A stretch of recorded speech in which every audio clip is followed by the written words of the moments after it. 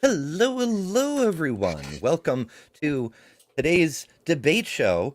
We we have a slight change in casting. Our good friend Mark Reed, who usually joins us for these, has been drafted by President Sunday to go do an actual debate today.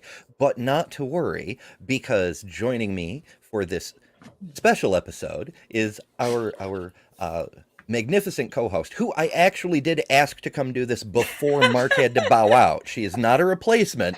The wonderful Maya Adkisson. Yeah. Hello. How are you? Hi. And I know all of you. That's No, true. yeah, I was so excited when you asked me to be a part of this because it's very near and dear to my own heart and also debilitatingly sickening. So, you know. Oh, Mark says he actually can join. Oh, yeah, come on. Yeah, I think I sent you the link. Let me double check. Where's my window? Boop doop.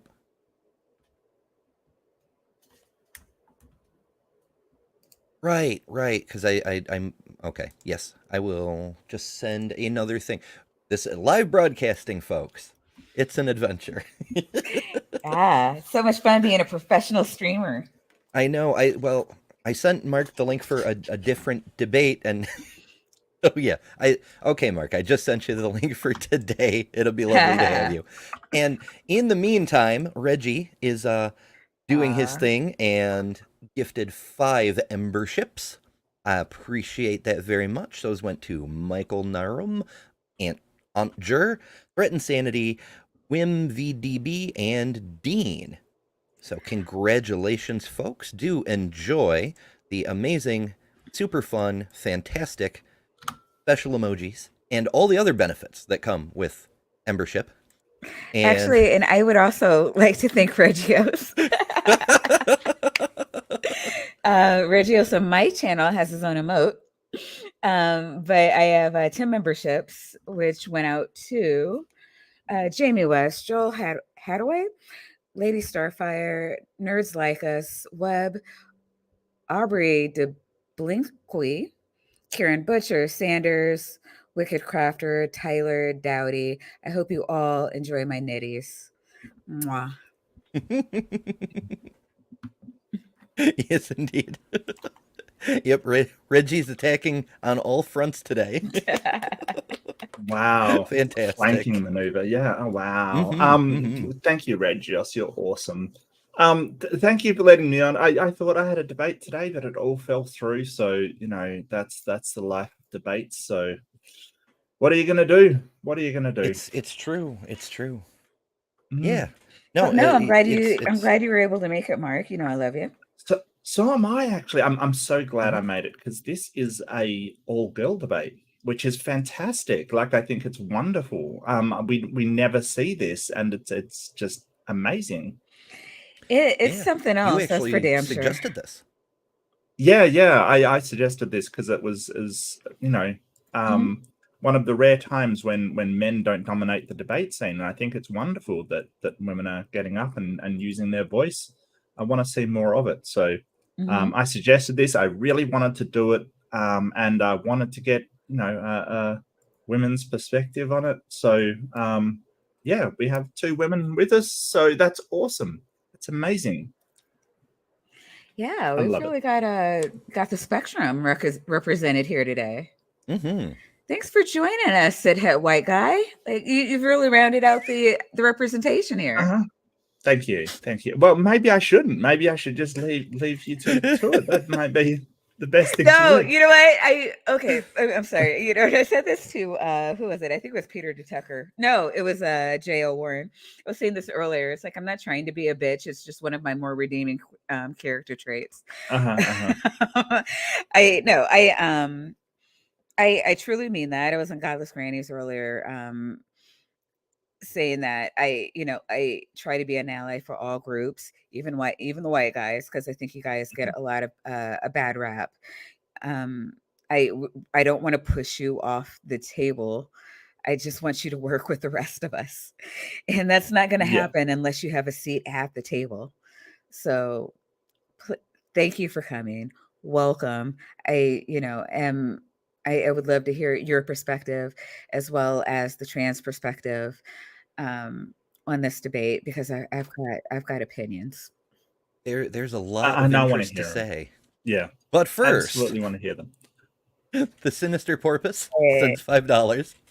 Thank you, Sinister, and says, "It's my birthday. Happy birthday, Sinister." Happy Happy birthday, Mark. Sinister. Oh, I had Mark no is idea. now an honorary trans woman. Oh, that's so wonderful. That's so nice. Thank you. Yeah, Sinister will be on my channel, and well, I'm doing Women in Science for March since it's Women's Month, and she's going to be helping me out in week 2. So I'm really excited to have her on, because we're going to have Dr. Fantastic. Porpoise before long, and I'm going to have her on my channel. I knew her when.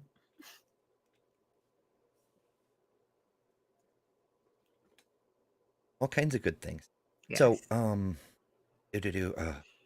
my brain is going all over the place. I had a meeting before this, and things happen, and so this was my first time stepping out of the house to do something other than go to the store, and I didn't know what the hell I was doing. I wore this dress because it has pockets, but it was not enough pockets, so I was like, I need a purse. I need something that is dedicated pocketness. Then I went to the store after the meeting.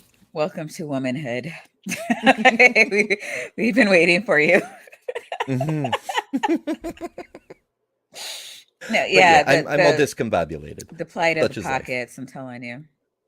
I know. Well, that's what my oldest, before they came out as non-binary, they were an AFAB person, and at around age 9, tried to put something in their pocket, and it didn't fit, and they said, this is why we need feminism, because I deserve fucking pockets. Thank you. I don't know what the thing is with the fashion industry.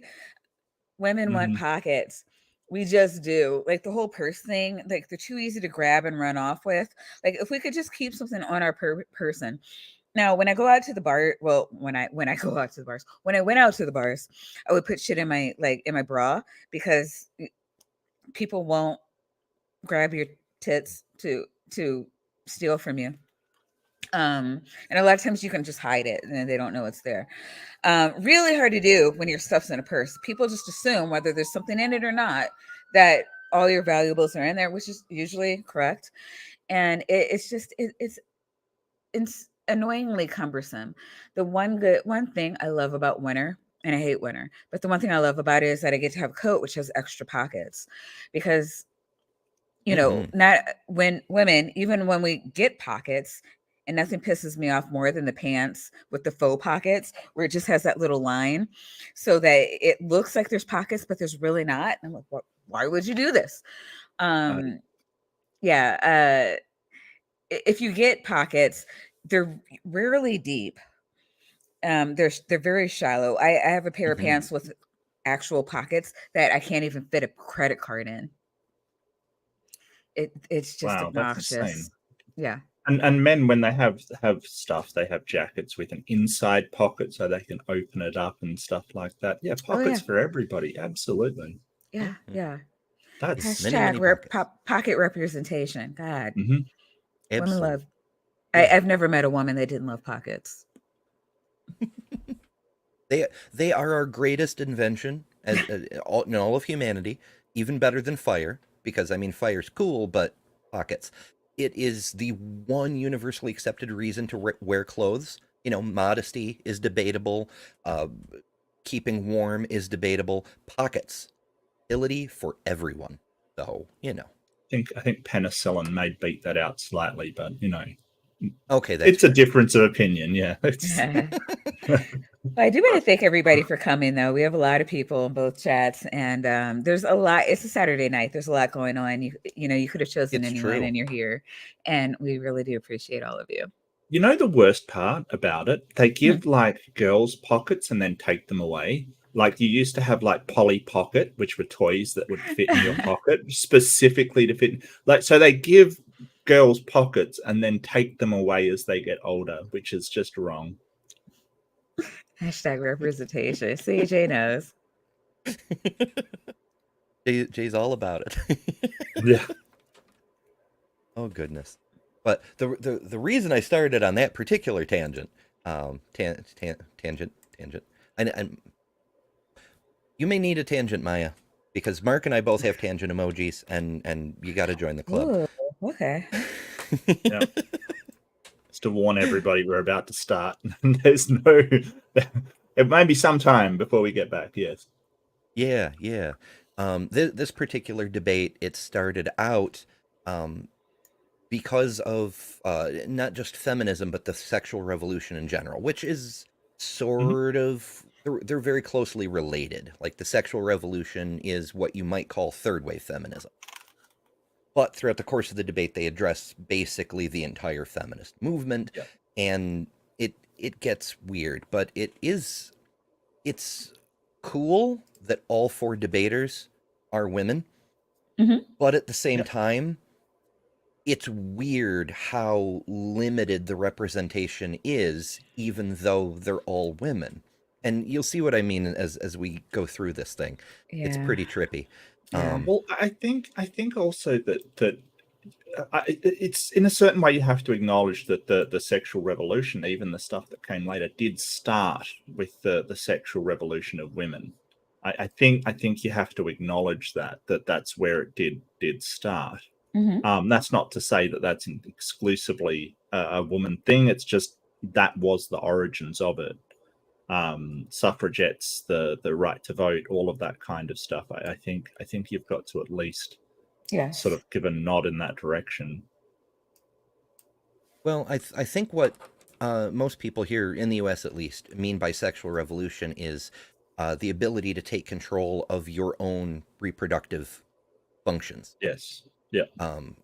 But that's a whole other thing. We'll get into all of that. Yeah. Okay. Yep. I did trim this debate down because there is a long introduction. Oh, good. You did take out the intro. Okay, cool. Yeah. And I could do a tangent on most of the things that the opening trad wife said. So this is probably better for the best.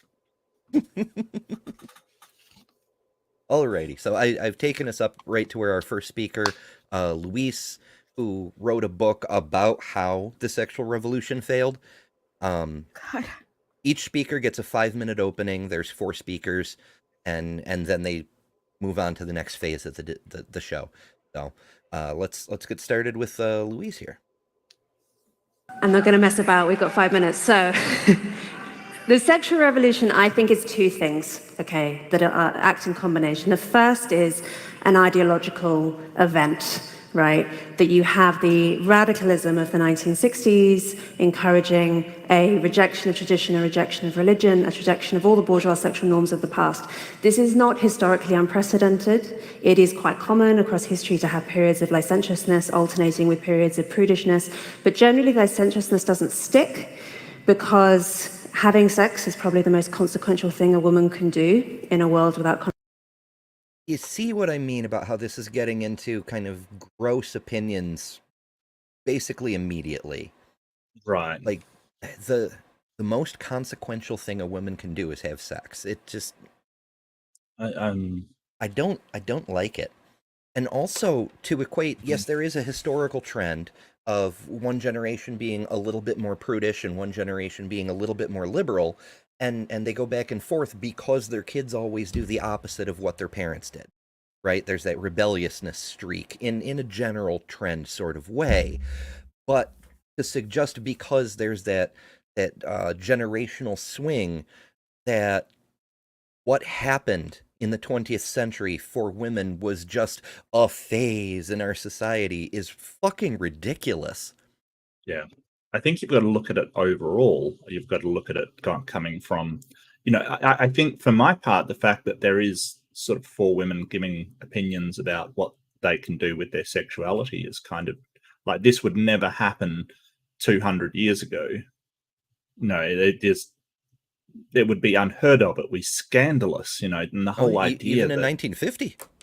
Well, that's true, but like what I'm saying is, if you look at a broad picture of how far we've come, like yes, there's been swings back and forward, but upon the whole, this is sort of something that would not have happened. I would like her to back up that statement with, hey, back here, women could do all of these things without any problems. I think you'll find there's few societies where women could actually give forthright opinions on their own sexuality without any repercussions whatsoever.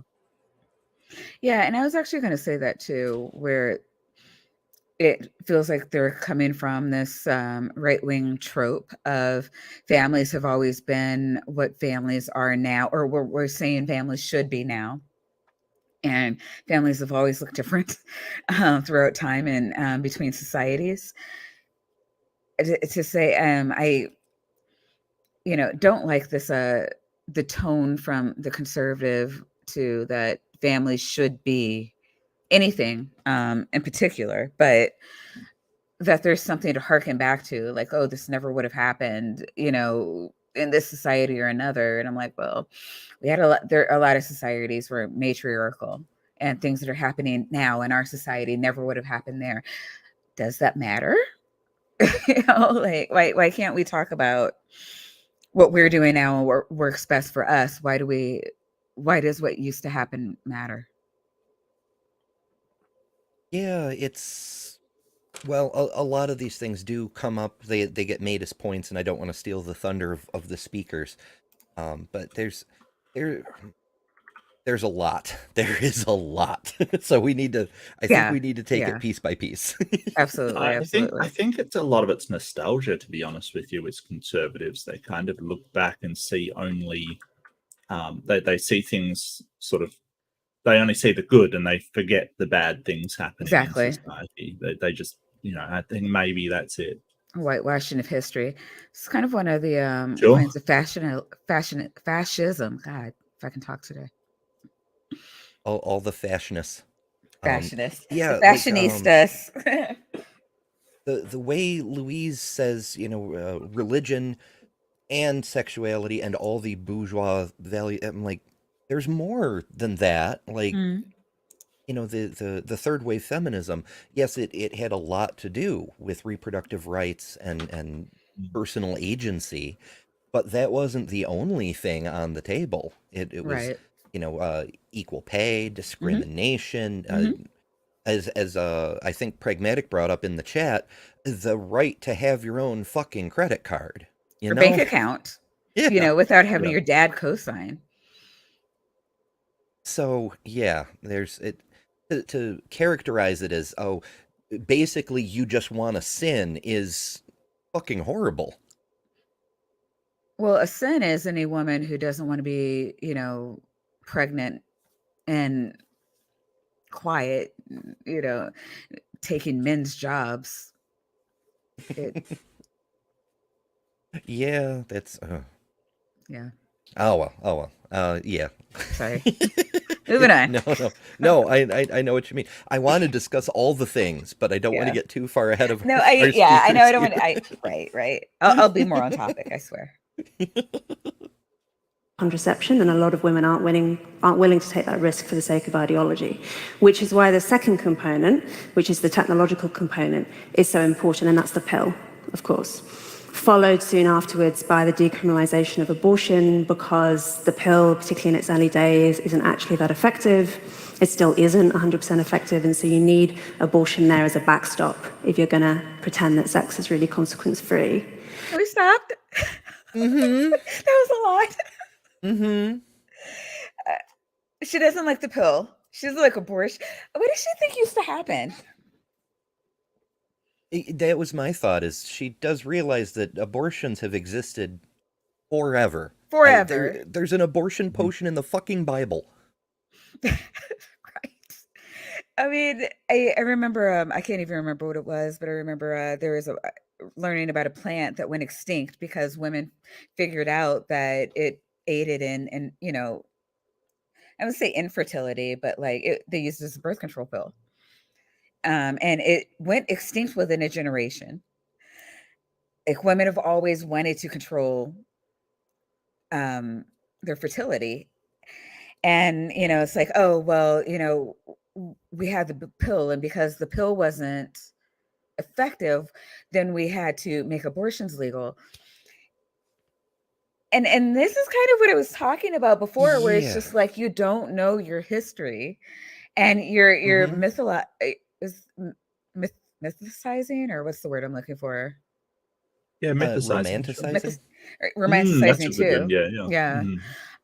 What used to happen, there wasn't this magical time when there were just happy marriages and no spousal essay and no spousal abuse, and people just had as many children as the woman could, from the time of woman, until the woman went infertile, and we could totally feed all these kids and give them the enough amount of love to where they'd be healthy and happy. And America was just perfect and pristine. And then came along these evil women who wanted rights, and it just messed all that up. Abortion was invented in 1956 or some shit like that. Yeah. And also, not only are we talking about how abortion has always existed in some form, there's always been people who wanted to terminate pregnancy and have control over their reproduction in that fashion, but there were also always people who didn't want to take the risk. And so, up to and including the 1960s, dropping an unwanted baby off in the woods was standard practice. Yeah. My grandmother told me stories about how she knew people that were her age who would drown unwanted babies like you would drown unwanted kittens.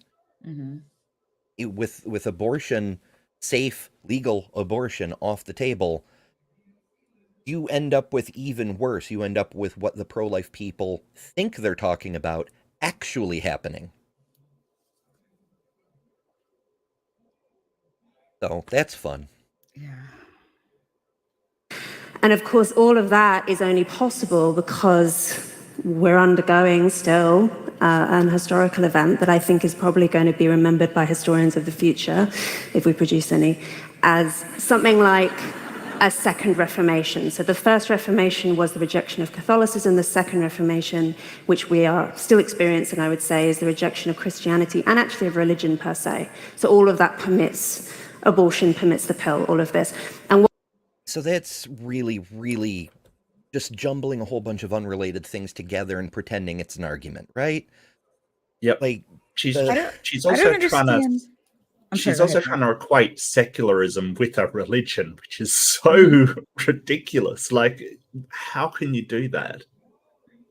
Rejection of Catholicism and rejection of Christianity has contributed to the. So in America, we've been hearing about this for decades. Certainly since they, quote unquote, took prayer out of schools, which did not happen, by the way. I went to high school in 1994 through 1998.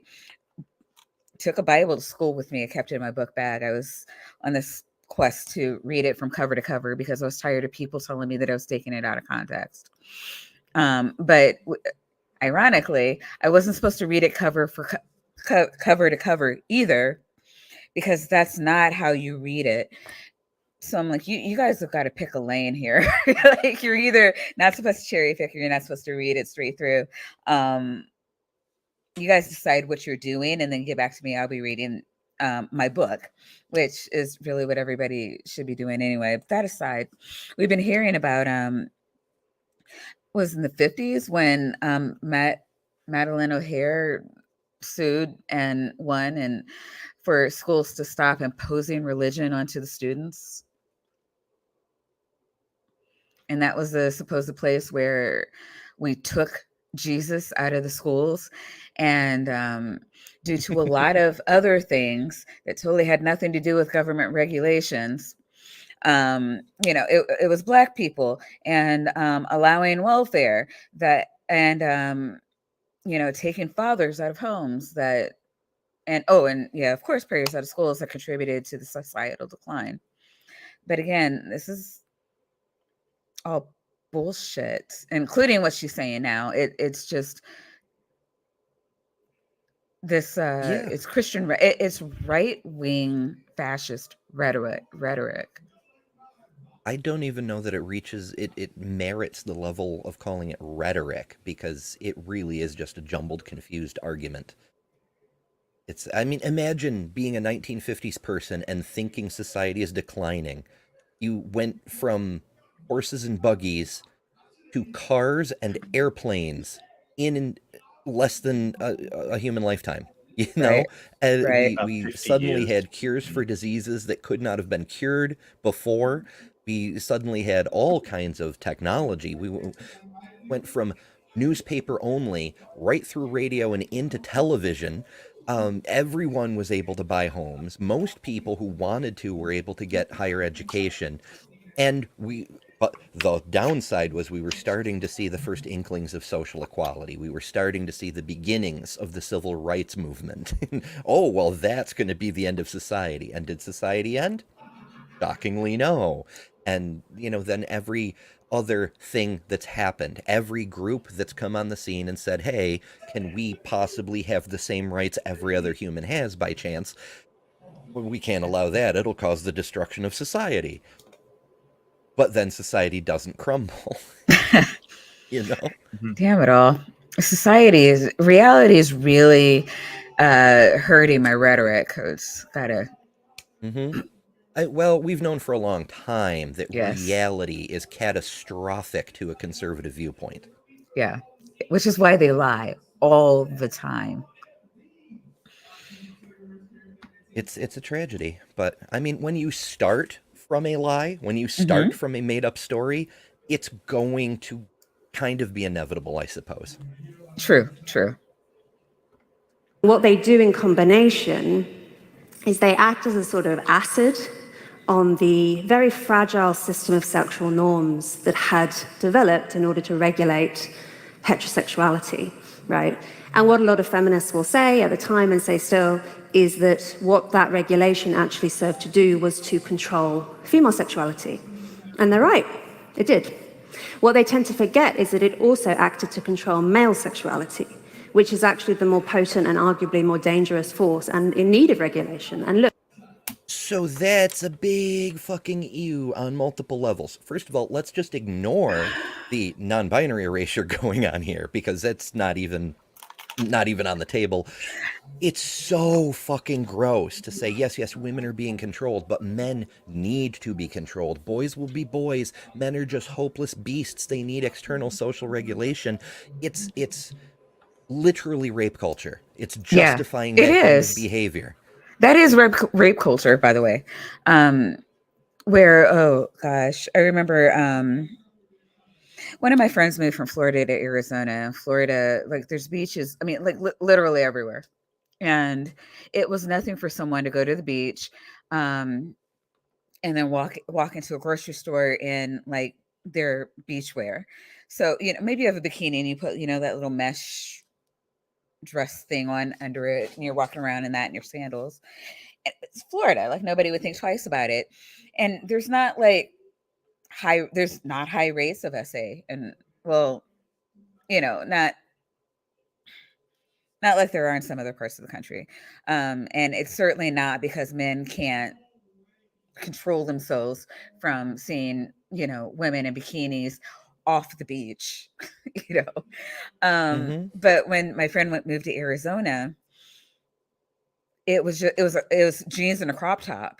And women were coming up to her telling her, you need to put more on, you're going to get SA'd. And she's like looking at them incredulously, like, why would that be true? And it's like, well, what do you expect men to do? And this is, Behave them. men are not savage beasts that can't control themselves. And when Yeah. you treat Wait, them we're not? when you treat them like there's just so many things wrong with this. And it's actually, that thought process is actually being weaponized against trans women today. One of the few things that's not being said, but is just kind of understood, is that we can't let men in women's private spaces because men cannot control themselves. And we're talking, they're using the child essay term. But a lot of it's women who have this thought process that, it could be me. If a man is in a woman's area, he's going to want to do something crazy. Even if we're in a public restroom and there are a bunch of other women around, he could still possibly want to do that with me. Because reasons, not that we have any data on this having ever happened in the history of ever, but it goes back to this mindset that is insane. Yeah, there's a lot, but it also on beyond all of that, also the fact that she was just lamenting the downfall of Christianity and what it's causing to, the morality in our culture, when Jesus himself told men they should control themselves. If your eye causes you to sin, better to pluck out your eye than, burn for eternity for lack of the thing, all of that. I can't quote the whole passage, but Right. We get it. I get it. I don't know. Ember, do you need not Ember. Mark, do you need a refresher? Or are you good? I'm good. Yeah. It's like 2,000 years ago. Your superhero that you were just saying is the only thing keeping mankind on the straight and narrow, even though only 2 billion out of the Earth's 8 billion people are Christian, but never mind that. He was talking about it. He was holding people to that standard, and he wasn't even saying, this is like original sin, the kind of thing you can't possibly help yourself about. That's why you need my blood. He was saying, you can do this. You should do this. If you don't do this, you suck as a person. Yeah. And I don't want to derail the stream, but my mind is opening up to like a lot of Get your tangents things ready. that are just wrong with this mindset. Men are either savage beasts that can't control themselves and therefore shouldn't be let out around women. And therefore, we need to take them out of the workforce, take them out of society, keep them in the home, and let women run the world. Or everybody is equal and should be allowed to have equal things. And we need to promote equality and equity. Well, I just as one of the out of control men that can't be controlled, I think that gives too many men license to do whatever they want. If they sort of say, "Hey, men can't be," or this idea that men always cheat, it gives them permission to do that because they're like, "Oh, well, I'm a man," and that's I think it sort of absolves them of accountability. So I'm kind of against that. I don't think that should be. Like a president who brags about grabbing them by the P word. Yeah. And, why are you suing him? He's just being a boy being a boy. Mm-hmm. Yeah. Yeah, there's I mean, this is why I wanted to have you on with us, Maya, because every damn sentence, and Louise is just the first speaker, although I think we'll have the most to say about what she has to say, because her partner doesn't actually agree with her and points it out several times. Nice. She's paid to be on that side. But holy crap, there is so much. It's hard. I mean, this is a bonkers argument, and if I hadn't been a news junkie listening to this rhetoric so much over the past at least 5 years now, and I'm not saying it's only been going on for 5 years. I'm saying that this is how long I've been hearing about what they're doing and delving into, like, why are they trying to kill me? But if I hadn't been really doing a deep dive into what's actually going on in my own country and why we're rolling back rights and the whole da-da-da-da-da, I'd probably think she's a Poe. But right now, I'm not going to take that away from her, but there are a lot of people in America who believe what she believes and they vote, which is why it's important for you to vote, because for each one of you who can vote and won't, you are allowing there are so many people out there like her. if nothing else, just freaking counter her vote. If nothing else, because holy crap, when you stand silent, more of them get to speak for you. Yeah, that's how we get that whole silent minority, silent majority, loud right wing fringe, the whole thing. The culture wars couldn't happen without the apathy of the 1/3 of people who just don't participate. Yeah, no, this is 100% true. And a lot of people are like, well, I'm in a blue state, I vote blue, or I'm in a red state, I vote blue. You know what? I still need you to vote, even if, because one, down ballot matters so much more.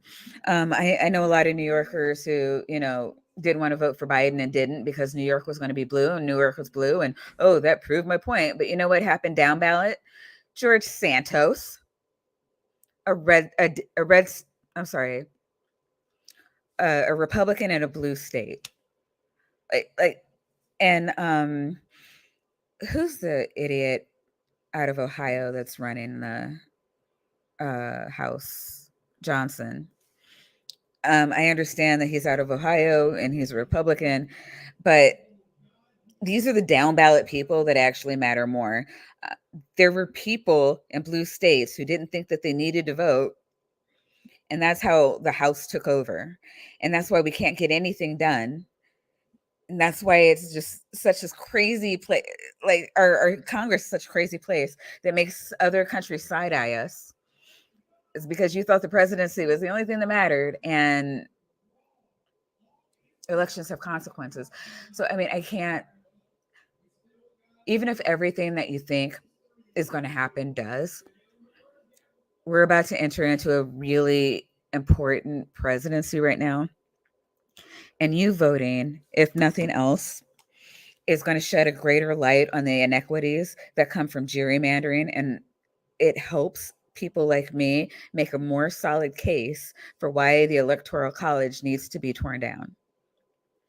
So I'm just saying, if you don't take anything else from this conversation, it's just for the love of God, vote. It matters. And that, even though that sounds tangenty, that is the reason why I was so excited by Mark's suggestion that we do this debate, because it touches on so many really important things where people like Louise are getting platformed and people who actually give a fuck about their fellow human beings aren't. Yeah. I'm sorry, I don't have a tangent emote, so I just have to tangent. That's fair. No warning for Maya's tangents. You just got to wear it. That's basically it. Just accept it. Yeah. I suppose you could just use the weasel emote because, I mean, in fairness, Vandy is 5 weasels in a trench coat glued together by tangents. This is true. And there's not enough green people. Yeah, there's not enough green people in my chat, so I'm gonna need more members. If you guys can get on that. so we can open up. Oh yeah, Vandy, I'm sure would love to have more weasel cultists. Yeah, I think that's his favorite thing ever. More grist for the mill. He may like it even more than lasers, and that's a lot. Yeah. I don't know. Look, I accept that regulation is onerous. I also agree with the sexual revolutionaries who say that chaste monogamy lifelong is not our natural state. It isn't our natural state. Actually, only about 20% of cultures on the anthropological record have been monogamous. We're the unusual ones. Well, we were up until recently. But the thing is that the other 80% are not feminist utopias. They're not matriarchies. Second-wave feminists searched really hard to find evidence of matriarchies on the historical record, and they came up short. That's not... Most of what she says is not true. But that is one of the things I personally know is not true.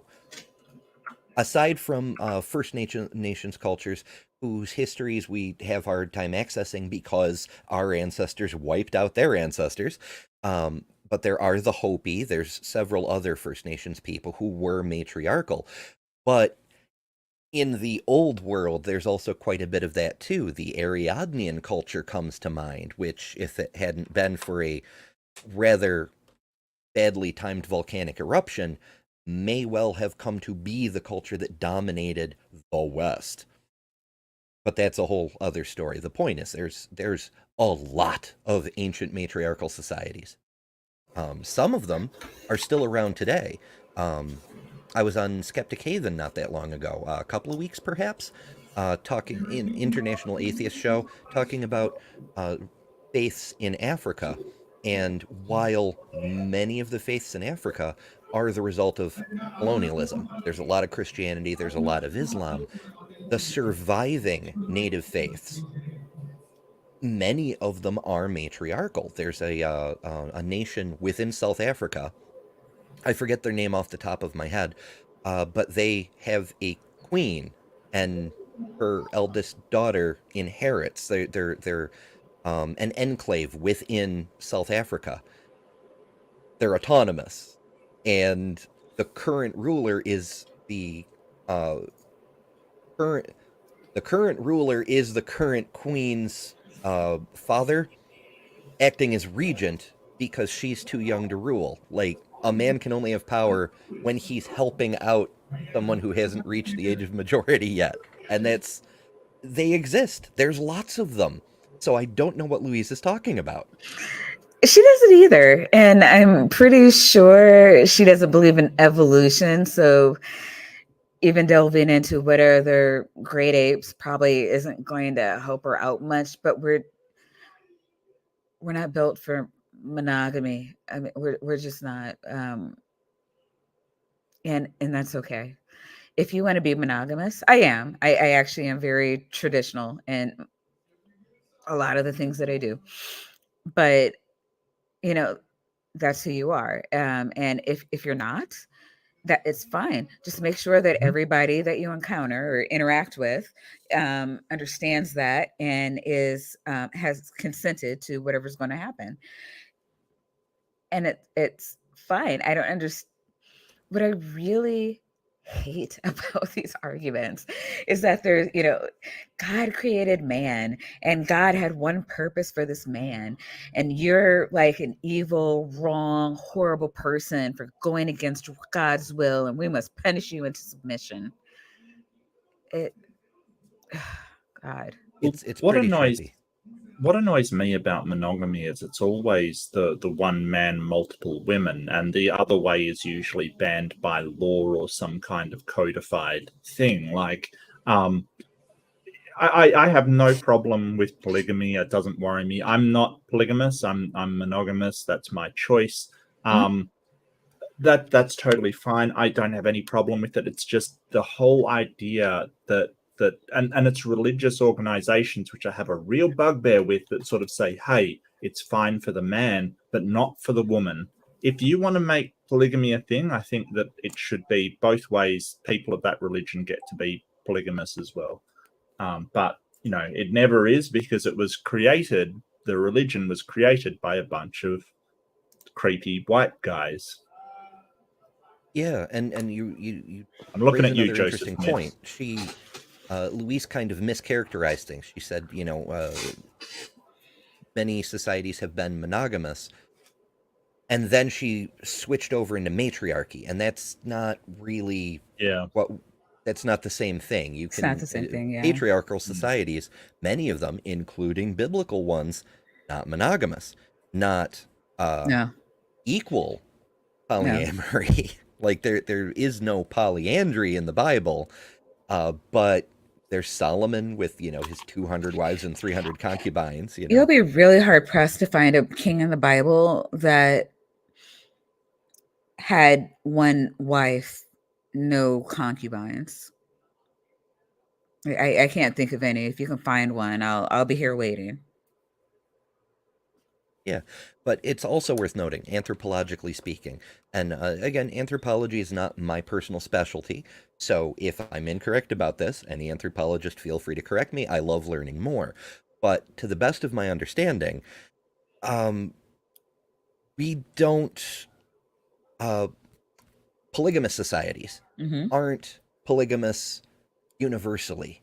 There's always groups within those societies who prefer monogamy because you have the freedom to choose what you want to do. You're not required to do a certain thing. Whereas monogamous societies are the other way around. You have to do the thing that all of society says you must do, no matter your own personal preference. Right. What the actual other option seems to be for a complex society like our own is polygamy. So that's when high status men have lots of wives and low status men have none. Yes, that is literally the incel argument, and Louise just dropped it on the table as if it were fact. You know, some people side-eyed me when I talked about her propagating like right-wing talking points. And I'm like, she's making all of just right in a row. Like, holy crap. And this is why I'm saying, like, I don't want to call her like a paid actor, but like I'm just gonna let her be representative of all the people that actually believe this. Well, I'd say she's doing a good job, at least with the dog whistles, if not making solid Holy arguments. shit, yeah. I wouldn't call them solid arguments. Dog whistles for sure. And what you see, actually, now that we've lifted the prohibition on monogamy, is you see that we are tending back towards that human default. So you look at something like dating apps, and you see that high-status men are able to attract basically like digital harems of women. Low-status men are losing out, as we all know, famously. This and is good. This is Yes, good. as we all know. No, where is Tate? I don't see his hand. Is it up her ass? Yeah. What the actual fuck? I'm sorry. Go ahead. I don't know if Louise has used a dating app recently, but I've used one so some of them are a bit more accepting for trans people than others. So I have been, according to the app, identified as male, non-binary, and female. I have used it under all three categories, depending on how accessible the app is. And I can tell you, women get a lot closer to harem status on dating apps than any man does. Yes. Yeah. It's actually hard. Like I found my my ex-husband and my current boyfriend on separate dating apps, and it gets obscene. Within a month, I had over 130 requests, like people reaching out to me. It's like, oh my God, are you an actual woman? A lot of people just wanted to have, like, I need to hear your voice because there's so many sex bots. Because there's so many men on there and there's so few women. I could go off on our own stream just about that about how dating apps, what the things that they do to get money out of men. But that aside, there's a lot more men than women on every dating app. And yeah, if a woman, I could have a date for every day of the month if I wanted to. And I'm not even trying to be like, yeah, I got it like that. You just have to be an actual woman. You don't have to look a certain way. It does not matter. It's insane. Is about polygamous cultures that they're really bad news for women and children. They have higher rates of domestic abuse. They have higher rates of child abuse. They have higher rates of crime. Where's that? There it is. Wait. Citation needed. Oh, that happens when what? In polygamous cultures. Societies. I don't know that's true. That's not true. Okay. That happens when everything she just said happens when there is more women than men in the dating pool. When women start to flaunt themselves and, do, things that, desperately trying to get a man, you'll see more things like that. But if I guess if that's what she means by a polygamous society, I can skew to make that fit. But I think what she's talking about is when women have sexual freedom, when they finally settle down, their husbands beat them. Like I know of no society in which that has happened. Yeah, in fact, the information we do have available kind of points in the exact opposite direction. Now, of course, Yeah. she's equivocating Mhm. polygamous society with low moral status where women have control course. over their own lives. In a society where women do have agency and control over their own lives, they're able to leave abusers. Yeah. They're able to take the children and get the fuck out. Yeah. Whereas in these more traditional societies, like you might Mhm. find in, say, Saudi Arabia or Iran, Or America they 50 years can't. ago. Yeah, or the Yeah, Bible Belt. and I think it was Pragmatic Crystal that was sort of saying that I won't say the word, but they only criminalized marital unconsensual sex in 1993. You know, so there was crime happening. Depends on the It's state. just it wasn't considered crime. That's the thing. It depends on the state. There are some Right, states right, where right. marital SA is still not recognized. You're a Yes, woman, you have an obligation to pleasure your husband, and It's also yeah. worth noting it's that madness. in Mhm. several states, essay against a male-bodied person is not considered a crime unless the perpetrator is also male. Yeah. I know That's insane too. I haven't been in Illinois in 20 years, but I know for a fact it used to be like that. I was having a conversation with a cop, and he actually said that, like a woman cannot essay a man, because to do that successfully, the man would have to be aroused, and if he was aroused, and I'm like, well, what about drugs? And there's no loophole. There's no at that time, and this was late 90s. There's no recourse for that. You could possibly He could possibly, if he could have the test run and prove that she drugged him, sue for that. But like the assault was not um a crime. He had no recourse for that. And I don't know if that's changed. I hope it has, but yeah, at I can't speak for all country. Every country is different. One, but so I can only speak for mine. And Mark, I understand that I may be misrepresenting your country.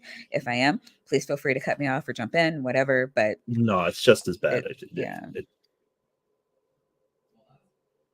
It's really, I think really unfortunate. most first world countries the laws did not change for an appalling amount of time. Like you look back and you say, wow. And I think it'll be like that for a lot of things in the future. Like we'll look back at trans rights and go, wow, 2025, that's ridiculous. You know, Yeah. I think that's going to happen as well.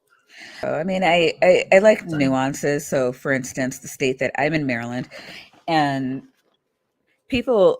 a lot of states have been amending their laws to where the age of consent is, I think, not until 18. Very few states have that. A lot of states are still back at 14. A couple are at 12.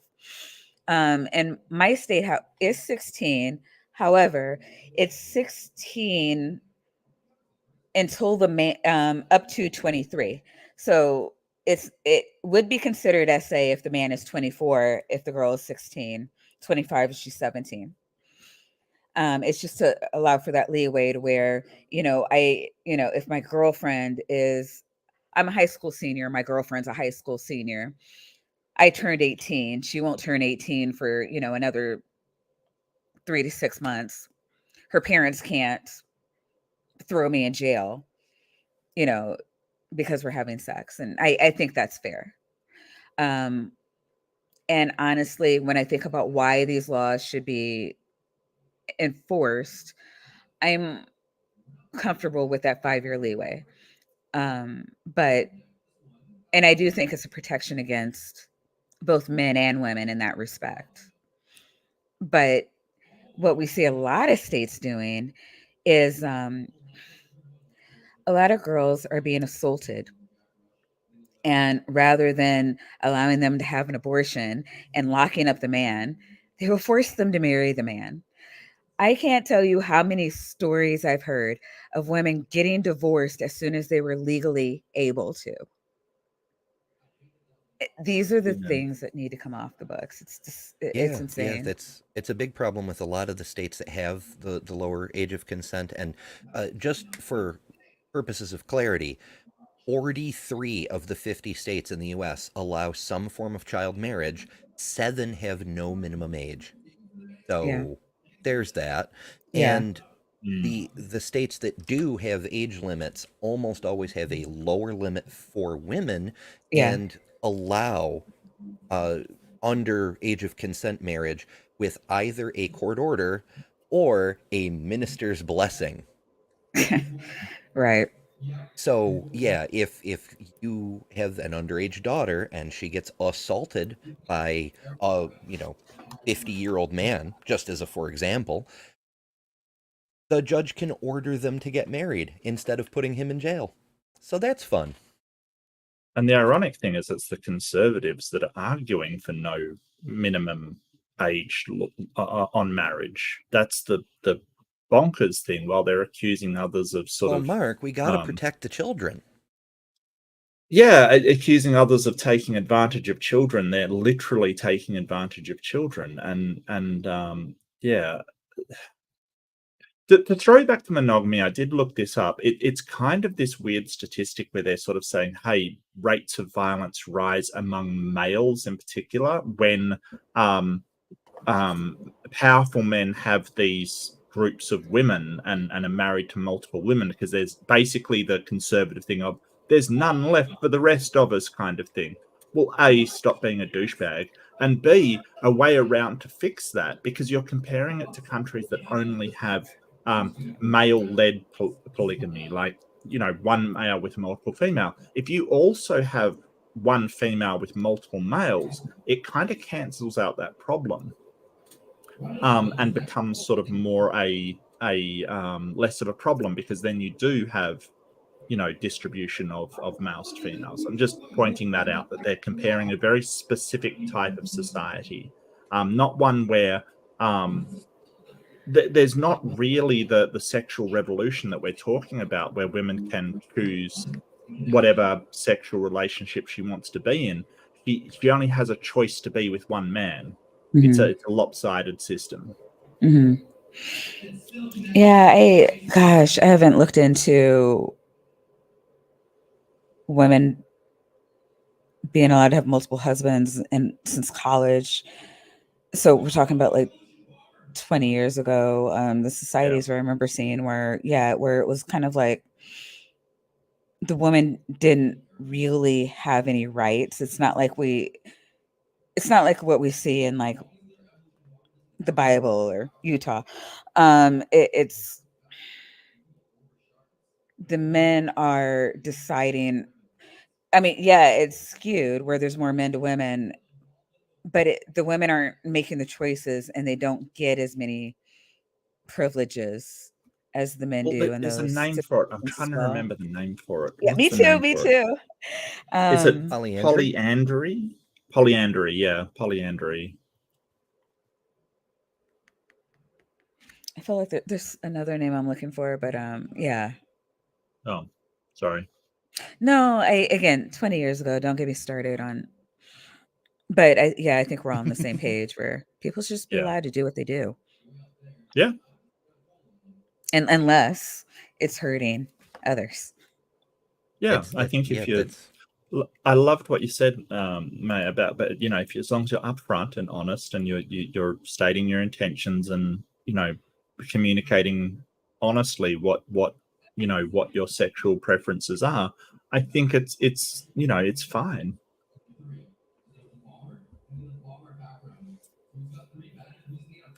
Yeah, it's but that's as I warned you people when we started.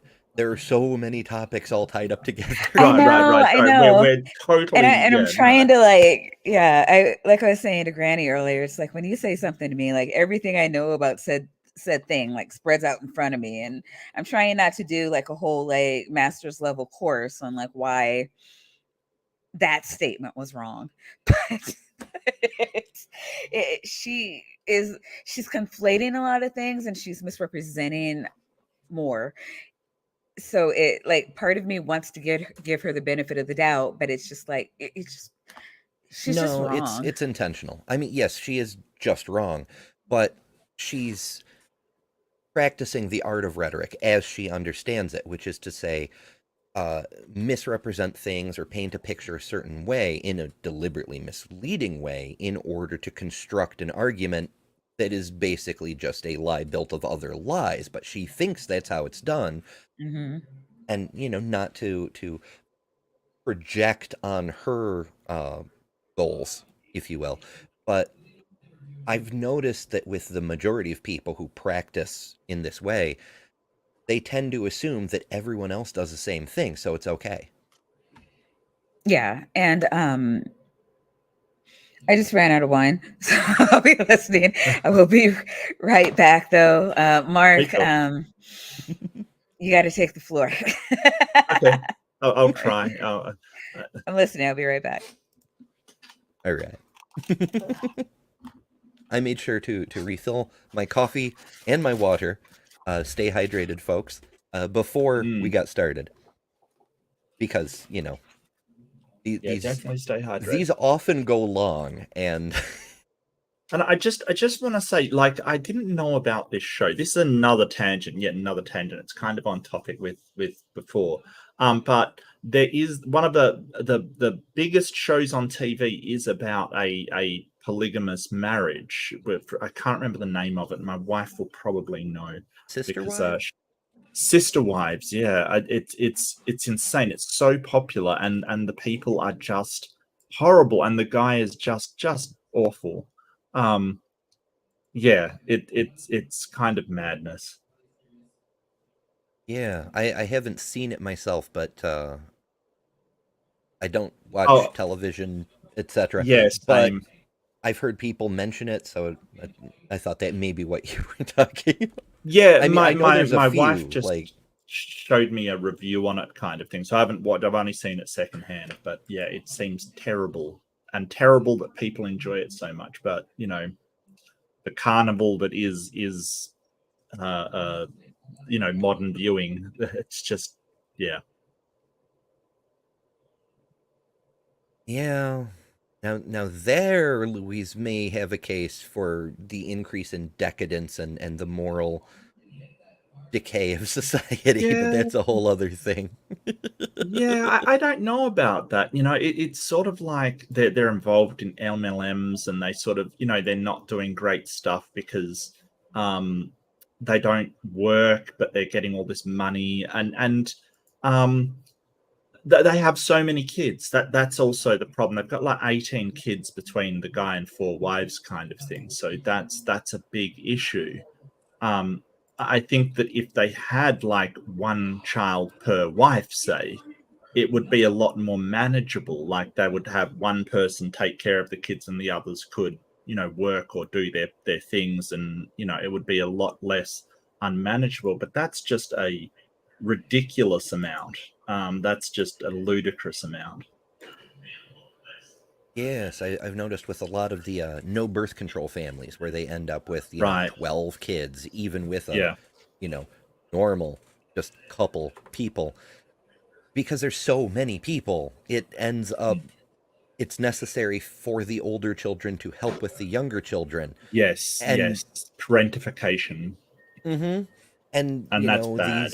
These are traditional families with traditional values, and they want to talk about how the subcultures within our society who don't do that are somehow ruining children's childhoods. There's no consistency in any of this nonsense. Yeah.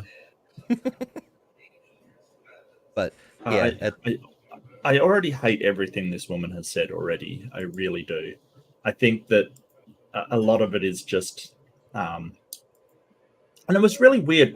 We have people in chat, this person in chat, and I don't mean to call him out. I just have to say something that is sort of saying, oh, well, fascism is a far left ideology. And it's like, oh, read a poli-sci book, please. Political science is a thing. And like, it's this weird well, we're not the bad ones. No one's calling you bad for being conservative. Like, nobody is.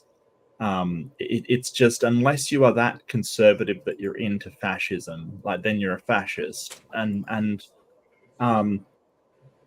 you know, it's like saying that everybody on the left is communist. That's not true. Not everybody on the right is fascist either. But that's the far, far, far right. You know, I just, it's very strange that they're afraid to say, "Hey, far right's fascism." It's weird. It's very Yeah, weird. it's a thing that I've noticed here in the U.S. at least, Mm, where people on the right have this idea that every horrible thing humans do yeah. is a leftist thing. Because it's bad, that means it's analogous to left. Mhm. It's just weird. Yeah, it's very strange. I don't know why it is, because I mean, I sort of, as I said, like, the left just owns communism as far, far left. That's what it is, and that's okay. I'm not a communist. I think I would call myself a social democrat. I believe in social policy, but I still believe in democracy. So that's what I am. But, you know, I'm not afraid to say, "Hey, I'm left," but, you know, the far left is communist. It's very, very strange. Um, and this is the thing. They think that authoritarian immediately means fascist. No, no. You can be authoritarian without being any kind of fascist. It's not something that happens. So yeah, So I don't know how we got into it. Mark is a Yeah, non-fascist authoritarian. Is that what we're going with? apparently so. Yeah, apparently so. Yeah, Fair. absolutely. Mark is the benevolent dictator the world needs. Uh-huh. Set up a kangaroo court. Literally, I Yes. will have a kangaroo as the judge. It's better than our current Supreme Court, so there's that. Maybe. You're not wrong. Oh goodness. Alrighty. But again, what does any of this have to do with feminism and the sexual revolution success Nothing. or failure? Nothing she Nothing. said Nothing. had anything to do with any of feminism at all. Feminism is the belief that the sexes are equal and the promotion of Mhm. that through women's rights. Yeah. But the reason we're talking about all these unrelated things, just to make it clear to Is anybody because who watches bitches in the forgot future, that they weren't just that they were supposed to just be in the kitchen having babies in the kitchen. Well, so some people sort of go, well, feminism is the promotion of women, right? And that's how they define it. No, But they're wrong. feminism, well, let me finish. Feminism Okay, is the okay. promotion of women to be equal with men. And it's only because women started out with way less social rights that they have to be promoted to equal men. That's the whole point. Um, but yeah, that's not what it is. It isn't sort of promotion of women above men. That's not really what it signifies. You might get some very far, like, radical versions of it, but I don't think they speak for No. all of feminist ideology. Look, if you are putting women above men in any way, even though we should Yeah. be, if you are talking about anything that's unequal, if it is anything other than equality of the sexes, you either have misogyny or misandry. Period. Right. Feminism Right. is equity and equality of the sexes. Anything more or less than that, you're either going from misogyny or misandry. I'm sorry. I mean, sorry, not sorry. Fuck you, J.K. Rowling. Yeah. No, I'm just saying that some people see feminism you. as that, and their perception is wrong. Like, Yes. yeah. Mm-hmm. It's the same kind of miscategorization we see with a lot of other things, like with Black Lives Matter. Oh well, they're advocating for black supremacy. No, Right, they're advocating for exactly, maybe yeah. black people are real humans who deserve to not be shot on sight. Maybe, I don't know. Yeah. Yeah, I mean, there are a lot of black nationalists, and I will call a spade, but that's not what the BLM movement is. Mhm. I'm sorry, which has nothing to do with this. Let's go. Yeah, I was just expounding on Yep. how we're talking about all these unrelated things because Louise brings them up. with just quick throwaway lines. This is Brandolini's Law in action. She's Yeah. talked for 3 minutes and 20 seconds, and it's taken us over an hour Just to to break it explain down. why this is all nonsense. Fair. Start. And what's more, you end up with this system where actually the men at the very tippy top of the hierarchy have an enormous amount of power to set the terms of the sexual culture. And what I think we're seeing is what I'm going to describe as the homosexualization of heterosexuality. So basically a trend, towards seeing greater. What's that? The homosexualization of heterosexuality. Nobody she's knows gonna what need she to means, explain clearly. that. Yeah. What are you talking about? She doesn't know. She doesn't know what any of this. She doesn't understand what the words that are coming out of her own mouth, clearly. No, because her entire argument so far is men have no self-control, so we need to give men all the power so that the men will be constrained by all the power because they have no self-control. It's a very logical argument, I assure you. Yeah. Male preferences in the sexual culture, you know, in the same way that obviously you would expect to see in gay male sexual culture because it's entirely composed of men, right?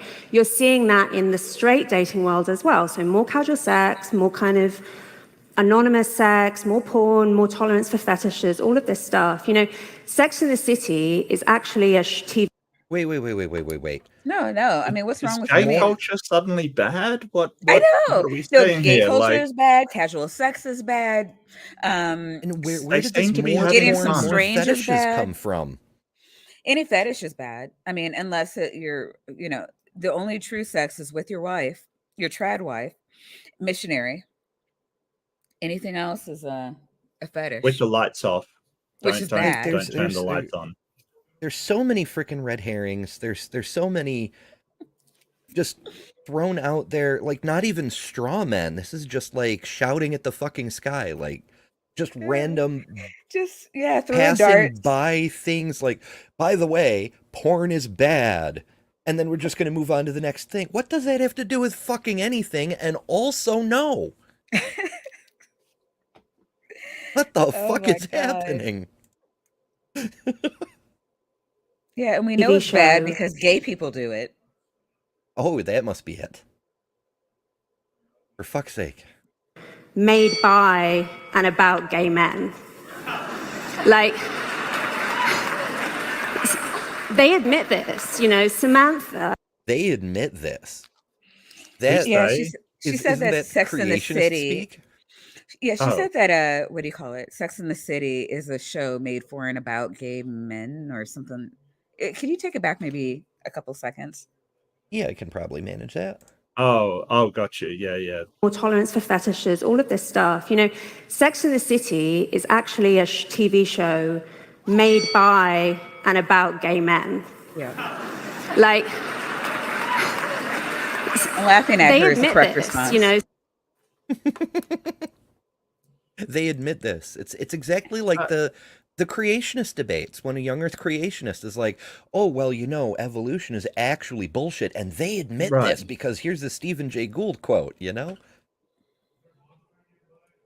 It's what people say when they have no actual case to present. Right.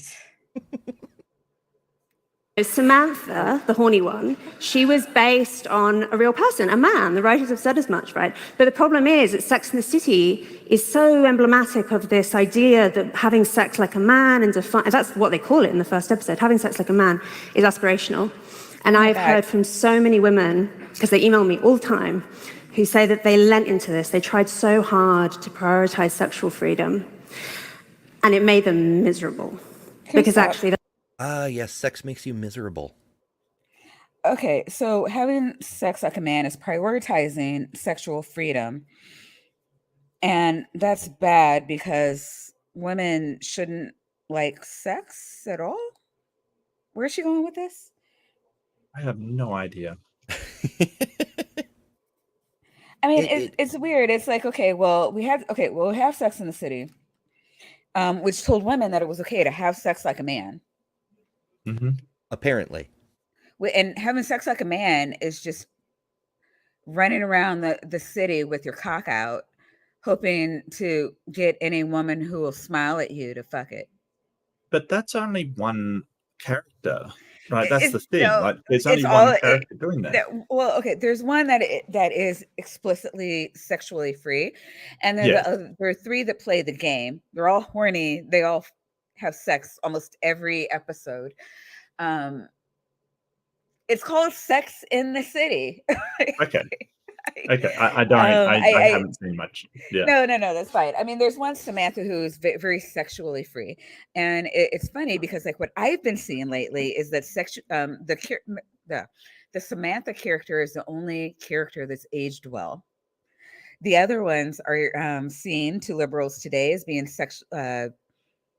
being I guess like not necessarily repressed, but kind of misogynistic, where women, there's a woman's role, and they're but even in the series they're clearly playing the game to catch the man. Because I thought, And who was it? I thought that Charlotte was kind of very reserved. I think wasn't it Charlotte that was yeah, reserved? Charlotte was the one that wanted to get married, Yeah. and she had a very girl next door personality. Right. She would have been a slut in almost any other TV series of the time. Yeah, I don't know. I don't know about the show. I don't know how that reflects on the success of the sexual revolution, other than she's trying to present it as sexual freedom for women equals the sexual revolution. But she just said the show is actually an allegory for gay men and has nothing to do with women. So, Right. Well, no, she's saying that the show, I guess she's trying to hint at as part of the liberal agenda to tell women that they should want to have sex as much as every character in that show does. But what they are actually doing is having sex like men, which is not your place, woman. So stop thinking that you can be sexually liberated like these women, because it's in IRL, it's not a sustainable goal. yeah, I'm not sure. I'm trying to figure out what the hell she means by I've heard from all these women, which is another rhetorical trick to say, I could give you specific anecdotes because anecdotes are evidence, Yeah. but Right. there's just too many. I've heard from so many people. I have here a list of names. It's freaking McCarthyism. But okay, whatever. Yeah. So Who is how- this how does- person anyway? Sorry, go ahead. Who is this person anyway? Like, who is she? I don't even know who she is. Like, she wrote a book about how Trad wife the du sexual jour. revolution has failed. yeah. It's in the description. Louise Perry. Yeah. Louise Perry. Okay, let me check it out. This is why I put them in the description, because I'm not going to remember. Oh, No, I Who mean, the I names thought you to meant begin like, with. who is she? Why should we listen to her? And I'm like, she's just a run-of-the-mill trad wife. she's a no way. journalist and author. Okay. Yeah, and I'm willing to bet that all these women she's talked to are probably like non-virgins non-married women that are not virgins, that she's like been hounding at her church to like repent for Jesus and turn from their sinful ways. Oh, that's really sad. Okay, so she has a bachelor's degree in anthropology. It is said to include women's studies. She is said to have conformed with the views of her peers that porn is great, BDSM is fun, sex work is work.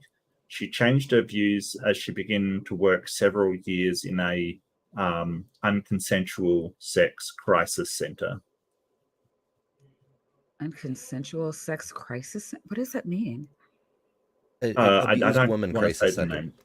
I mean, I know what a women's Crisis center is, but like unconsensual, so- like just a SA center, like Yes, kind of Okay. thing. Yeah. gotcha. Which, yeah, would certainly be a harrowing and horrible experience, probably. I mean, Is this why she probably- thinks that men are the devil? Well, I don't know. I don't know that's what she actually thinks, but it certainly would give you a different perspective on sexual relations between men and women. Yeah, and remember, you know, women it's- can't have sex like a man. It'll make them miserable. And also, apparently, all men are exactly the same. There's no blatant sexism here. It's just, you know, all men are like this. If I were a high school graduate and my first and only job was at a crisis center, then yeah, I could see having that view. However, Yeah. she's supposed to be a women's study major, so I was a psych major, right? Well, So I've anthropology. seen. Well, no, you said that she had a women. She was a Well, women's it study. apparently included units from women's studies, Oh, but okay. it's I thought she had anthropology it. in Okay. general. So Never mind. Okay. yeah, I thought you were saying she had a degree in women's studies, and I'm like, no. I know what women's studies is, and she should have a more well-rounded opinion. I mean, because again, you look at healthy and unhealthy ways of society, things that happen in different types of society, and at least I don't know, me as a psych major, you're looking at how when you put certain pressures on human beings, that affects their behavior. And that's so that when you come into this situation, you should know what is optimal so you can give people, this is what happens. These are the things you can do that have been proven successful to get yourself out of this situation or into a situation that you want. Rather than just being like, oh my God, this is horrible. Like, how do you know, why aren't we just like imprisoning all the men and keeping them away from all the women? I don't know. I don't even know what she means by have sex like a man. Like it's supposed to be a thing that people understand, but like I don't I'm know. pretty sure I've all been men are promiscuous. whores. I've Yeah. been pretty celibate sure for all years. I've all done men are all the whores. things. Like what?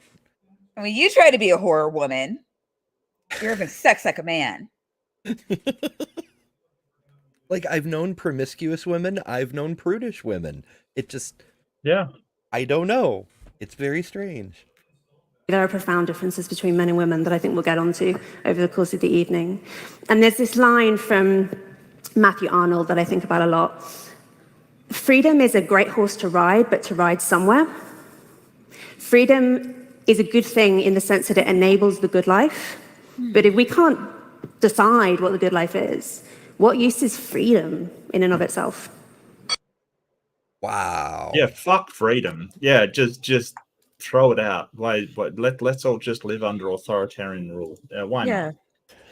That Yeah, reminds you me don't of, want freedom because what you think is freedom is actually not freedom. Authoritarian rule where we tell you what you're allowed to have. Now that is true freedom. There's actually a book based on that. It's called Escape from Freedom, and it involves an anthropological study of people that seems to indicate that there is a non-zero percentage of humanity who basically want mommy and daddy as the state to tell them how to live so that they're free from the responsibility of making their own decisions for their life. There's a lot of people who seem to prefer that. To them, that is freedom. Having no freedom frees you from the consequences of freedom. But I mean, what a disgusting perspective. Like, freedom only matters if you have a destination in mind. Those of us who are able to make our own choices and set our own priorities in life, well, fuck you, because there's this small set of people who can't make up their own mind and set goals and work towards those goals. They have to be told how to live. That's what they want most in life, and they get priority. Never mind that in a free society, you actually can have that. That's what religions are for. That's what cults are for. I was The just people about to who say want that. someone to tell them how to live, you know? Ay, ay, ay. There's Robin so Webster many. sends a Yeah, $2 super okay. chat. Thank you, Robin. And says, love the addition of Maya to the panel. I do too.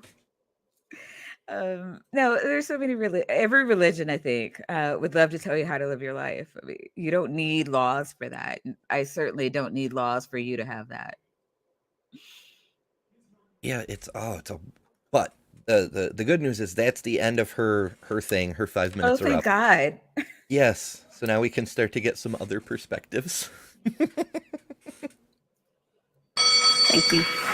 Also, I did not edit the content of the debate itself, so the other speakers will get slightly lengthy introductions, but I didn't want to cut anywhere in the actual meat of the debate because I don't want to be accused of pulling a Ray Comfort and deceptively editing. So Yeah.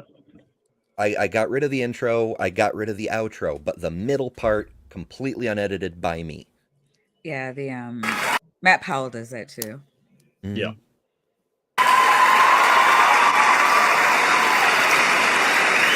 Wow, that's an Thank you so enthusiastic clap by her partner. Her partner gives an enthusiastic clap. Did you see that? much, Louise. We want to get deeper into the question of freedom in a little bit. Sarah, the floor is yours. Has the sexual revolution failed? Let's get 5 minutes on the clock for Sarah Haider, and a round of applause, please. So Sarah Haider is I forget her nationality of origin, but she's a former a Islamic apostate. She has escaped from a patriarchal civilization. Yep.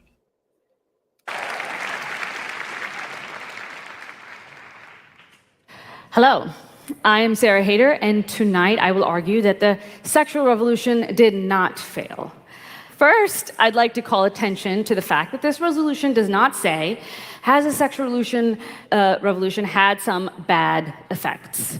If it said that, then I would be sitting alongside Louise, who is calling attention to some important problems in how we think about sex and sexuality. Instead, the resolution is so much more drastic than that. Has the sexual revolution failed? Which means that it has either made no difference in our lives, which is obviously not true, or that it has made them worse off. This is the standard that you have to use to judge whether or not it has failed. And there is no doubt in my mind that we are much, much better off on this side of the sexual revolution. And tonight, I hope to convince you of the same. I think the sexual revolution is being mischaracterized and scapegoated and blamed for problems that couldn't possibly be its fault. First, though, let's talk about what it is. I agree, I think, in broad terms with Louise's definition. First, that the sexual revolution has two components. Main components of technological advancement, birth control, and then a change in sexual mores that accompanied it, that were allowed for by this new technology. These mores are widely thought of as mainly a destigmatization of casual sex, but I think that's really misleading, as casual sex was not anywhere near as consequential for men. Instead, I think we should be more precise. It was a destigmatization of female participation in sex outside the bounds of marriage. After the sex revolution, sex was not automatically a cause for a woman's ruin. This decoupling of sex from reproduction also allowed for, in the first time in human history, a new understanding of sex as something that could be about pleasure. But like before, this new understanding was largely for the benefit of women, since men... So I do have to note that a lot of the context of what she's talking about is patriarchal cultures. Like a lot of this stuff, the for the first time in history, the destigmatization of sex outside of marriage and so on and so forth, that's within these cultures. That's not a universal for humans. It's not like this is the first time in the 300,000 years humans have existed that women were allowed to have sex. It's just within the cultures that went out of their way to restrict people's ability to have sex, which is why they're so obsessed with sex, because that's one of the foundational elements. It's one of the levers of social control that those cultures crafted. And also, I just want to add, while she's given definitions, did the sexual revolution fail? No, the sexual revolution got what it broadly, what it set out to achieve, which was more or less feminine. What do you call it? The feminist platform, equality of the sexes, and that men or women are held to the same standards in sex, that we're not being slut shamed or denied rights and autonomy to our own body. So, I mean, the It's revolution, for the people who started the revolution, they have made huge strides towards getting what they want. The people who have always been against it, yeah, I mean, if I guess you're against the sexual revolution, your agenda's failed, but that doesn't mean the revolution itself has failed. Or another important component is that it's something of a misnomer to call it a revolution, because it evokes right, images of a sudden violent revolt and then right, the reconstruction to follow and so forth. It in this respect, it's more like the agricultural revolution or the industrial revolution, which is to say a drastic change in the way a civilization does things. hmm Both of those revolutions are still ongoing. 12,000 years on, the agricultural revolution is still happening today with every indigenous culture that's encountered, colonized, and forced to live by the rules of owned property and agriculture like the rest of us. That's the agricultural revolution. The sexual revolution, it's still happening. Feminism is still happening because there's still pay inequality. There's still a glass ceiling. There's still a difference in the way people are treated based on gender. And the debates about transgender people highlights the fuck out of that, because if the genders were equal, there wouldn't even be a controversy, would there? You know? It's it's an ongoing process. It's not a one and done thing that happened in the 60s. right. Cannot reproduce without orgasm, his pleasure has always been relevant. That's not the case with ours. In other words, before the sexual revolution, it never mattered how women felt about sex. This is why it's so hard to accept the logic that's shared by many in the anti-sex revolution camp, that the sexual revolution has been bad for women's ability to say no to sex. They're just being pressured to say yes all the time to hookups that they don't want. But it couldn't possibly be the case that sex is more coercive. Now we have to think about, what can that be compared to exactly? The storied past, where our great-grandmothers were having countless orgasms with no coercion whatsoever? It's important to remember that before the sexual revolution, women were restricted from education and the workforce, both because they didn't have the option to delay their reproduction and because discrimination against them was legal, often justified on the grounds that they were expected to get pregnant. How is it possible that these women who were living with husbands they could scarcely divorce and they couldn't survive without anyway, how could it be possible that they were being less pressured into unsatisfying, even painful sex than modern women? Also relevant, prior to the 1970s, rape was legal in every state in America if you happened to be married to your rapist. Before then, married women by definition gave consent, and unmarried women found themselves branded as morally and psychologically disturbed if they chose to have sex before marriage. In other words, consent was a matter of legal status, granted by a court and a priest, not given by a woman or a man. Yes. I saw No. a Ben Shapiro thing recently, sort of saying, promoting shotgun marriages, basically, like Of course. forcing people into marriage if they happen to have sex and the woman gets pregnant, kind of thing. Doesn't care what the man is like, doesn't care if he could possibly be abusive or whatever. Just force people into marriage.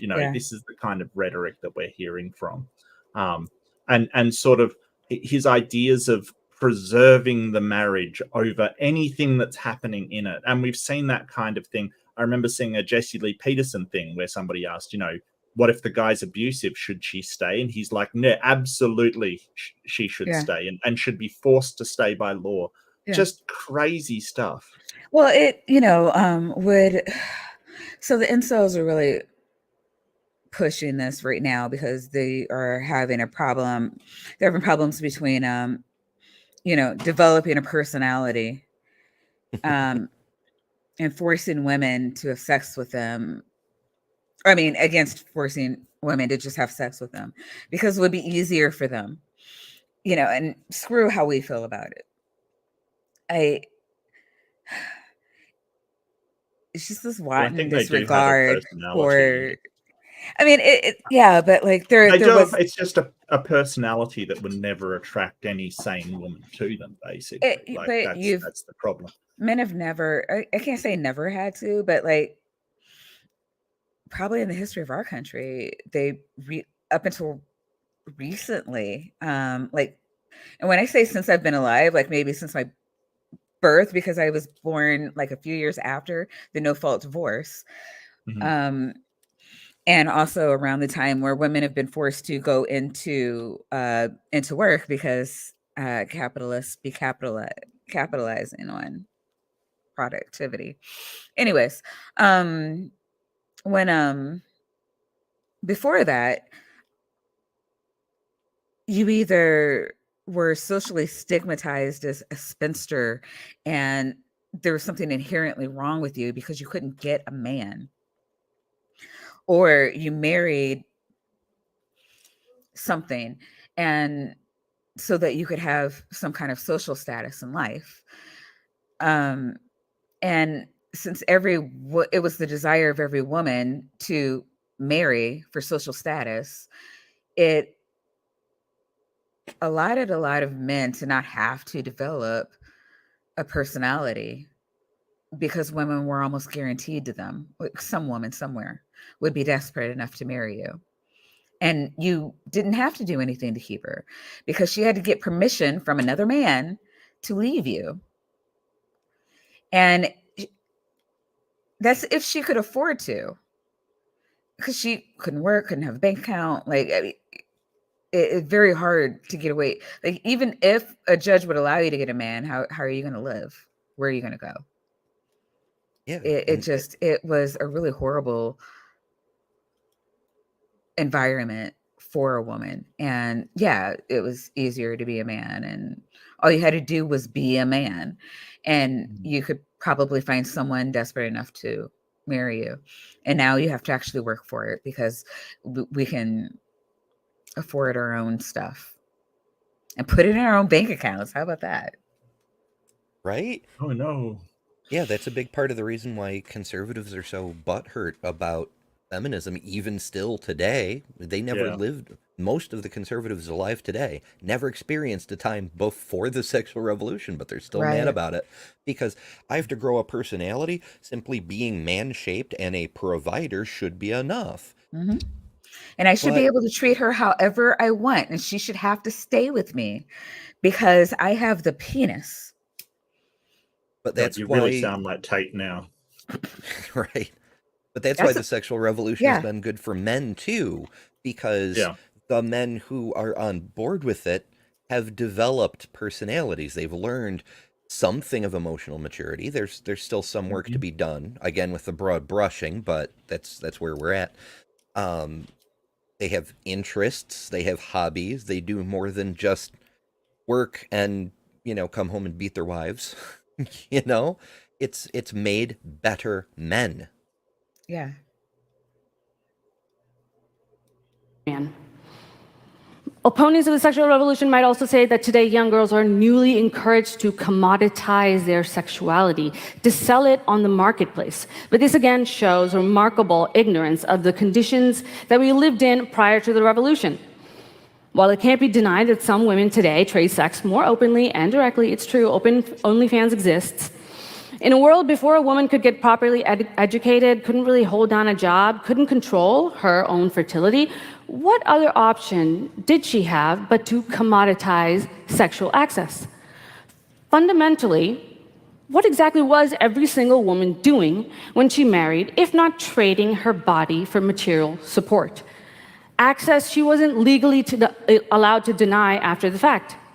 Of course, marriage is much more than that, and a good marriage is anyway, but it should be obvious that without decoupling sex from reproduction, that for the very first time, far from broadly introducing the commoditization of sexuality, women have the choice to fully and truly opt out of the sex trade. Yeah, and here's a good point. Like back before the sexual revolution, her father or her family would generally be commodifying her reproductive rights. Like we're going to, in order for an alliance or in order for something, we're going to allow you to marry my daughter and have an alliance or have a joining kind of thing. So, the commodification of women today is far less than what it used to be in the past. And it is a consensual commodification is very important as well. That they do decide if they want to do that or not. Where in the past, sort of medieval time, the woman had no choice. It was like, well, you've got to marry this person because that's what we've decided. 1950s America, the woman had no choice. Well, that's true. You I used to say I would never get married because I saw marriage as social slavery and prostitution.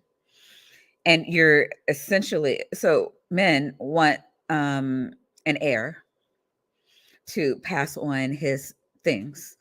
They have to get that from a woman.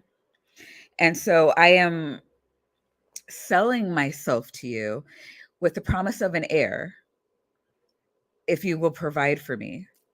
I mean, seriously, up until recently, marriage has almost always been that. I mean, and again, I'm not speaking for every society, but America certainly, and a lot of the medieval times that you're talking about certainly, and throughout the Bible certainly. Anything under the influence of the Bible, yes, Europe and all of that, much of the Middle East and much of the conquered areas. And that's why we had laws. Like it should be surprising to people, but here in the U.S. our history classes are shit. Where in the extreme old days, the pre-revolution era, women did have a kind of de facto equality. It wasn't enshrined in law, but if a woman owned a house, she owned the house. We had to pass laws to make that illegal. We had to take those rights away in order to enforce the patriarchy on everyone.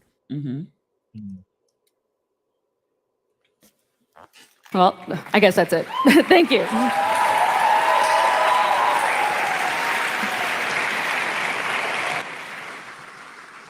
Back to the side that believes the sexual revolution has failed. Anna Khachiyan, the floor is yours. Let's get 5 minutes on the clock.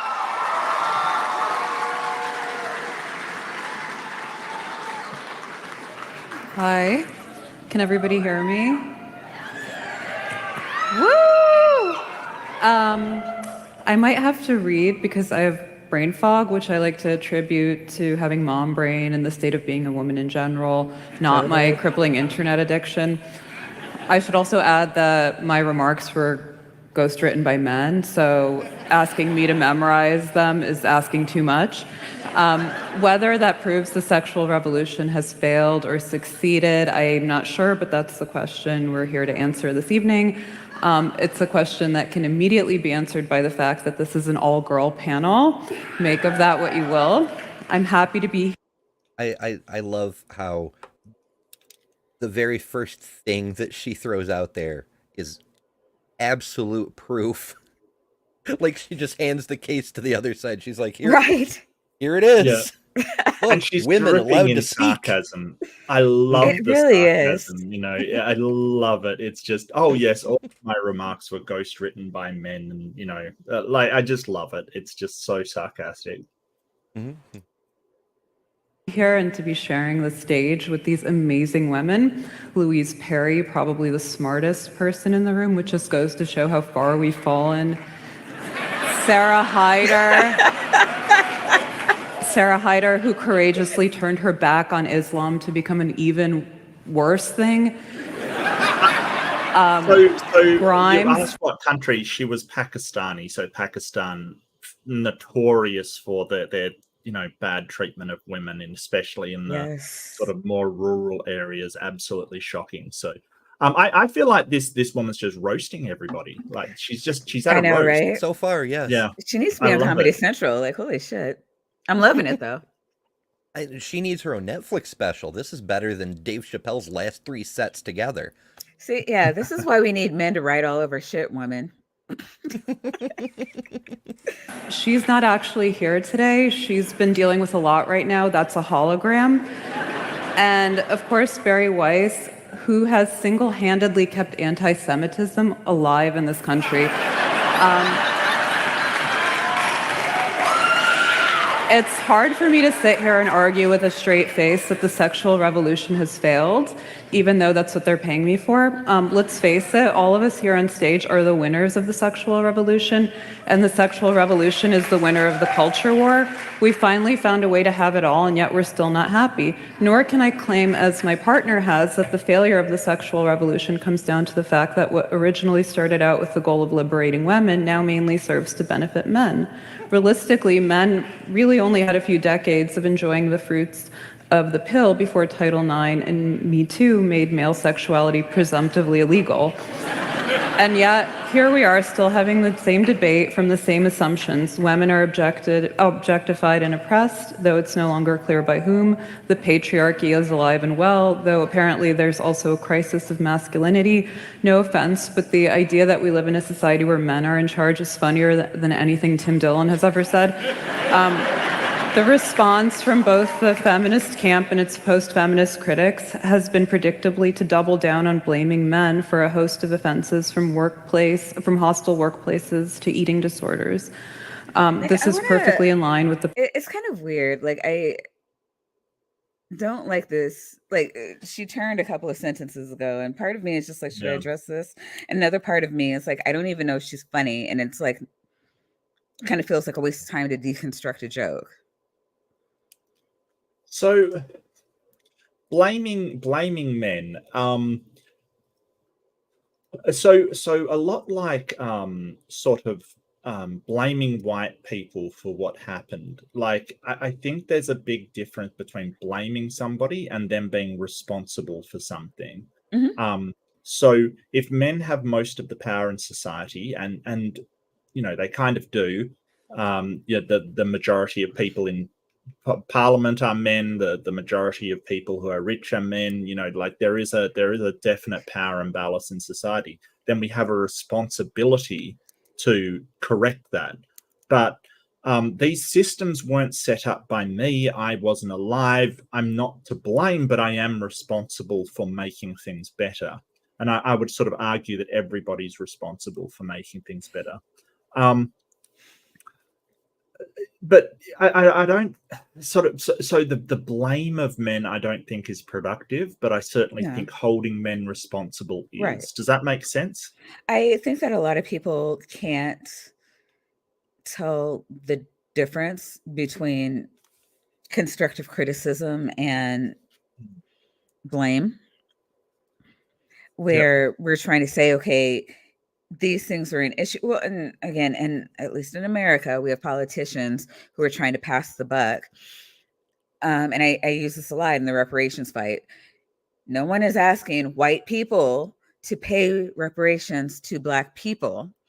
We're saying that the government has done things to help white people and kept Black people away from it. Black people would now like to be recipients of things to help us be successful, just like you did for only white people, the government. Now, we can say, okay, the government funded the things it did for white people off the backs of Black people. So we did fund it, you know. But that aside, it's not what we're asking for. In so much as men are the recipients of male privilege. Yes. And even though you are a minority, I'm not sure what, I know worldwide, I think there are more women than men, and certainly in America. It's not sure what they are in. Is it 51 in Australia too? Okay. Cool. Yeah. It's kind of a thing. It's just due to genetics. Apparently, it's a slight more chance of birthing a girl than a boy, basically. Yeah, I heard that. And I don't know how. I talked to a doctor, and I didn't ask her where she got the number from because, you know, she was an OB, and I was just like, okay. But she told me that there are more, because the Y chromosome is smaller, they tend to be faster swimmers.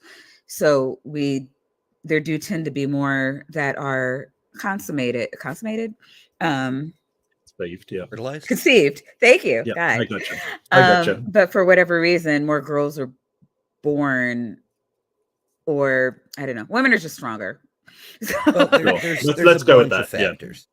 Yeah. Yeah, I mean, there's Men several, have shorter but life expectancies men and are also more risk die of stupid takers. things. So Mhm, even mhm. if they're, I mean, so of all the men and women born, men are also more likely to die of an accident in childhood than women Or as murder. well.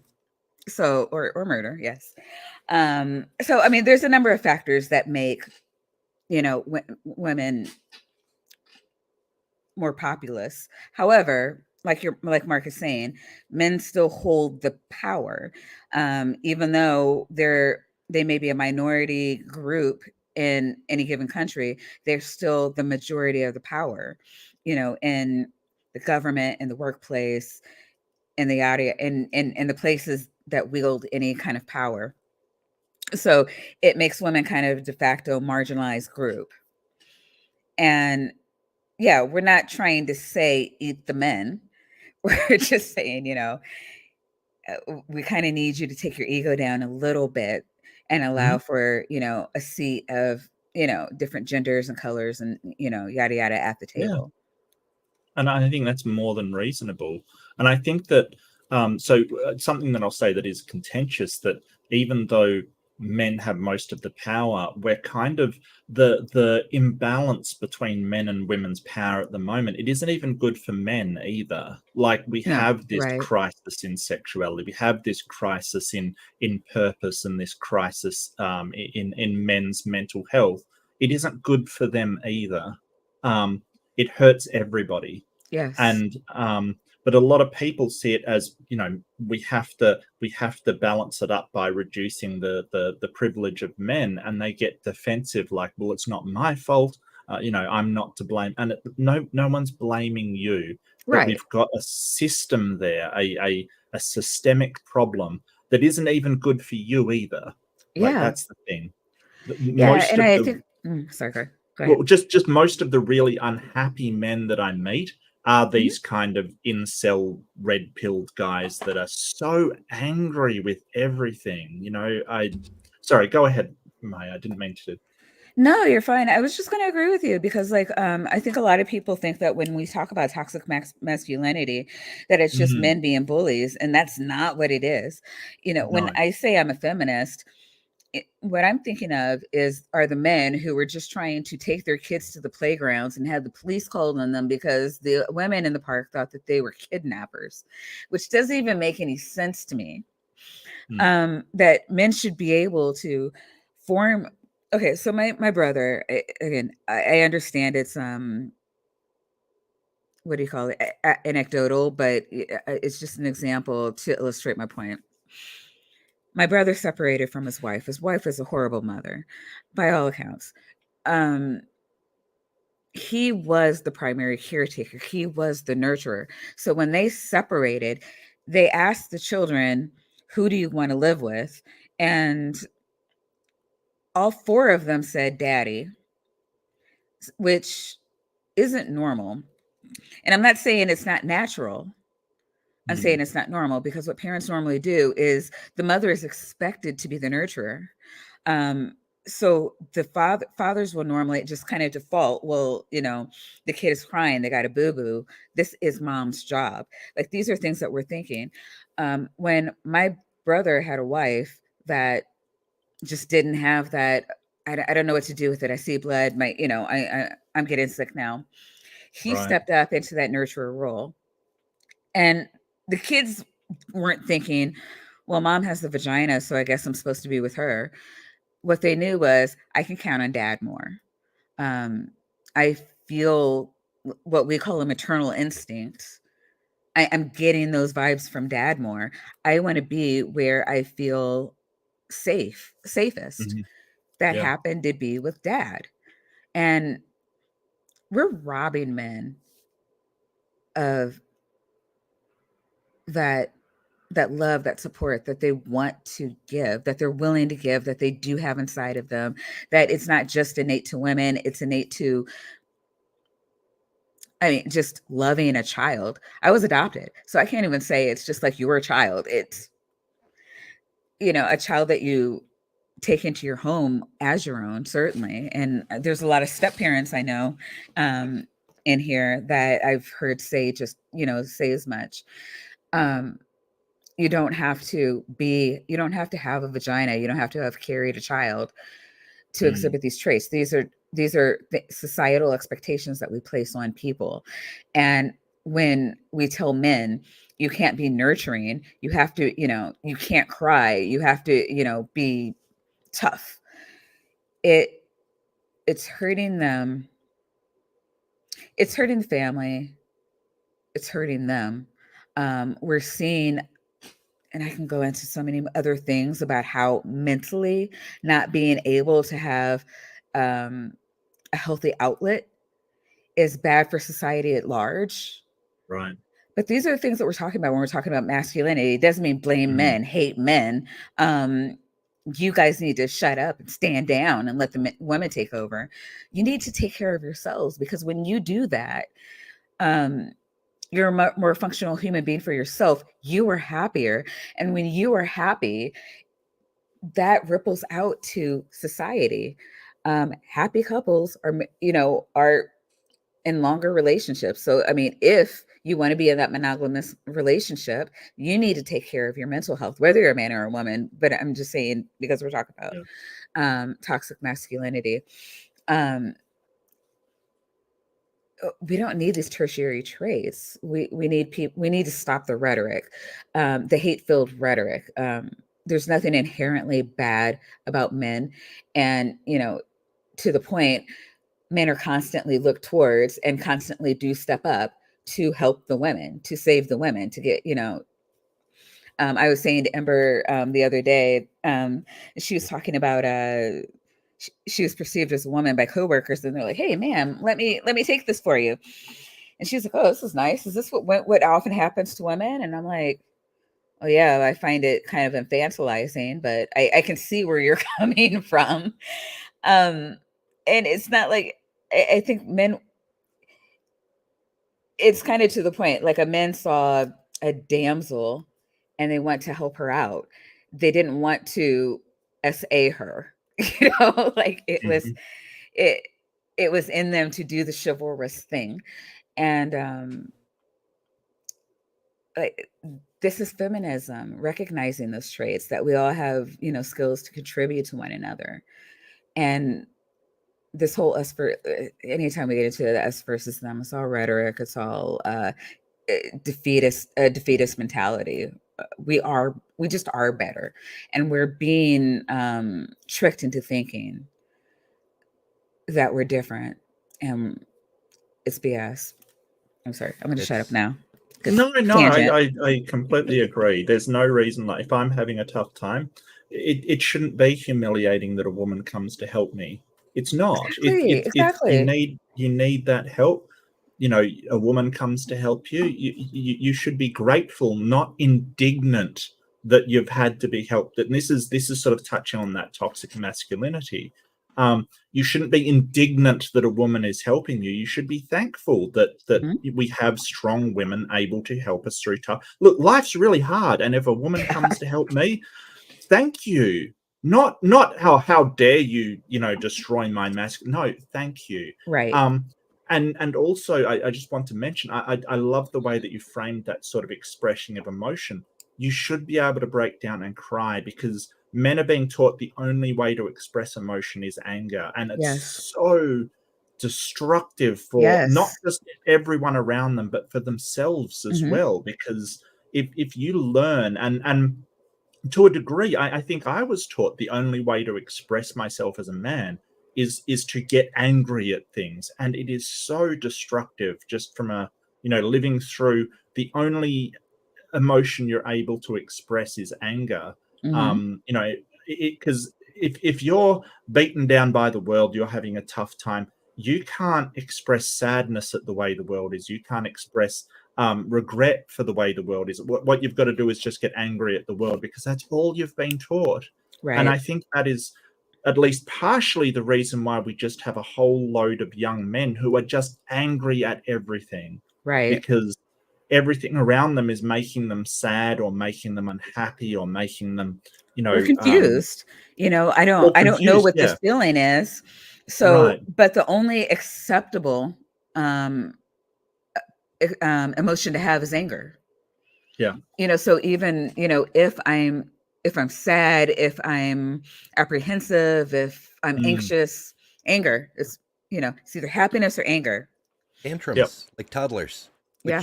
I think is a big part of the reason why the traditionalists, let's say, to get politics out of the issue, are so, angry, is because us humanists are telling them humanity's come a long way. Maybe it's time you grow the fuck up. Yeah. Yeah. And they don't like it. Yeah. Progressive view that when things go wrong, all you have to do is keep doing the thing you were doing before that made them so bad in the first place. Several waves of feminism later, we still haven't left the plantation of treating women as victims, deprived of agency, suffering from a false consciousness that forces them to compete with each other for male attention, unless, of course, they become mothers and are suddenly endowed with the timeless wisdom that actually porn and casual sex are bad.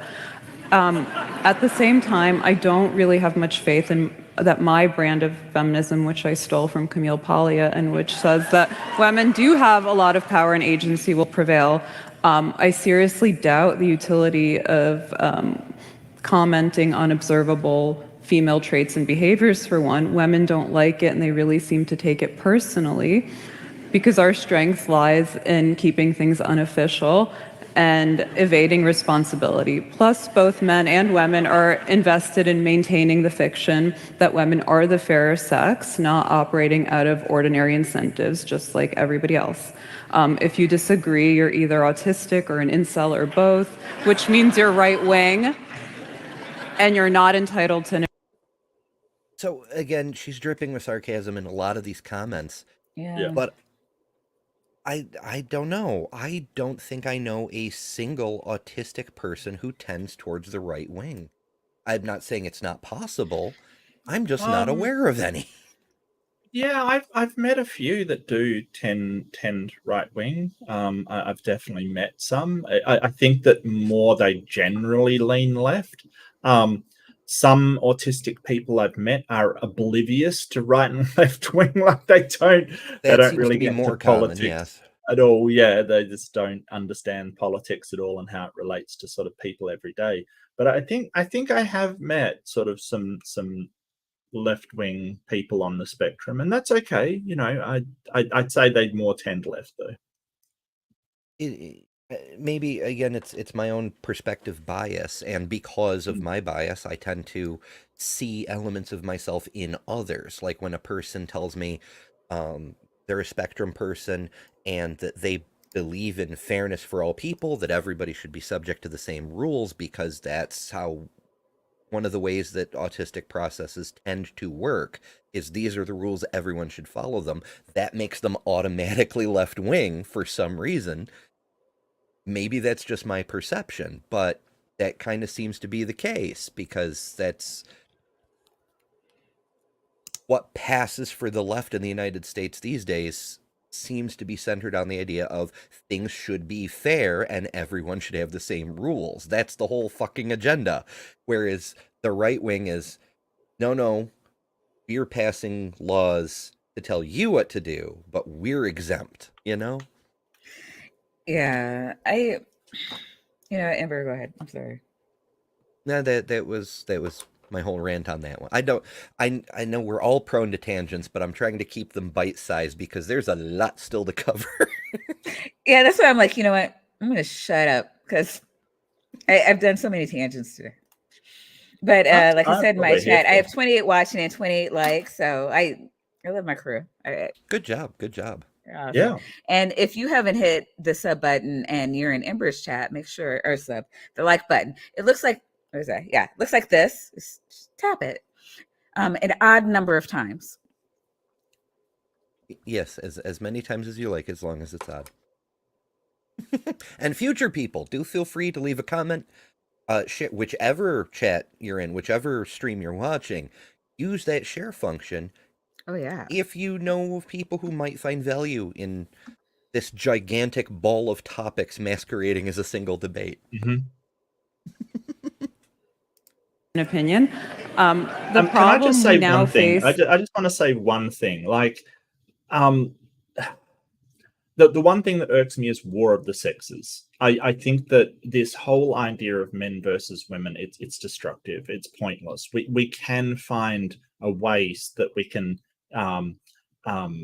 sort of get equality between men and women without these ridiculous kind of, oh, we've got to fight. No, it's not like the war on Christianity. It's the biggest non-war ever. Seriously. Well, Sorry, in fairness, I do kind of have a war on Christianity.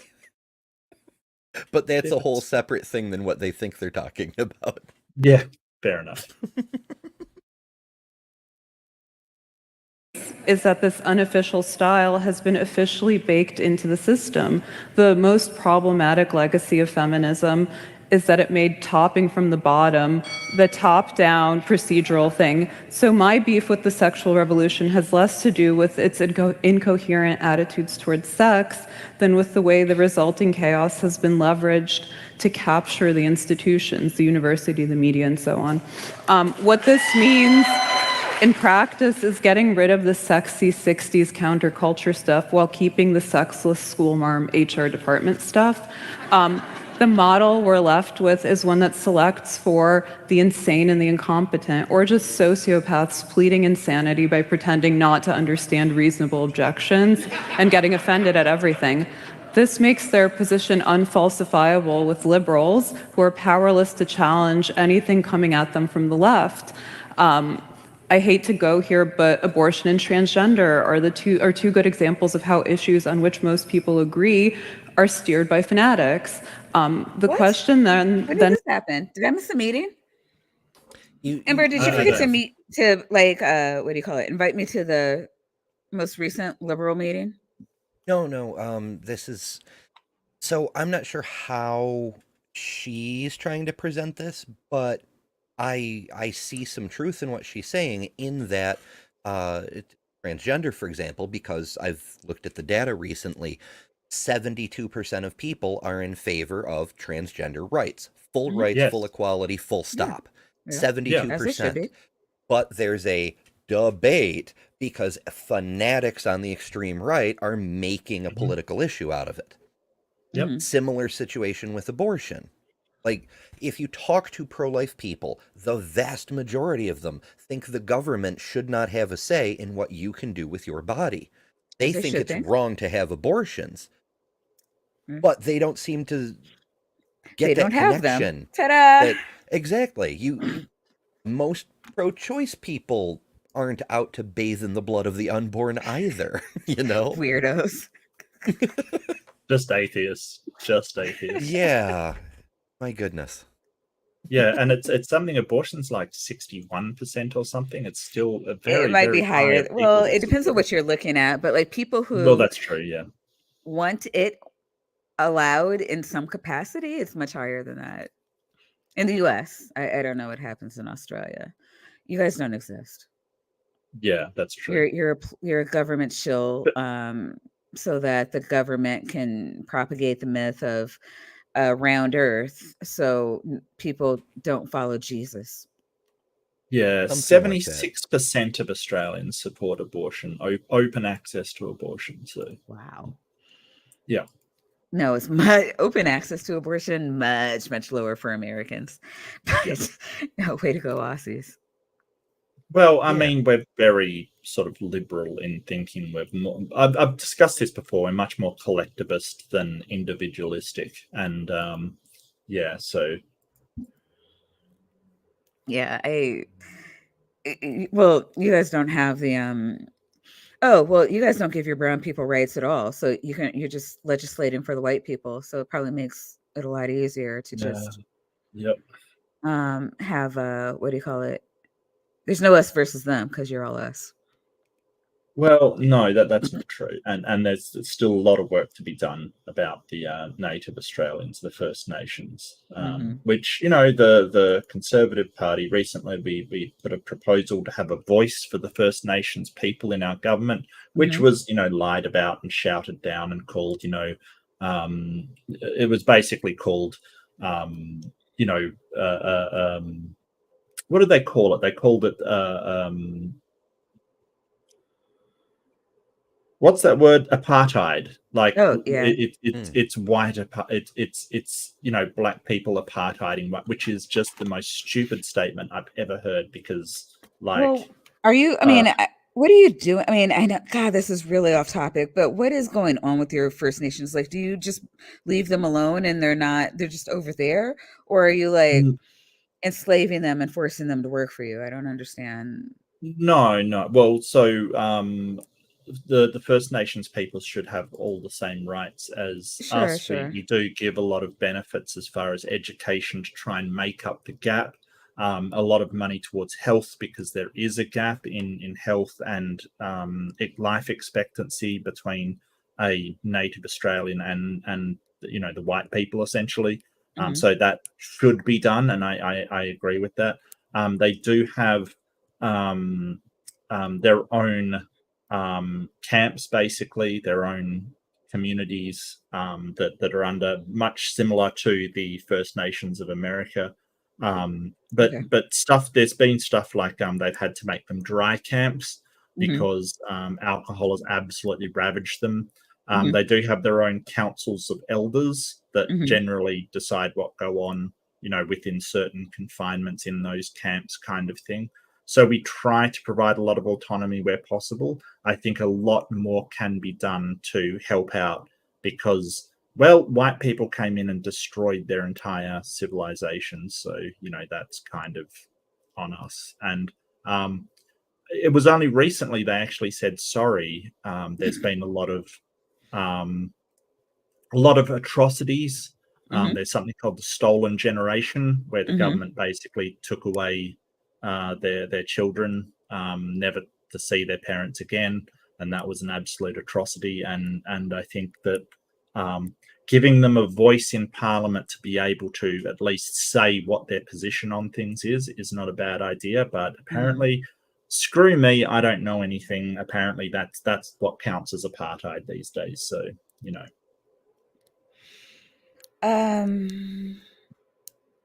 Okay.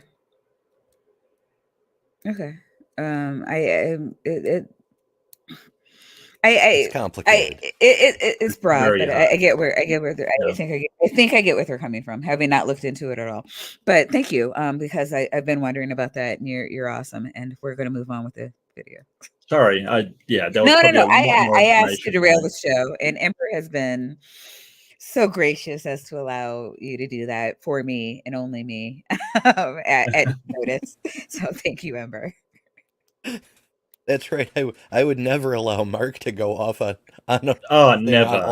No. Look, I think we can say over the amount of episodes that we've done, and you've only been in this one, that it is something other than you causing me particularly to go off on tangents. I think we've established this pretty well, so I'm not going to let you take the blame for this. There's a reason both our channels have an emoji for that. Yep.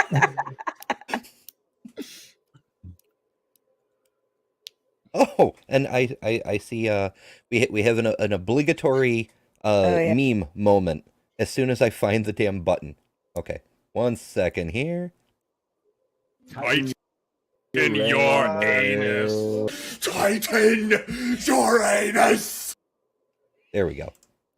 The Titan has arrived. I tangented as long as I could, Titan. We all knew that was coming. Becomes, can you criticize the sexual revolution without questioning the entire feminist project, not to mention progressive ideology itself? If the sexual revolution failed, it failed because it won. Thank you. I agree with the last statement. Don't you hate it when you lose by winning? If it failed, it failed because it won. We Guys, the war's over because we won. Damn it. I know. She made some questionable statements in there, but we're winning. We have not won.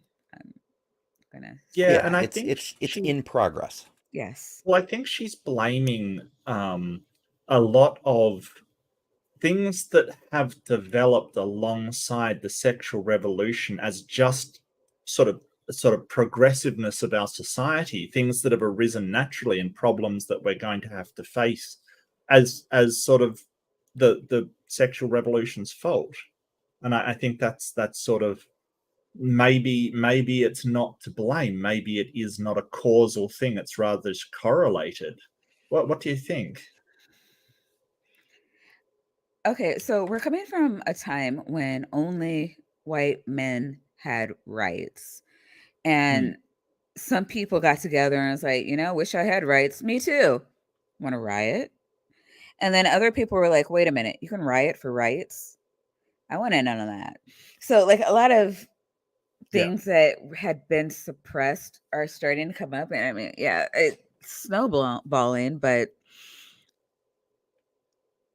I mean, it's all under the umbrella of human rights. And so far as it's related, I think we're all just human beings who want free expression of self. Yeah, I think that's why Stonewall was so scary to Americans, because it was led by Black trans women. It's the trifecta. God forbid. I know, right? Yeah, yeah. Okay.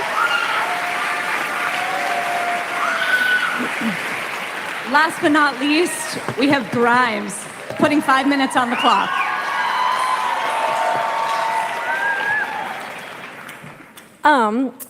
Okay, I'm not good at reading or public speaking, but and that was really good. So stressful. Tonight, I argue that the sexual revolution will be successful. A revolution is a bomb, and violence cannot be a success in and of itself because violence is a means to an end. But the sexual revolution is incomplete and therefore much nearer to success than failure. Revolutions historically fail when their violent nature becomes their identity, but they succeed when an improved culture is rebuilt in their wake. I'm going to stop her there because that is a really important note that needs to be underscored. Yeah. No revolution has ever been successful when all it does is destroy the existing system. You also have to erect something new in its place that's at least as stable and does a better job of serving the needs of the society that it exists to serve. If the two wings of the effort are not perfectly balanced, then, well, to borrow from Kim Stanley Robinson, if the arms of your arch aren't even when you drop the keystone in, the whole fucking thing crumbles. So really bad at reading off of paper. Like, this is an issue all through high school. So,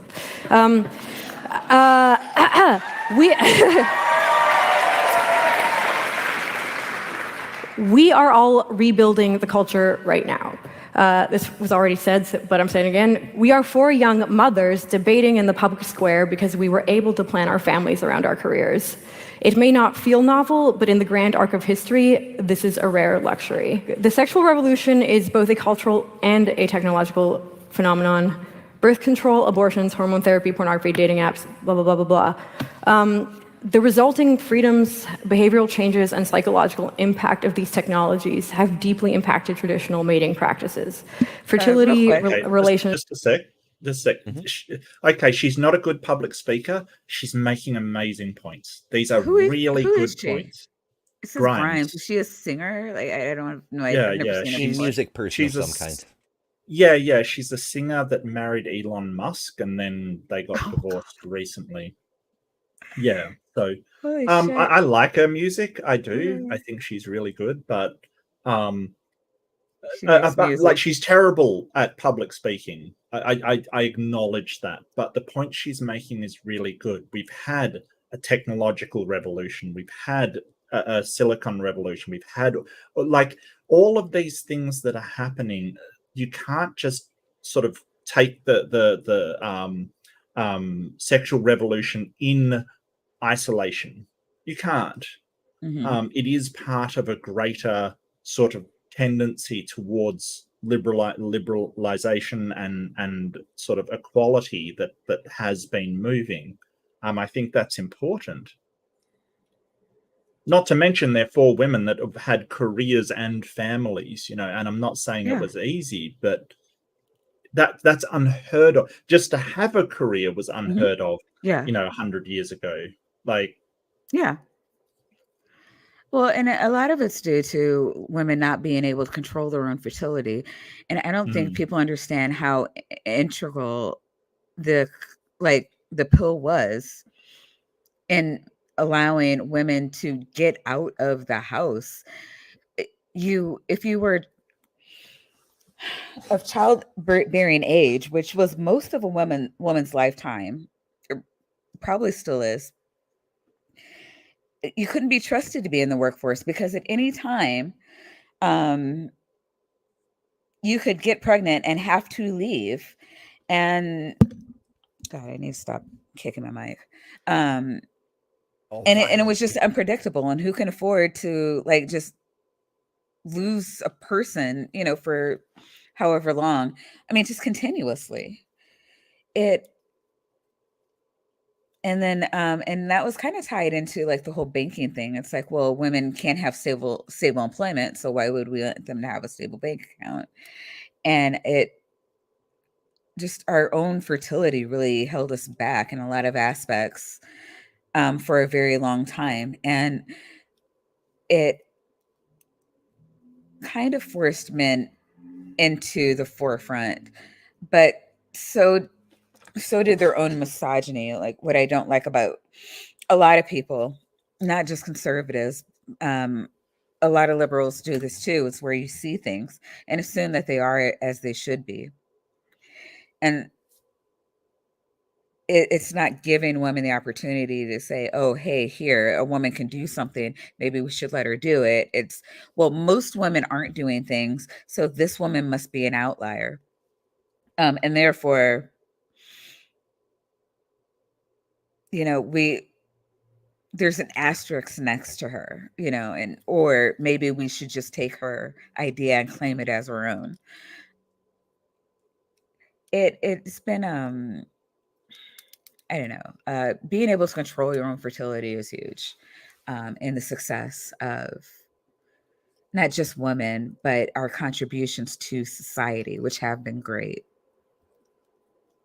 And Aunt Jer, as is often the case, makes a very salient point. Poor women have always been in the workforce because they didn't have a choice. This is fair. Yeah, This is fair. yeah. And yeah, Before actually, maternity leave laws, women were Yeah. expected to work right up until the day they gave birth, and they were supposed to be back, you know, the day after. yeah. I mean, maybe you'd get 2 days off, you know. Maybe Give you an if extra if weekend. your boss was nice, but higher Well, level I do wanna- jobs, like well, I you know, do wanna- anything other yeah. than secretary, it, Yeah. it was very Yeah. common to say, But no, we're also, you poor can't women. be CEO We're not because you're poor going to women. leave We're and go not get pregnant. poor women were not secretaries. Poor women were not school teachers. They're housekeepers. They're farm hands. Factory workers. Factory workers. Yeah, I was going to say, like, Yeah. there's a big difference between Sometimes. being in the workforce and having a career. Right. There's a big Right. difference there. Yeah, and again, I was talking about careers, not necessarily being in the workforce, because being Black, Yeah. my grandmother was a janitor for a factory. Black women have never had the luxury en masse, and I'm not saying it never happened, but en masse, very common to have Black women working, because that's what poor women have always had to do. Seamstress, yeah. I'm talking about my mom's mom. My dad's mom was a seamstress. She during in the 40s and 50s hates white people. She always had to be in the back because white people would rather burn their shit than let a Black woman mend their dress. And so she was really good at what she did. She knew it. She was one of the best, which is why she was allowed to work at all. But she always had to be in this like back room because the customers could not know that she worked there. It is insane. There's a lot of crazy shit, and I wonder how different this debate would be if they were arguing had the civil rights movement failed with similar arguments on similar grounds, you know? I'm sure that's a thing somewhere on YouTube. Because it's a similar situation. Like, you know, brown people in the US are a hell of a lot better off than they were in the 1960s. However, there's still a lot lacking. Not according to Jesse Lee Peterson. Well, I mean, I'd say brown people are better today in general. There's a lot of nuances, and it's hard to. It's really hard to compare yesterday to today. And a lot of the things it would have to be nuanced. I wouldn't take it dollar for dollar, like, or whole cloth. I'm sorry. It's like, were we better yesterday than today? We're going to have to look at aspects of society to make that determination. yeah, it's too broad to try to address the whole thing because it erases important factors like, yes, no one is firebombing black cities anymore, which is nice. but at the same time, only because gang there are violence goes unchallenged. Which, God, hundreds of black cities were firebombed underwater. We have really hard history, but I mean, you had black home ownership there's more black homeowners back then.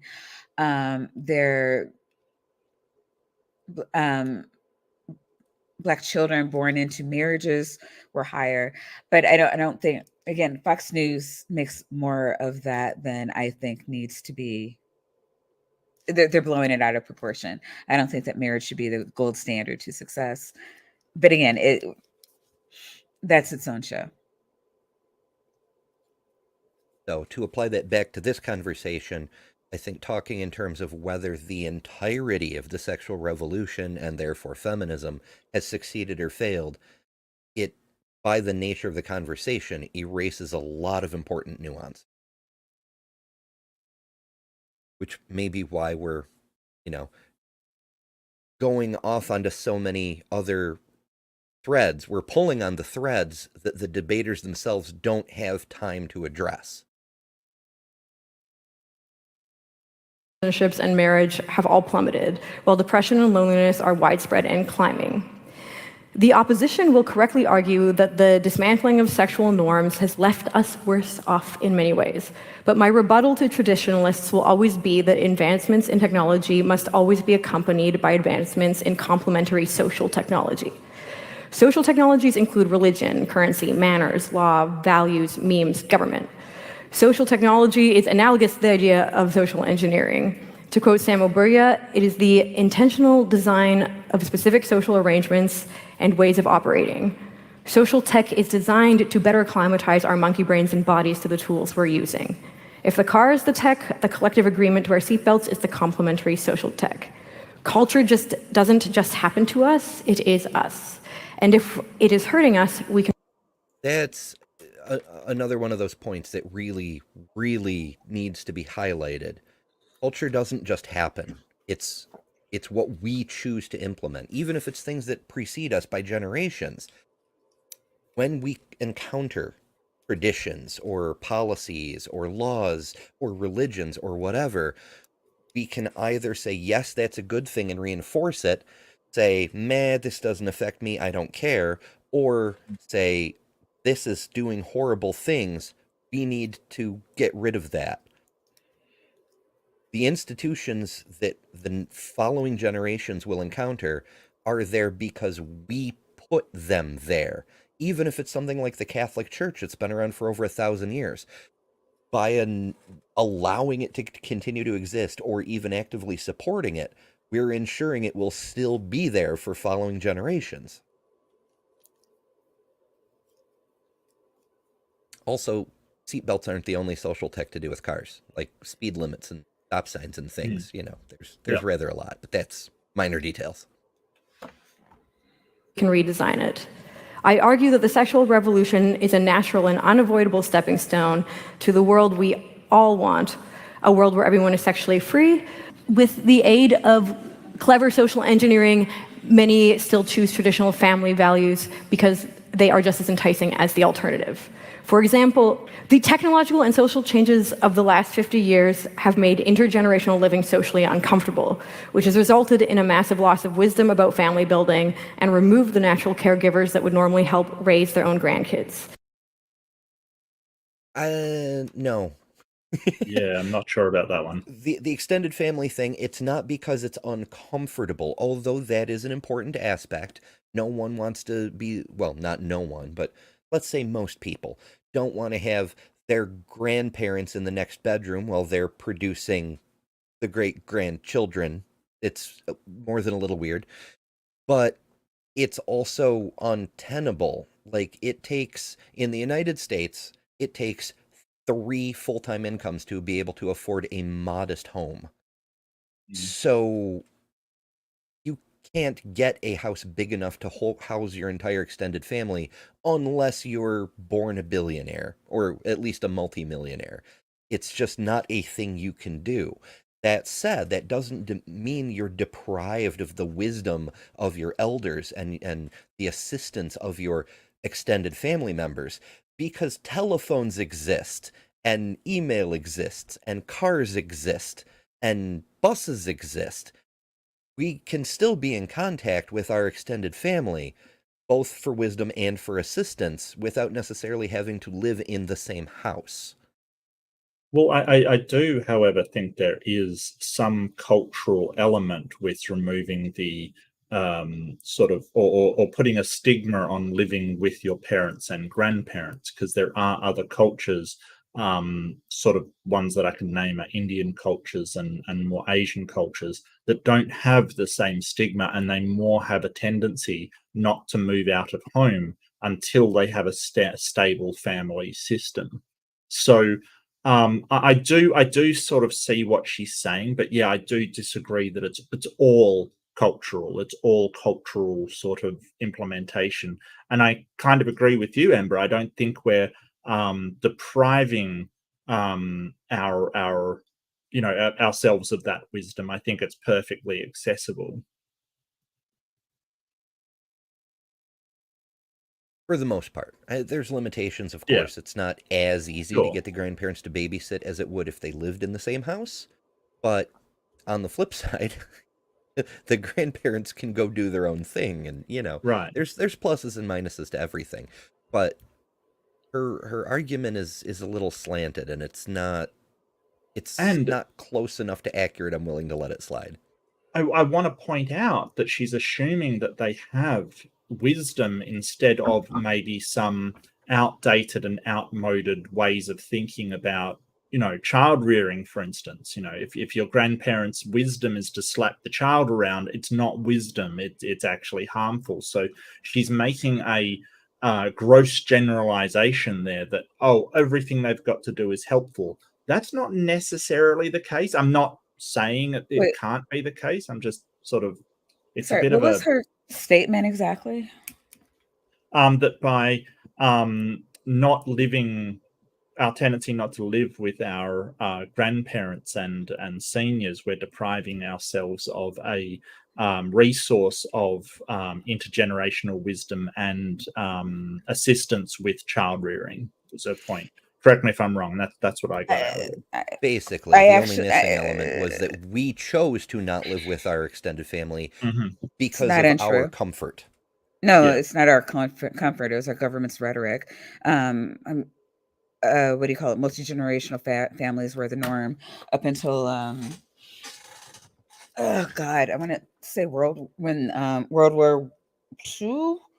there's like a housing crisis and da da da da da. And so then there was all this government propaganda, and it's like, hey, come out and stay in Levittown and da da da da. And I'm trying to, I'm not doing it justice really, but yeah, it was the American norm, and is still in multiple countries still to have a multi-generational family. So you have a family home, and you have usually a woman will go to the father's house where his parents are still there, maybe a few siblings.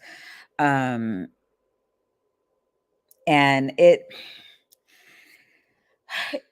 nothing's ever perfect. If you just have a mom and you just have a dad, they're not always on the same page about how to rear their kid. And, one may have bad parenting techniques that they picked up from their parents, and, it is whatever. But from a diversity and inclusion perspective, okay, the consensus of cultural psychology is that there is no best family model. Right. But I think I disagree. I think the multi-generational home is superior. We do see a lot less stress in the home when mom and dad are going to be there anyway.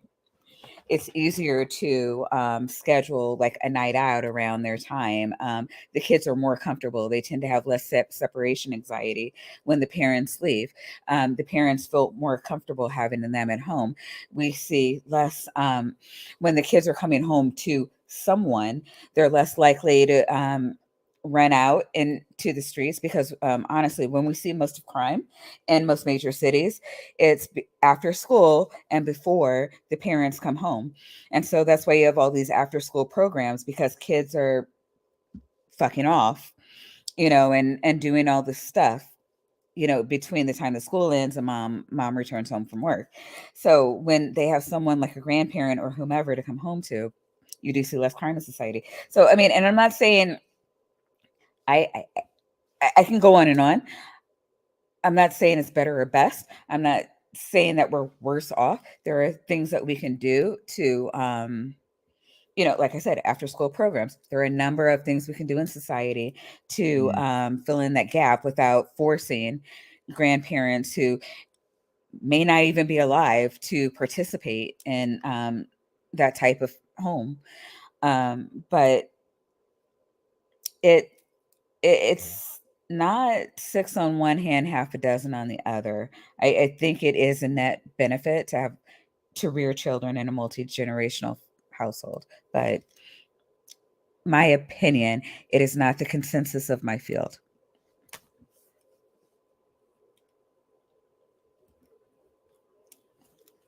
Yeah, that's another one of those things where there's a lot of subtopics tied up in the thing. Like Mark was saying, there's a lot of outdated stuff, passing for wisdom, traditionalism, so forth.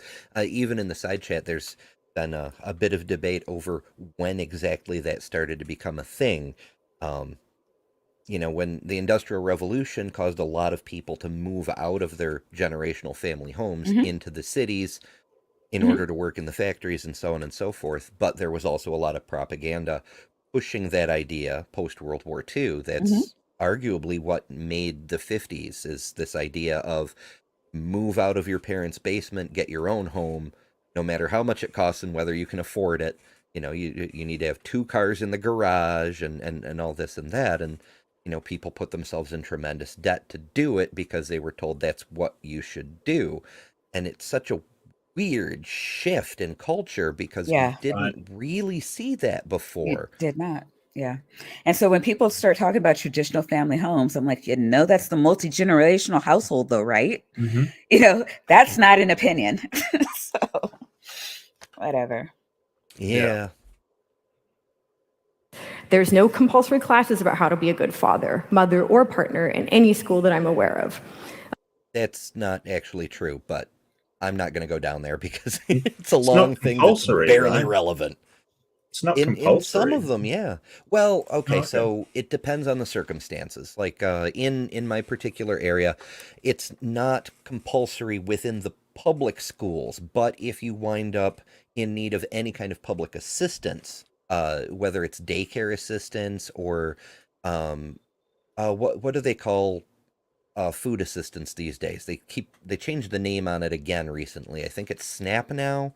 But whatever, food assist, any kind of public assistance, it's compulsory to go to classes, how to be a better parent, how to apply for a job. Even if you have a job, you have to take the class on how to apply for a job, because we have tons and tons and tons of hoops to make it hard for people to jump through in order to obtain any kind of public assistance, because there's this political rhetoric about how we need to stomp down on the welfare queens and the people who are just living off public assistance. But the irony is, by adding so many extra requirements, getting any kind of public assistance itself becomes a full-time job, making it impossible for you to hold down a job when you need public assistance. Oops. That's why, the whole big thing. No wonder so many people are lost when it comes to forging or maintaining the kinds of relationships required to have a lasting marriage or babies. Similarly, communal tribal style living with like-minded community has totally changed my experience as a mother. This cultural practice or social technology seems obvious, but it's expensive to obtain enough housing for communal living with numerous families. Housing reform and legislation is just one of the puzzle pieces necessary to build the cultural norms we need to undermine the maleffects of modernity and of the sexual revolution. Conversely, I know so many people who experience great emotional satisfaction from unconventional sex lives, and those behaviors can be traced back to Neolithic human behavior just as readily as monogamy can. However, right now, that realm of sexuality is overweighted in the culture. Our infrastructure makes children inconvenient and expensive. Childhood and motherhood are invisible in pop culture. Our education system is crumbling. In my opinion, social engineering a social environment where parenthood is adequately supported and valued is an unattainable goal. I suspect this would cascade into less judgment of non-traditional sex lives. The sexual revolution is net good and will succeed if we can get to the finish line, is my vote. That idea of a finish line. Yeah, okay, thank you. Goals, achievable goals, etc. But I don't know. It's weird to me. I was just about to say that. Sorry, go ahead. What culture is she looking at when she thinks that mothers and motherhood and children are invisible in pop culture? Mm-hmm. That's never happened. Yeah, I like, don't. What? Yeah, that's what my wife said. That mothers are elevated a lot in a lot of societies, and I don't have a problem with it, but I wouldn't say invisible. You can't even really make a serious case about that, even in traditional pre-feminist culture. Right. I mean, Catholicism, just as a for example, they get in trouble with the other Christians because they worship Mary more than they worship Jesus. Right. Yeah, that's what they it's say. A weird take. I don't know where. I mean, it's Musk's wife, so who fucking knows what she's talking about? But or like I don't know. It's like rich people live in this weird bubble that the rest of us like hear about in glimpses. But it's just like, where are you getting this idea from? She did make some good points. It's just she made a lot of good points, and I don't hate her. Sort of, yeah. As she was rearing down, that was I don't know, just like a jumbled mess of shit. But I want to real quick. I want to just denounce the idea of a finish line. There is no such thing as perfection. Yeah. It is always a moving target. The next generation of us are going to think that we are old and talking out of our ass. This is what we want right now today. And I may feel different in 10 years. But and that's because in 10 years, other things will have shifted and moved. And so it's like, okay, we can't keep thinking about this the way we did 10 years ago. We need to move this. We need to move the goalpost further. And that's just always going to happen. And it's fine. And, I know that I rail it with against anti-theist a lot. And I'm like, your fight isn't with I don't know. I don't think the fight is necessarily with religion so much as religiosity, and in the atheist community it's like the latent Christianity, like the ideas that come from that, where it's like there is, God is perfection, and we should all be trying to mirror God's sense of perfection for the human. And we're And just scum.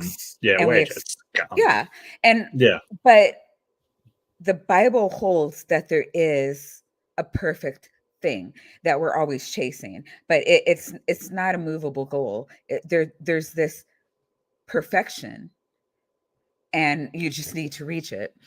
And I contend that that is not a thing. There's your ideal of what you want, and it should always be moving. There's what I want for myself. I am where I wanted to be 10 years ago, but so what? I'm just going to die now at 44? No, now I have new goals. And this is perfection. Life is a journey. And so again, I don't have anything against what she's saying per se. I just want to kind of dispel this myth of perfection, because I think it hurts The us finish more. line. Yeah. Yeah. Yeah. I think it hurts us as a society more than help. I think she would have been better off saying, like, once the movement is more developed and we are further developed along that timeline, rather, because I get what she's saying, that hey, we're still really early in on this sexual revolution. Like, it's still early days, and there's problems to iron out, and there's all this stuff.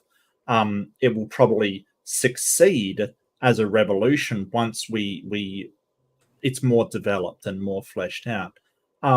But I think that when she sort of says mothers are invisible, it might be a bit of her own feelings, because she's a mother and had a child with, one of the loudest blowhards in our society, who claims to be saving the world, or, says he's saving the world. I don't know how much he believes it.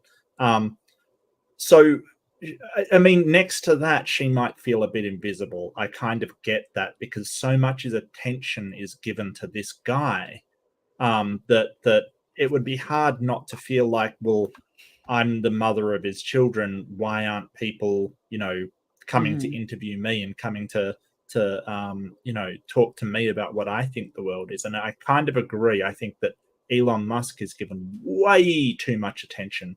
I agree with that. I have really mixed feelings about him. I think that I like that he's basically saying, well, I'm trying to save the world. I hate the way that he basically, if he's not the one to save it, he'd rather nobody save the world. That's so egotistical and so obnoxious. It's sort of, well, if I can't be your savior, no one's going to be your savior. And it's like, wow, you colossal douche. Like, I like what you're doing. I hate the way you're doing it.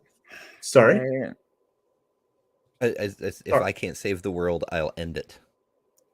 Yeah, well, no, not really. It's just he sort of will talk. It was a tongue-in-cheek comment. Yeah. No, I get you. It's just the thing is, he's done so much good, but he's so bad. Like, he's such a horrible person. It's very conflicting for me. It really is. Humans are infuriatingly nuanced. Yeah, I mean, we used to think he was useful until he opened his mouth, and now we know otherwise. That's just where I am with him. But the things he has done is still useful. He bought a lot of useful shit. If it wasn't him, it would have been another entrepreneur. I'm sure so over but Musk. This isn't about Musk. His ex-wife is lovely. Damn it, Grimes. No, she's awesome. I do like Grimes. I think she could have done way better, but that's just me. It is a very peculiar thing. Yeah, I have other thoughts, but there's a lot of them, so I'll see what comes up as we continue on and go from there. Okay. Everyone now has 2 minutes to rebut the opposite side. Louise, we're going to start with you. You have two people on this side who say, Sarah Haider says, compared to what? Yeah, sure, the sexual revolution had left some bad things in its wake, but compared to what? A reality in which rape was legal in every state. Grimes says the sexual revolution is just incomplete, that we're in a kind of liminal space in which we have technology that's advanced, but not social mores that have advanced. Louise, I leave it to you. 2 minutes.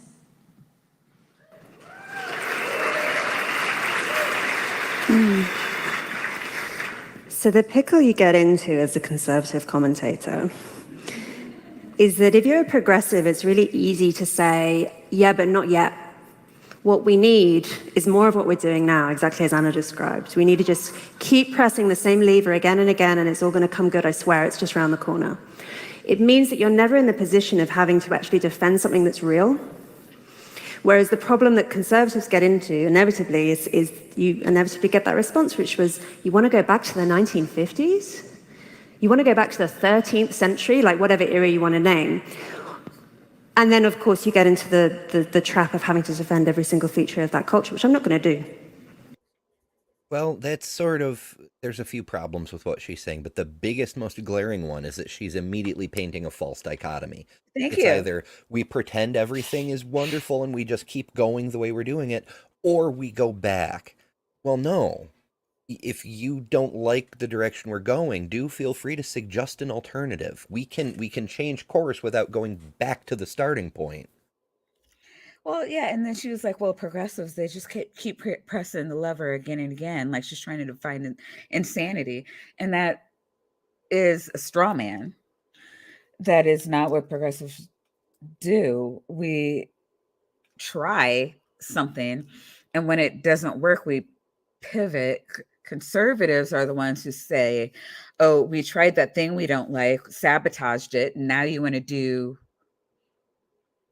try something else. Why don't you just concede defeat? It doesn't work, and you need to, live under our tyranny.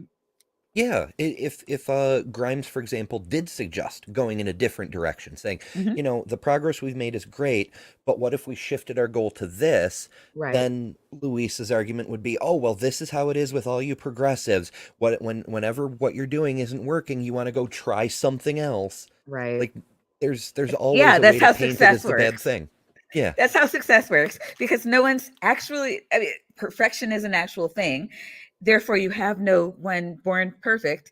So you have to try things until you come across happiness. We do this in our own individual lives. We can do this as a society. It's fine. Failure is not trying, not moving forward. My opinion is failure. It also reminds me of Daniel Quinn's analogy for civilization, that here we are, a bunch of very clever monkeys who've decided we want to build an airplane called civilization, but we have no idea about the rules of aerodynamics. So we just throw together this structure, and then we push it off a cliff, and it's got propellers that are spun by pedaling like a bicycle, like the pre-motor Wright brothers plane. And well, we're in free fall. Things are bad. The environment is about to collapse. Half of our population is constantly starving. We've got preventable diseases that are wiping out people, even though they're preventable. There's a lot of badness happening. Now, some people are getting to move up into the passenger cabin of this airplane called civilization, and that's wonderful, but we're still in fucking free fall. Right. Well, instead of maybe, trying to make the plane fly better, we're just saying, well, we just don't have enough speed. We need to pedal harder. And never mind all those other crashed planes on the ground below that we didn't bother to learn from. Just pedal harder and I'm sure everything will be fine. That's kind of where we're at with civilization. And then you've got the progressive side saying, maybe we could, I don't know, put wings on this thing and maybe it'll help it fly better. And then Louise and other conservative speakers are like, well, that's just absurd. Why would we try something different when we haven't pedaled harder long enough yet, Or it's like, hey, you know what? This didn't go right, but I think if we tweaked it, it's like, wait a minute, you want to learn from the broken thing? it's broken. What is wrong with you? You must be broken. Look at the broken thing. It's an other. And it's like, no, we should just like stay in our cave and cook our food over a fire pit forever. Oh, Because fire, that's newfangled technology. That's progressivism. We need to go back to eating things raw the way God intended. Yeah. What I do want to say, though, is that we are very, very weird. And I think we forget how extraordinarily weird we are. And it's partly because of the pill, it's partly because of the internet. There are a million different material factors that are leading us to be very, very strange culture in a lot of ways. The argument that I'm making is... Like, people have been weird forever. What are you talking about? Yeah, humans are pretty weird in the grand scheme of things. Like, have you seen some of the ritualistic behavior that we did before the internet? Like, people are weird. There are still people who participate in those ritualistic behaviors. That's why we have, an atheist community. just saying. is that we just be a bit more normal. Basically, we just be a bit more normal. I'm not advocating theocracy. I'm not advocating, Puritan. What's normal? What's normal? She's just going, theocracy. This Christian is normal. Okay. No, nobody brought up theocracy except her right now. Oh, I'm not advocating for a theocracy. Who said theocracy? Nobody. Nobody said theocracy. Yeah. The lady doth protest too much, methinks. I'm just saying I'm advocating for it. I'm not. Like, come on, dude. It's sort of like that new Speaker of the House fellow, who apparently is from Ohio, and hangs out with Ken Ham a lot. There was an interview recently where he was asked about a certain political group that is advocating for going all the way back to slavery. What do you think about this group? Do you have opinions on slavery? And he was just, listen, I'm not advocating for slavery. That's all he'd say on the subject. Yeah. Like, I'm not necessarily opposed to it. I'm just not advocating for it, Banning music in Christmas, anything like that. When people call me a Puritan, I'm like, do you know what Puritans thought? What we've discovered is that you do need a sexual culture. Like, the idea of just having a complete free-for-all, of just collapsing every single norm and hoping for the best doesn't work. And actually what we've seen is, since that effort, what we've had is actually a kind of rushing in to fill the gap. Like, have you noticed that the people who are most agitated about pronouns are also the people who are most agitated about, like, age gaps? Like, we've gone from... Is she literally making the groomer argument? What? Why are we letting her talk? Why? Is this even on the sexual revolution anymore? Is this even on topic anymore? Oh, wow. Isn't this a rebuttal? It is. It's supposed to be a rebuttal. I'm not sure who thinks she's rebutting, but okay. Straw man she concocted in her head. I know. That's sort of the conservative method. It's in the conservative playbook. It's what you learn about when you go to conservatism school, is just whataboutism everything. Bring in as many unrelated topics as you can. Never mind what my opponents said. What about the groomers? Oh my God. I think what's happened is we used to have, a flawed, obviously, but a basically internally coherent set of sexual norms, set of rules that people kind of knew where they... Were they coherent, though? I don't think they were. Yeah, Jedi is like $5. She uses the word woke. I'm waiting for it too. Since that's collapsed, what people have had to do is reconstruct from scratch. Which is why we had Me Too, which is why we have all sorts of kind of perverse, like, sex bureaucracy that has been thrown up in the wake of the sexual revolution, because people actually crave limits. They crave order, they crave restrictions. I'm thinking of that scene in the first Avengers movie when Loki first appears to the people of Germany and is like, kneel, it's in your nature. You desire Yeah. to be ruled over. But Yeah. really, it's the infantilization again. It's Mhm. just Yeah. like children. People need limits to thrive.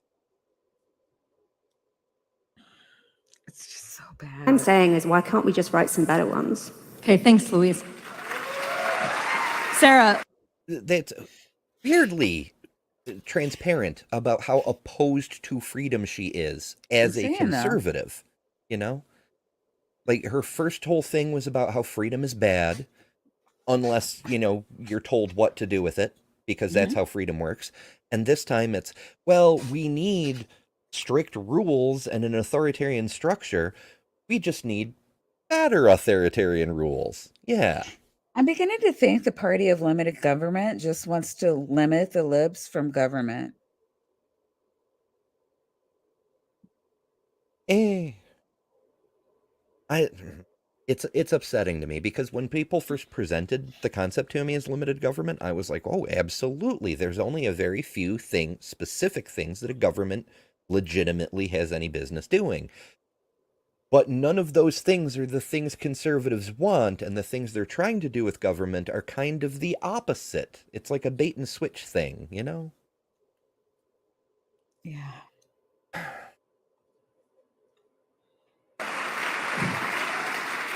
Louise began her opening statements, or closed them rather, by saying that freedom is a good horse to ride on if it's going somewhere. Is that true, or is freedom just a good in and of itself? Is choice just a good in and of itself? Is choice a good in and of itself? Not necessarily. And I also want to point out, I dislike how Blair seems to be trying to steer the rebuttals. It's a little annoying. I do think that the sexual revolution is missing something. And I know that this is something Louise might make fun of me for, because I am saying more of this, but not quite, right? Because there's something missing. So much of our discourse about sex and sexuality is dishonest. It's not really very open. We really don't understand a lot of things about ourselves and our different biologies and psychologies, and we don't really have an open discussion to work this out. Choices require an intellectual foundation. Without them, it is like making a choice blindfolded. Obviously, you're not going to do a great job. So I do think that there's a ways to go. This doesn't mean the sexual revolution has failed. This just means that for a little while, 50 years, which is a blink of an eye, I mean more than 50 years now, but a blink of an eye in human history, we have not done everything we could to support the new choices that are coming into our view. And it's not just with the sexual revolution, it's really everything. I mean, this has nothing to do with Christianity, de-Christianization, or anything. It's about technology breaking down a lot of things, a lot of norms that we took for granted for a very long time. Now, I don't have time to rebut everything that was said, and I realize now that I'm going to lose the debate because it turns out that this is about every gripe that we have against feminism, liberalism, progressivism, whatever, and I don't have time to talk about all of that. But what I can do is Points for recognizing the Gish Gallop. I'll give her that. However, I don't like the fact that she isn't actually addressing any of her opponent's points. Or the question, did she just have, okay, for the first rebuttal, I'll just write this regardless of what the other person said, or the question I'm asked. Like, this is just my next statement.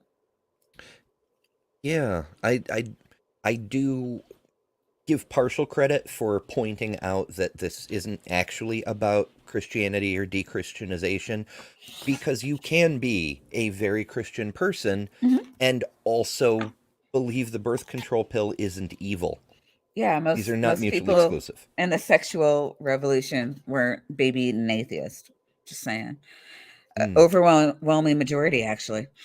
And you could just look at the stats of America at the time. But too, I want to point out we can actually just Google the goals of the sexual revolution and say, were more of these hit than not? And if yes, then yes. If no, then no. Two, I three. I'm sorry. I do like that she mentioned that it's not defined. I can't remember what she said exactly, but what I heard her say was that the success of the sexual revolution isn't defined by how far away we got from religious conservatism. It's not a fail if we're not upholding the standards of, found in the OT. Mm. So, and essentially my point, I forget the woman that just finished talking. Everything she's saying is bullshit and a straw man. It has nothing to do with the sexual revolution. She's bitching because America isn't holding to her conservative wet dream. But can't we just be a little more normal, though? Normal. Mm-hmm. When is He wants definition culture of to normal be notwithstanding? normal. When has there ever been a normal period in history? Like, you Normal's might not say a the thing. 1950s because things Normal's were not a thing. relatively stable in the U.S., but the 50s were pretty fucked up. Like, Yeah. you Women could were read The not Catcher happy in the Rye. 50s. You Yep. can, listen to history podcasts, some of the shit that happened. Like, Eisenhower, everybody liked Ike, but he was running Air Force missions over the United States, dropping poison over people and crops and suburbs and things. Like, there was some seriously fucked up shit going on. And could I just remind everybody that the Vietnam War was in the 50s and was started in the 50s? It wasn't the wonderful time that people think it was. But Mark, we have US propaganda showing us this mythologized version of the 1950s. Have you ever seen Make Room for Daddy? Every white person there's only white people and they're all smiling all the time. Yeah. Sounds like Leave Mormonism. It to Beaver as well. Lassie. Mr. Leave Ed. It to Beaver creeped me out. When I was a kid, they were in reruns, and I was like, what the fuck is going on with these people? Well, they had that show The Honeymooners where it just used to be overt domestic violence, just joked about, like I hate my spouse joke over and over. Hilarious, yeah. But more than that, like Alice. He would threaten to punch her all the time, and all it's the like, time. Which was great because at least he never actually punched her. Like, that was actually pretty progressive at the time it came out. The whole thing that it was a joke, like it was just, oh yeah, this is totally normal. This is relatable. It's like, really, threats against your spouse are relatable. Yes. Okay. Is defend the sexual revolution, which was about giving women control over their own fertility. Thank you.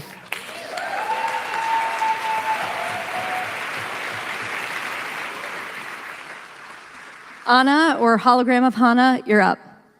Okay. I love you too. Sarah makes a very persuasive argument that Freudian slip. I actually low-key agree with her, you guys. That it couldn't possibly be the case that sex is more coercive now than it was before. And also that it couldn't possibly be the case that women are more commodified sexually than they were before. It's a very interesting proposition. The problem is that in our present situation, there's really no one left to blame but yourself. which I think is difficult for people because our psychology likes to look outward to blame other people and other things, the patriarchy, capitalism. And I think that's the big problem with what we're talking about, because the excess of freedoms, the excess of choice leads to a kind of analysis paralysis. A lot of energy has gone into trying to quantify whether women were more depressed before or after the sexual revolution. Well, there's some nuance that's being skipped over here that really, really needs to be brought into the light. Analysis paralysis, as she phrases it, it's a catchphrase, it's a buzzword, but it's not really the point. If you have so many options and have no vested interest in any particular outcome, that's kind of a good problem to have. The point isn't to overwhelm you with options. It's so that in situations where you have a preference, you're free to choose. If you don't care, McDonald's is a great example of places where people freeze up because of so many choices. There's always a line of people staring at the menu, unable to determine if they want the double Big Mac or the triple cheeseburger, whatever the fuck.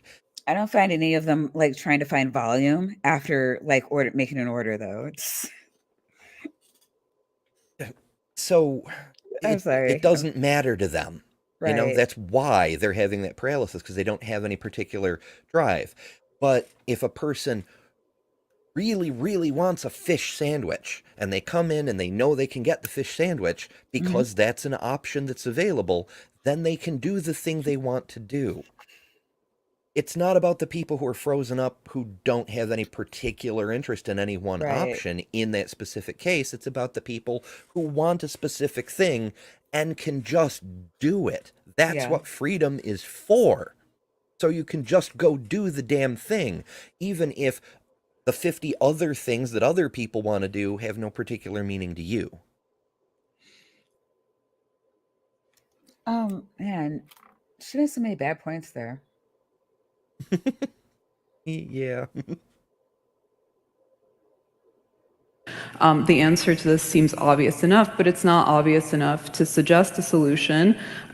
If women were indeed worse off then, which you can argue, they were possibly also more accepting of this reality because it didn't occur to them that they had a choice in the matter, and the ones that did occur to, like Betty Friedan, like Camille Paglia, like Katie Roiphe, and so on, knew exactly what they were rebelling against. Today, the situation is much more complicated.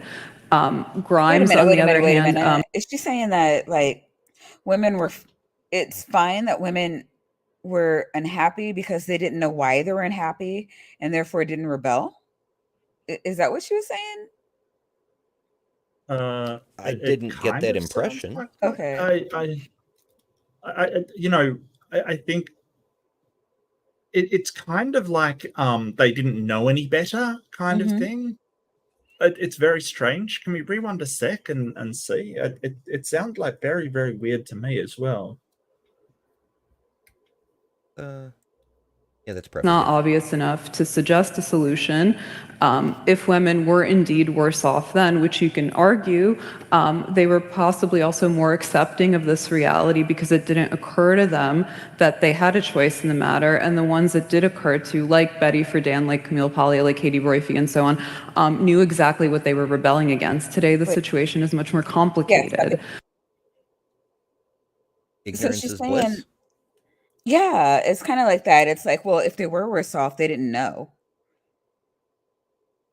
Yes, the famous pro-slavery argument. The slaves don't know that what they're missing out on. To They just know them, that they're really they're unhappy in a safe place. Yeah, I mean, they just know that they're really unhappy and keep running away. They don't know if it's better. They're just assuming, you know. I mean, we still see language like that in a lot of workplaces today. A lot of women did know they were unhappy. A lot of women had been in the workforce, wanted to stay, and were kicked out and forced into, I say forced into the house. I mean, but kind of, because they weren't allowed to work. Where else were they to go? So it's, and their only choices were to be relegated to positions held by the poorest women in society. So it's, they did know that they were unhappy. And I think that's important, even if you don't know that if it could be better or how. Like, it's important that you're unhappy. That we had so many women, like, on antidepressants, and like it. Holy shit! I don't understand her point there.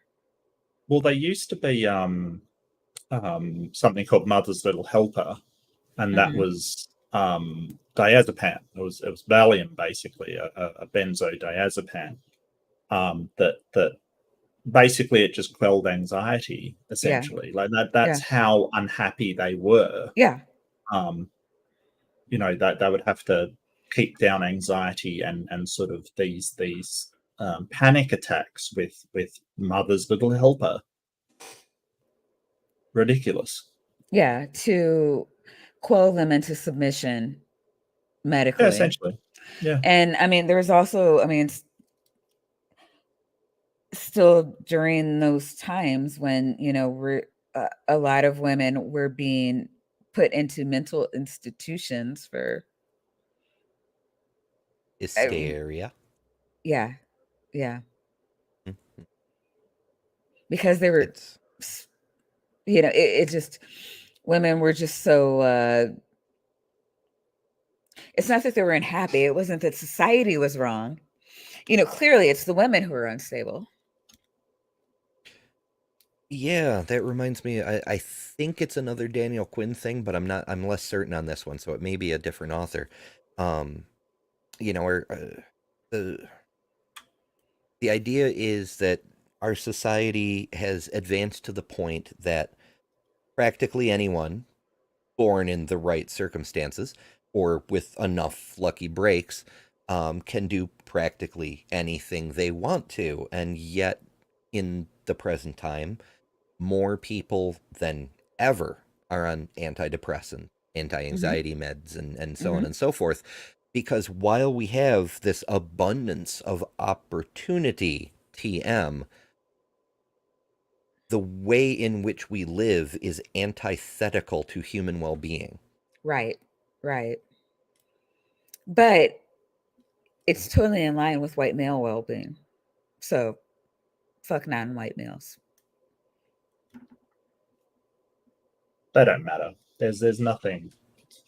I don't know if that's true. While males have this problem with like seeking out therapy and getting help Hmm. because of the toxic masculinity that we've That's addressed in the true. past. Yeah. So the number of males on antidepressants is lower than it probably should be. Um, Yeah, there's you want to. There's so many alcoholics that need to be thrown into that number. mm, Yes. Especially in Australia, absolutely. Having yeah, worked in a substance abuse treatment facility, I wouldn't be surprised if America was seeing the same or similar or higher numbers. But it's, I think it's better. It's probably better today than it ever has been, because especially with the DSM-5 recognizing that mental health and substance abuse are largely, not always, but largely hand in hand. Yeah. We're getting better numbers on it. People coming for substance abuse weren't always treated for mental health. Yeah. Uh, I cannot think. I don't know. It's like 11 o'clock and my brain turns too much.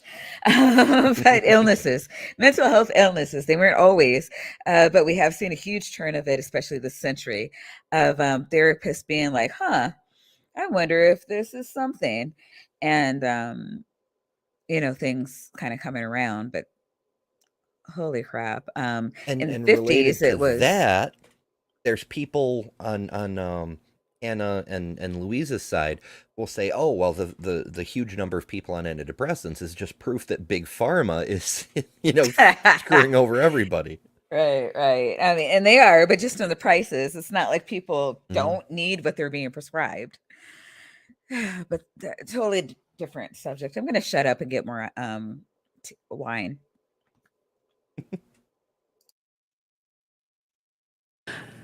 Grimes, on the other hand, makes this point that we're still building civilization and society. I saw on Twitter her gesturing toward Ben Gesserit mindset, which is a reference to one of my favorite books, Bronze Age Mindset, and also a Dune reference that talks about a eugenical society created by women. We know what happens when women become the managers and planners. They administrate the decline of the civilization that men built. Ew. So here's a problem. I don't know if she's being sarcastic or not. I no longer can tell. I want to think that that's sarcastic. Was she being sarcastic? Well, I think that's why she posed her remarks in the way she did, because whatever lands, oh, I'm brilliant, but whatever is really not cool, oh, well, that was one of the joke lines, though, you know? Okay. Yeah, that's it's a really great grift move. Right? I'll just say one, we have no numbers that can support her last statement. And Well, if she's anybody also- can it's find from something to fiction. corroborate it, please let me know. She says, we know what happens when women become administrators, and she's drawing it from a fucking fiction story. you know? Yeah, we know what happens when we allow women to run things. They run it into the ground. And then she just leaves. Like, that needs no, like it's just common sense. Like, it needs no citation. I need citation for that. Yeah, I've it done a kinda lot of reminds reading. me- I haven't seen anything that suggests it. It reminds me of Stephen King's 11/22/63, when the main character comes back to the present that he's changed after going through the time portal and messing with the past. He comes back and the world is coming apart because the changes he made created a harmonic resonance in time, and the world is literally disintegrating. But Maine has seceded from the United States. It's become part of Canada. And there's earthquakes all over the place, natural disasters, climate change running rampant and whatnot. But Hillary Clinton is president. And one of the characters points out that, she's doing an okay job, but people in the past it's rearranging deck chairs on the Titanic, because the men driving the ship hit the iceberg, and now they're letting the woman be in charge, and they're blaming the woman for the fact the ship is sinking. You know? Right. It's a lot of mixed metaphors, but that's what happens when you dive into Stephen King books. Yeah.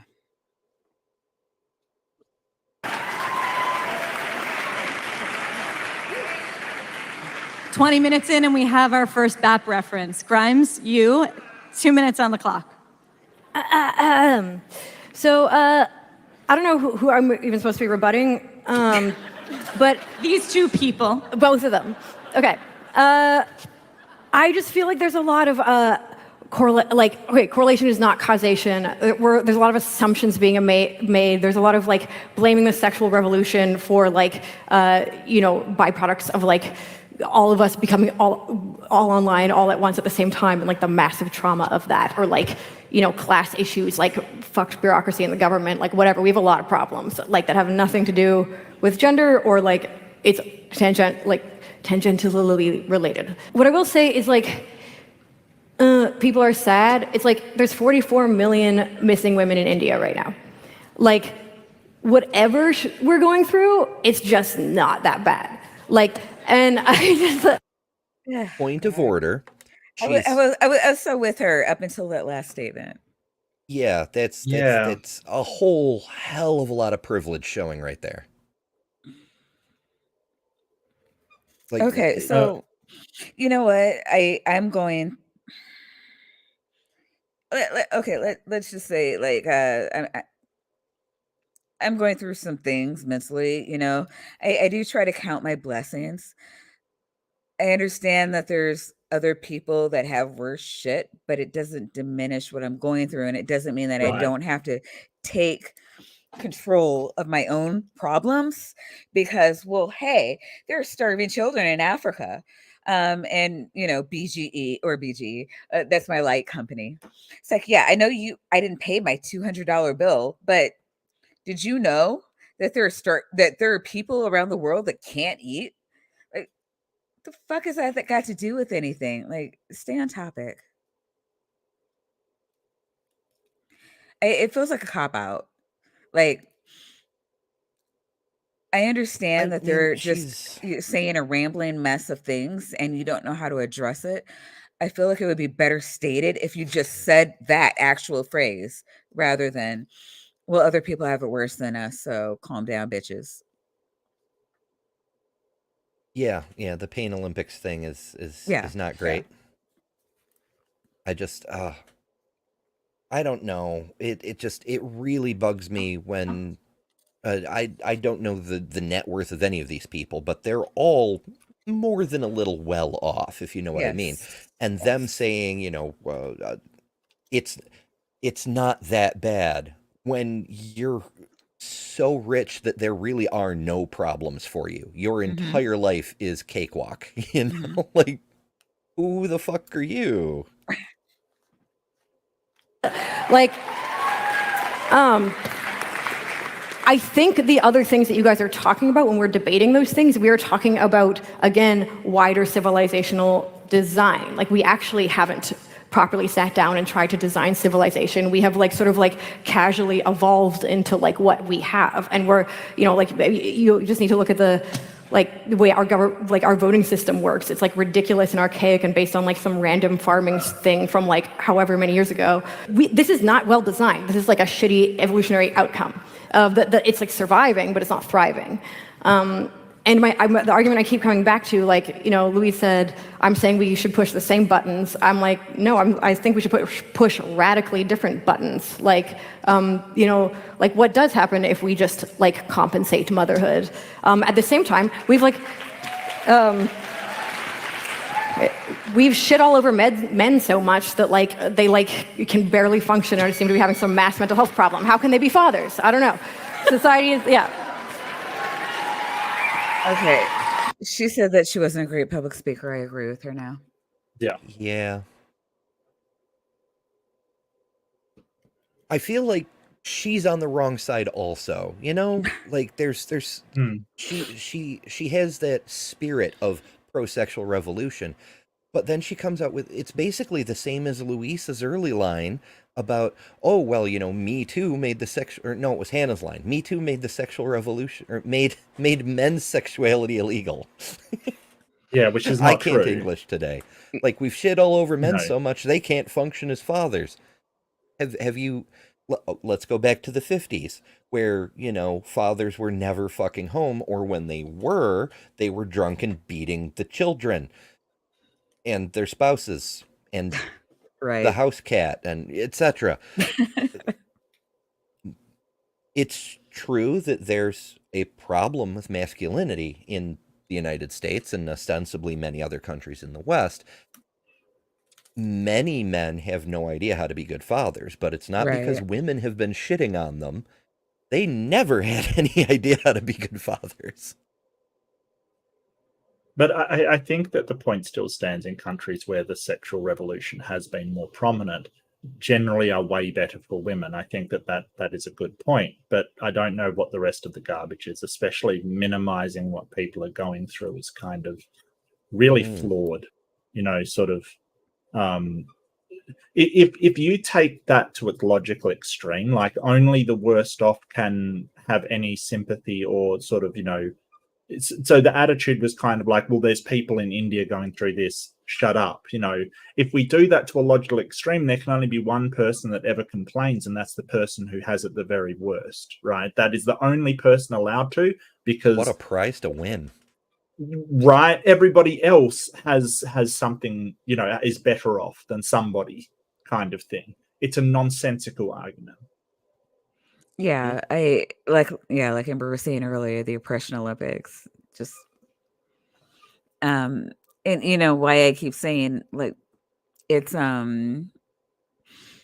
everybody these are issues that affect everyone. It's not just one group. And it affects, I mean, yes, sure, each country is affected, is in different stages and is affected different ways, but I don't know. Like I'm like I don't even know how to like put what you said into like a coherent like it's just bad. Like I it's just bad.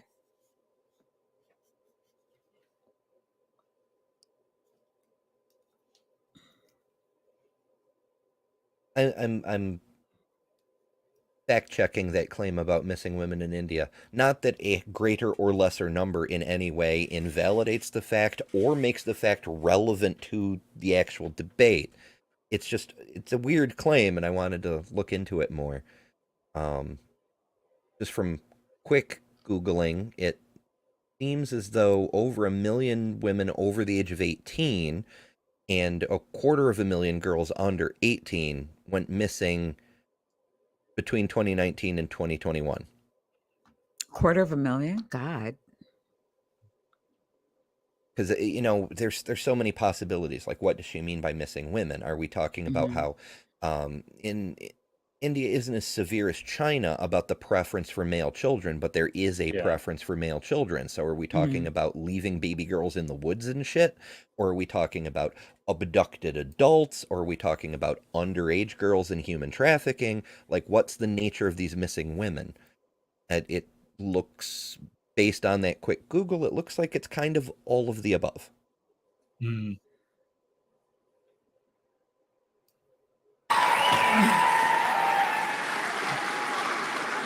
Okay, now we're going to get into a little bit. Louise and Anna, I want to start with the two of you because what I'm hearing from you, and I don't disagree, and I don't even think the other side disagrees, is that our current norms around sex and relationships aren't great. No one is going to stand up here and say, yes, hookup culture is awesome. But I think the question is, how do you change it? How do you make your argument a reality? And how far are you willing to go? Right? Like right now in 15 states in this country, abortions are banned. In Georgia and South Carolina, abortion access is cut off at 6 weeks. I just really quick want to say, having never engaged in hookup culture, I'll say it's awesome. Yeah, I was thinking like somebody involved in hookup culture might stand up and say that it's awesome. I don't know. I can't think of like it. It's one thing if you have a hookup and you regretted it and you never want to do it again. I've heard that story.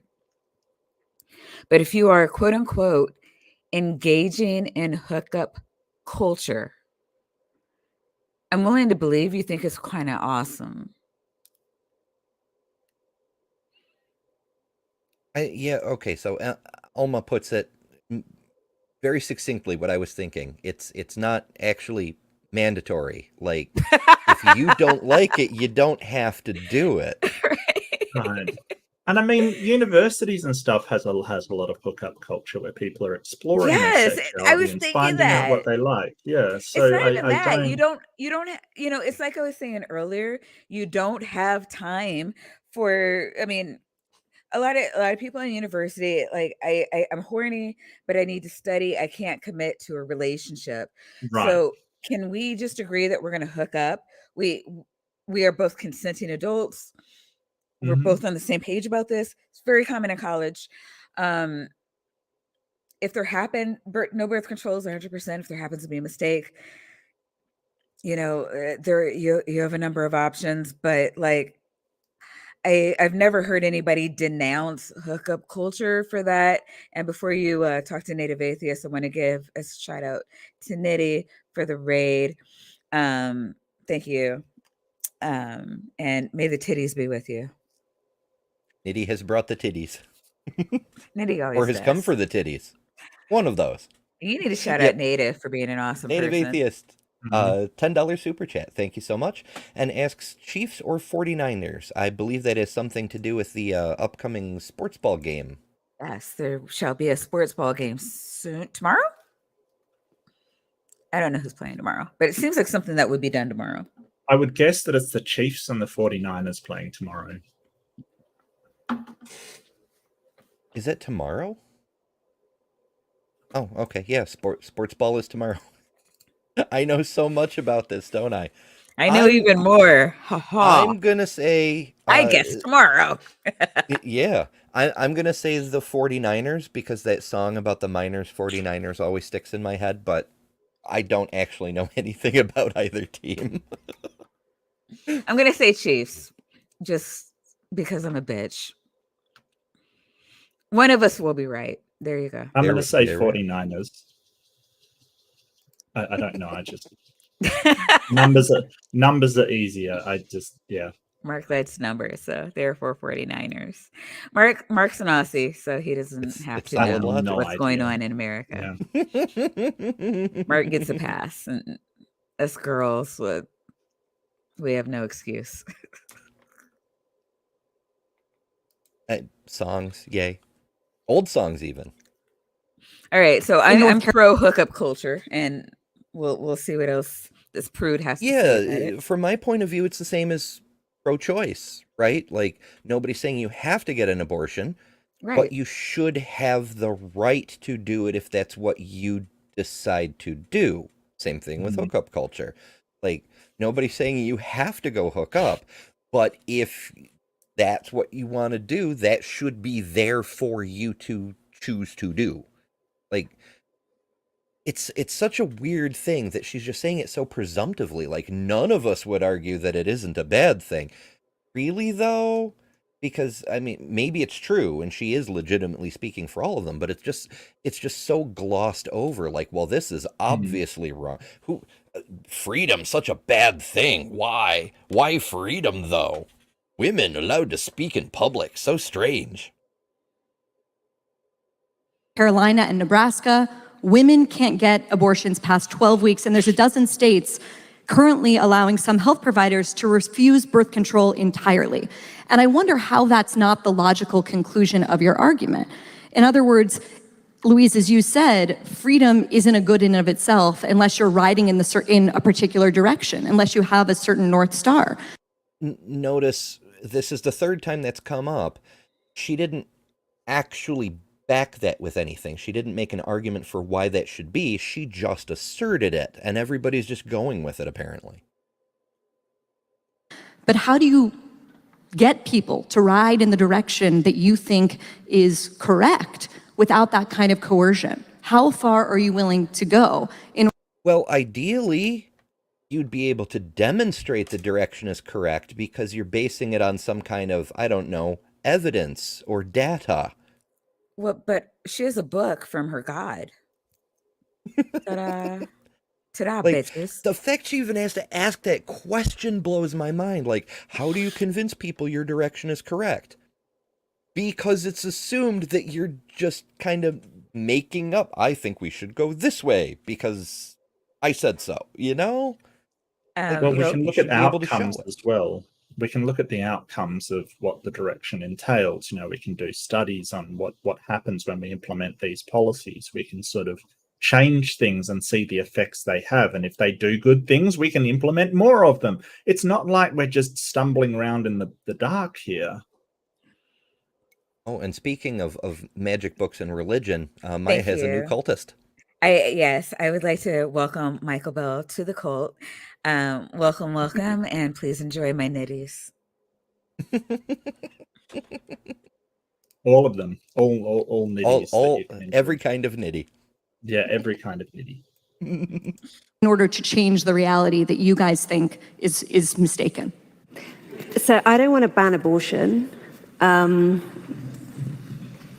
I also don't think abortion is a good thing. I mean, I basically agree with the Clinton line about safe, legal, and rare. I think the modal voter basically agrees with that line as well, both here and in the UK. The reason for that is because the fragile system of sexual norms that I described at the beginning can't be reconstructed overnight. And the idea that it would happen immediately upon the criminalization of abortion, I think is fanciful. I think it's more likely that what happened in Romania with state orphanages filled with unwanted children would be the likely outcome. But, you know, I agree. Is she aware of what things were like before Clearly abortion? not. Yeah. Clearly not. She thinks that women are just going to like have babies and drop them off in orphanages, which isn't. It's actually not my concern.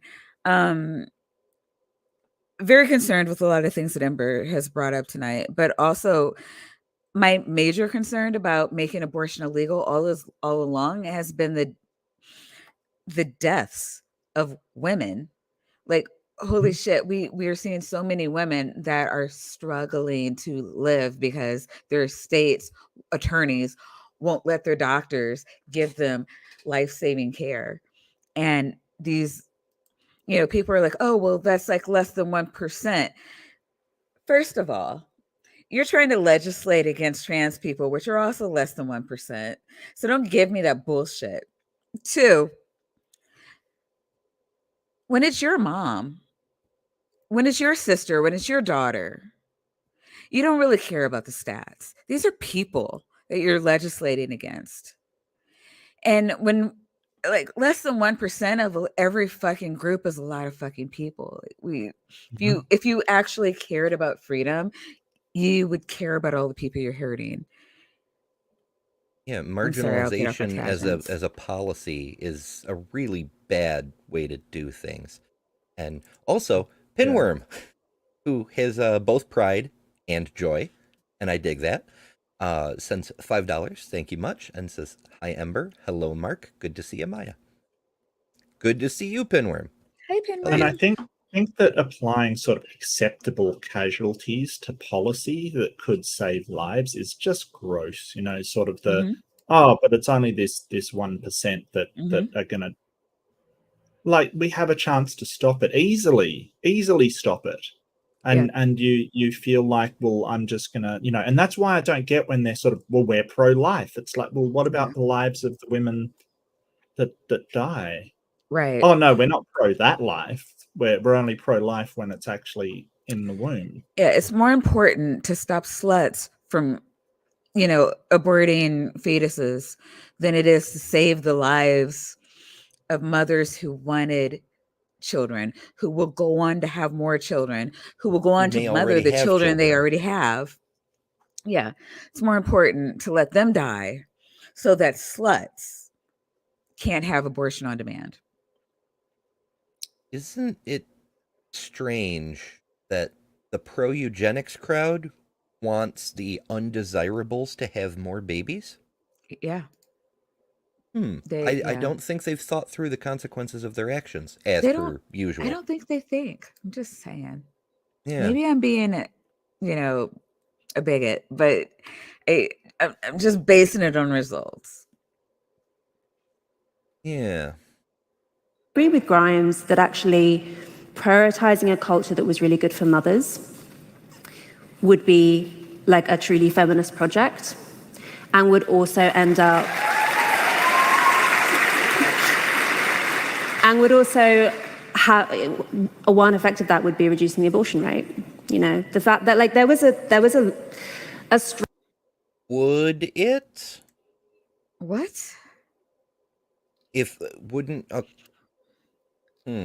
What? Well, I think it would. don't I think that sort of some people do not have children because of the economic cost. They have to pay attention to their career. So maybe it would, but not to the extent that she seems to be suggesting. I feel it's very deceptive here. She's sort of saying it would lower the abortion rate. Probably not that much, but it probably would have a statistical impact on it. But not every single time somebody's getting an abortion, it's a financial consideration. So I don't think it's going to have that much impact. I don't think the two are necessarily even related. Like that's a big assumption. Yeah. And also I'm a little skeevy about the pro-motherhood culture is the definitive feminist movement because it excluding anybody who can't have a baby. Like if you're infertile, well, fuck you. You're not part of this feminist movement, you know? Or people who just don't want to have a baby. The entire point of feminism is to have choice. And Yes. by skewing the culture Yeah. in this direction, it's saying, well, you're not a real woman until you've had kids. So if you choose not to, then fuck you too, you know? Well, I think it's odd that the person who's not a feminist is pointing out what feminism is, or what their massive, like what a perfect project it would be. It's like, well, like, aren't you not a feminist? Then why do you support this? It's very weird. She's very weird. Yes. Well, I mean, when have we ever seen theologues be consistent? Not that she's necessarily a theologue, but I she's a theologue. mean, Strong argument made by some more radical second wavers that actually the fact that 1 in 4 pregnancies ends in abortion is indicative of the fact that women are not really in control of their sexuality, and that abortion is a bad outcome for the woman, not just for the, like, What? whatever you think of the wait, what? The fact that 1 in 4 pregnancies end in abortion means that abortions aren't good for women? Well, she didn't say that. She said that women aren't in control of their sexuality. And that abortions aren't good for, well, maybe that was a separate point, but that could be true. In America, we do not all women have access to health care, or what do you call it, health coverage, so that they can buy contraception, like birth control pills, or a number of the other things. A lot of them are working 2 or 3 jobs just to pay rent and get food on the table. And, so maybe over-the-counter contraception, is not being used, or not being used properly. And I don't think that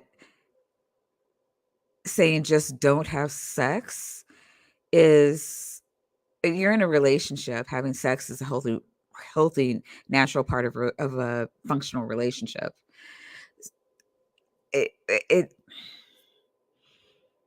Are you saying you don't have control of your urges? Like, okay, I can be poor and married, and so I should just not have sex.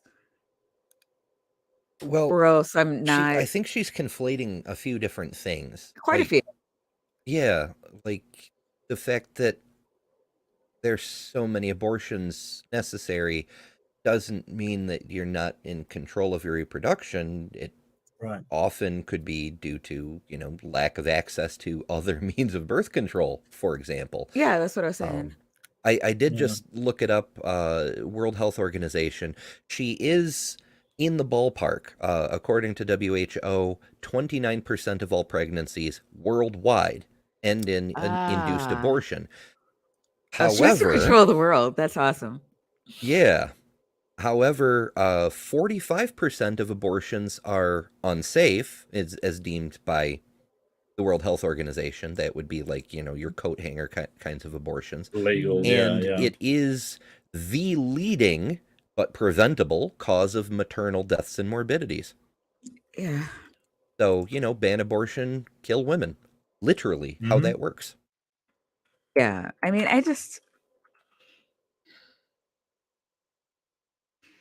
when I hear 1 in 4, let's just, I don't know what it is for the US. I could look it up, but let's assume that she's talking about the US, because it's really the only thing we have a control over. Well, I'm sorry, Mark's different. He can vote to have he already has all the things. Whatever. So let's just say that 1 in 4 abortions, 1 in 4 pregnancies in America ended in abortions. I would consider that like a crisis, a healthcare crisis, not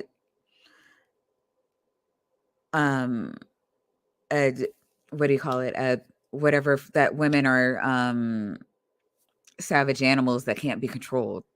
I don't understand how you get from A to B. It's a big jump. Apparently, the numbers fluctuate pretty wildly in the U.S. Okay. Yeah, the CDC reports that the last year that they have data for, which apparently is 2021, the abortion rate was 11.6% in the U.S. But in 2020, it was 14.4%. It appears, and the numbers seem to have like a 7% plus or minus range. Oh, I'm also seeing specified data. Like one of these is in Texas, not the overall U.S. The number of abortions increased by 7% between 2017 and 2019, but decreased between 2019 and 2020. But that's just Texas. So yeah, it's the data is out there, but it's hard to nail down because there's so much other data. Yeah. But yeah, it is overall considerably lower in the United States, which until very recently, abortion was legal and freely accessible. And the fact that abortion is accessible and the rate is so much lower than in the world on average kind of kills the argument that access to abortion is making people rely on it as a method of birth control, you know? Sorry, Status of the fetus. Yeah, I mean, there's this famous statistic that people like to throw around that's absolutely true and pretty damning, that when contraception, became available on an industrial scale, it was supposed to minimize the number of abortions, and in fact, it raised them. I think that we have to come up with a kind of more reasonable European model for abortion instead of this extremely polarizing situation we have in this country. We saw what happened when Roe v. Wade was overturned, and all of the European leaders took to Twitter to genuflect to the American left, talking about how this was like a great abortion of justice, when in fact they have much stricter abortion rights than we do here. So what? I'm I'm not gonna citation needed that one too. right. Because Roe v. Wade, it only said that the states are allowed to implement their own abortion laws. So it depends which state you're talking about here. Roe v. Wade allowed abortion up until the point of viability, and then you had what you call it versus Planned. Was it? Oh God, I think it's Planned Parenthood or something. I'm sorry, it's late and I've been drinking. But yeah, we had another one in the early 90s that solidified that abortions were okay up until the point of viability. Casey versus Planned Parenthood. Yes, yeah. Thank you. And any nation that allows abortion, I want to say, doesn't prevent women having abortions as long as if the baby is unviable. So I don't know what she's talking about. Quick Google on that one too. So again, my data is going to be surface level only, but it seems that in Europe, generally speaking, every country has its own specific limit, but the overall EU policy is that abortion is generally permitted, no questions asked, within a term somewhere below fetal viability. For example, 12 weeks in Germany and Italy, 14 weeks in France and Spain, so on like that. However, every single country has a wide range of exceptions that permit abortion later in the pregnancy. Same with the US. Contrast this within the US, where some states, you have an absolute right to abortion up until 12 weeks. Definite viability, and even then there's medical exceptions, and other states where you just cannot get an abortion, period. So I don't know what the fuck Hannah is talking about. Before Roe, before it was overturned, though, almost every state had at least one facility that would allow abortions at or under 12 weeks. And then you had some states, like I remember Florida used to be 15, Pennsylvania used to be 20. And then each state didn't question if a doctor said, okay, this is not viable and you need to, you need to do whatever to terminate if it were later. We didn't see anyone being prosecuted because those pregnancies were being termed, as opposed to now where we have the Texas AG going after women trying to abort unsustainable pregnancies that are killing them. So, it's very different before and after. And I don't know that, again, in countries that allow abortion, I don't know any that were more stringent than our Supreme Court had allowed for us.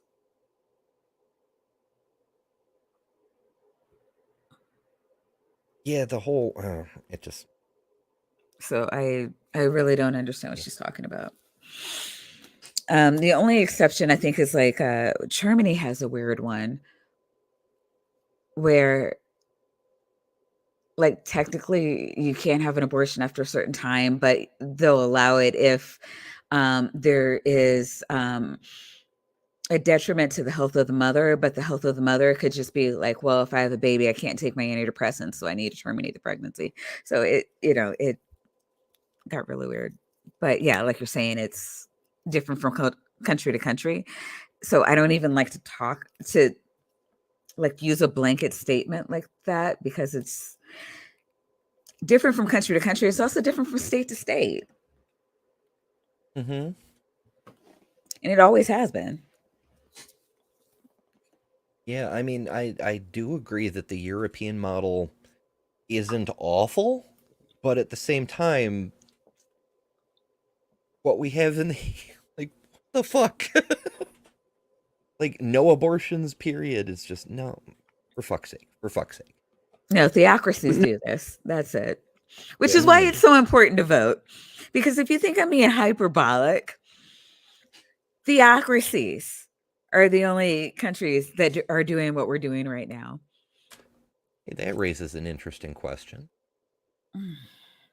Abortion rights in the Middle East.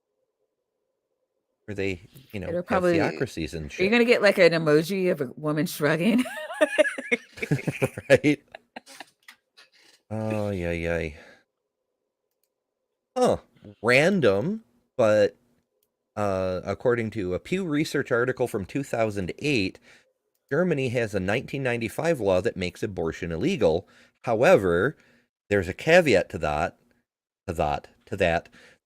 neither doctors nor women are ever prosecuted. See, that seems like a great way to do things. Oh, goodness. Yeah, I'm having trouble finding info on abortion anywhere in the Arab world. I would love that. It's illegal to have abortions. It's also illegal to prosecute anyone who has an abortion. I would fucking love that. I would also like to thank Dr. Tapioca Weasel for gifting himself a cult member. New cultists. So I could hit Callie A. Congratulations. Congratulations, Callie A. Hooray. Yes, and Nia is reminding us that Beamsy's birthday is coming up. And Beamsy yes, ages? Beamsy? Yeah, Beamsy will be 10 years old, I believe. Or, well, it'll be Beamsy's 10th birthday. We should specify. Ah, wait, is Beamsy born in a leap year or something? Mm-hmm. I know. My daughter was due on the leap year, but thankfully she held out a day. Yeah, that's a plus, I suppose. I did not want to have a leap year baby. It just seems cruel. There's I mean, it's not like I would pluses and minuses on a few different days. Yeah, I mean, everybody I know still had a birthday, but it would either be February 28th or March 1st. And I'm like, how do you make that decision? And I just felt like she would always feel like she rarely had a birthday, and it just I don't want to have to. I mean, it's not like she wouldn't have gotten a birthday gifts or party. Like I'm not that monstrous, but I think everybody likes the feeling of having a day that's theirs, and everybody gets that except leap year kids.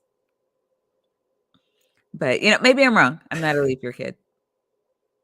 I don't think it's legit to have your co-host getting the numbers. Well, I mean, don't yeah, know. and that's what I said to him. I was just like, I don't know what to do about money because, like, we could split it, but like, I feel like I'm giving his own. I always knew up front that I'd just be giving him his own money back to him. So we agreed early on just to put all money back into the channel. I feel like Christmas would be best to have a birthday on. You know what I mean? Like you Yes. have all the that feels like you'd feel so. I'd rather have a leap year than a Christmas baby. Yeah. Yeah, I would probably hate Jesus more if I was born on Christmas Day. That fucker stealing my birthday. It's not even his birthday. It's not even his birthday, right? Yeah. My mother was born on New Year's Day, and even though that's a relatively minor holiday, with the exception of the drinking thing from the night before, even so, she still felt that her birthday was often overshadowed. Yeah. Well, everybody parties the night before, and so they're all like drunk and shit the day of, especially during the good birthday years. I would probably celebrate my birthday on New Year's Eve if that were and then like everybody could just buy me a shot on at midnight. I think that's how I'd play it out. That would be one big plus, yeah, for sure. And I'm a bitch. I'd make them do it. Make them do it. Yeah, you can make them do it. Look, I'm a Black woman. I already got that like angry Black woman stereotype. So I never you know noticed. what? If you're gonna get it either way, like earn the shit. just lean into it, kind right, of. Right. It's like, look, I'm an angry Black woman. Don't make me take it out on you. All right. Here's 2. Damn right.